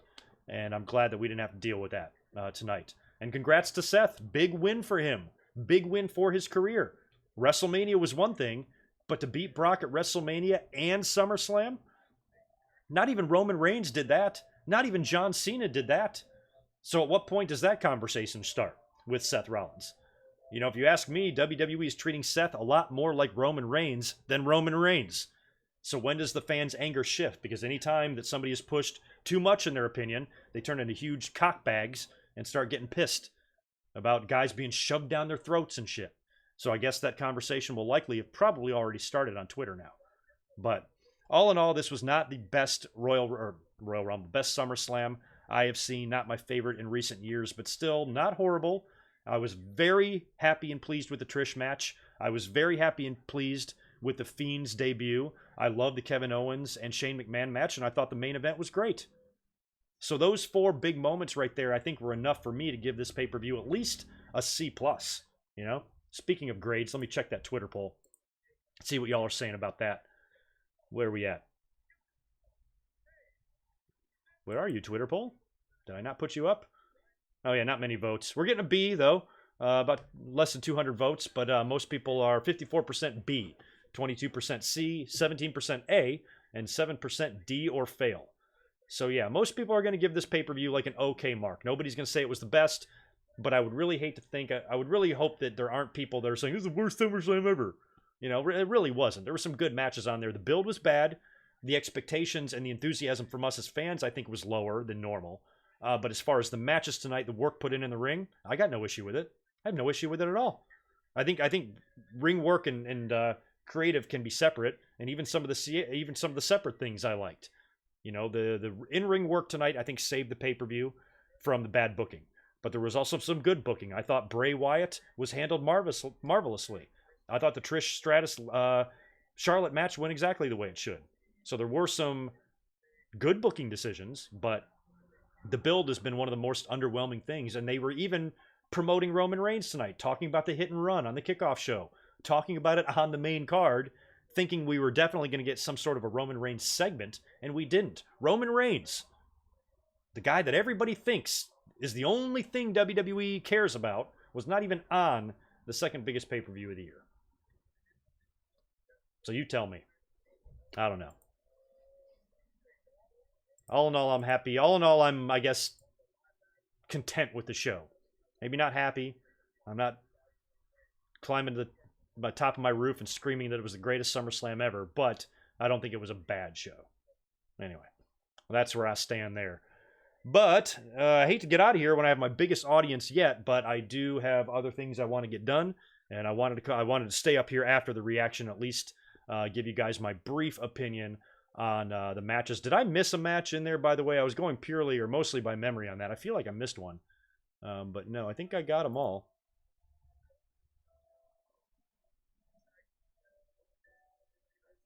Yeah, I think I got them all. There's no other matches that I'm missing. I really hope not. I should shout out Edge, by the way. He was on the kickoff show as well.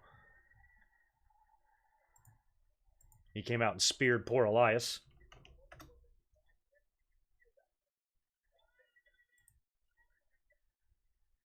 Oh, whoops. Sorry, I'm going to get off here in a minute. I'm just double checking a couple things, see if there's anything else we need to discuss. And they got Seth Rollins right now on the front page of WWE.com. That's good.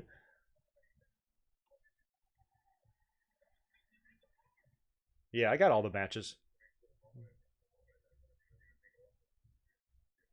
Just making sure. Anyway. So, yeah.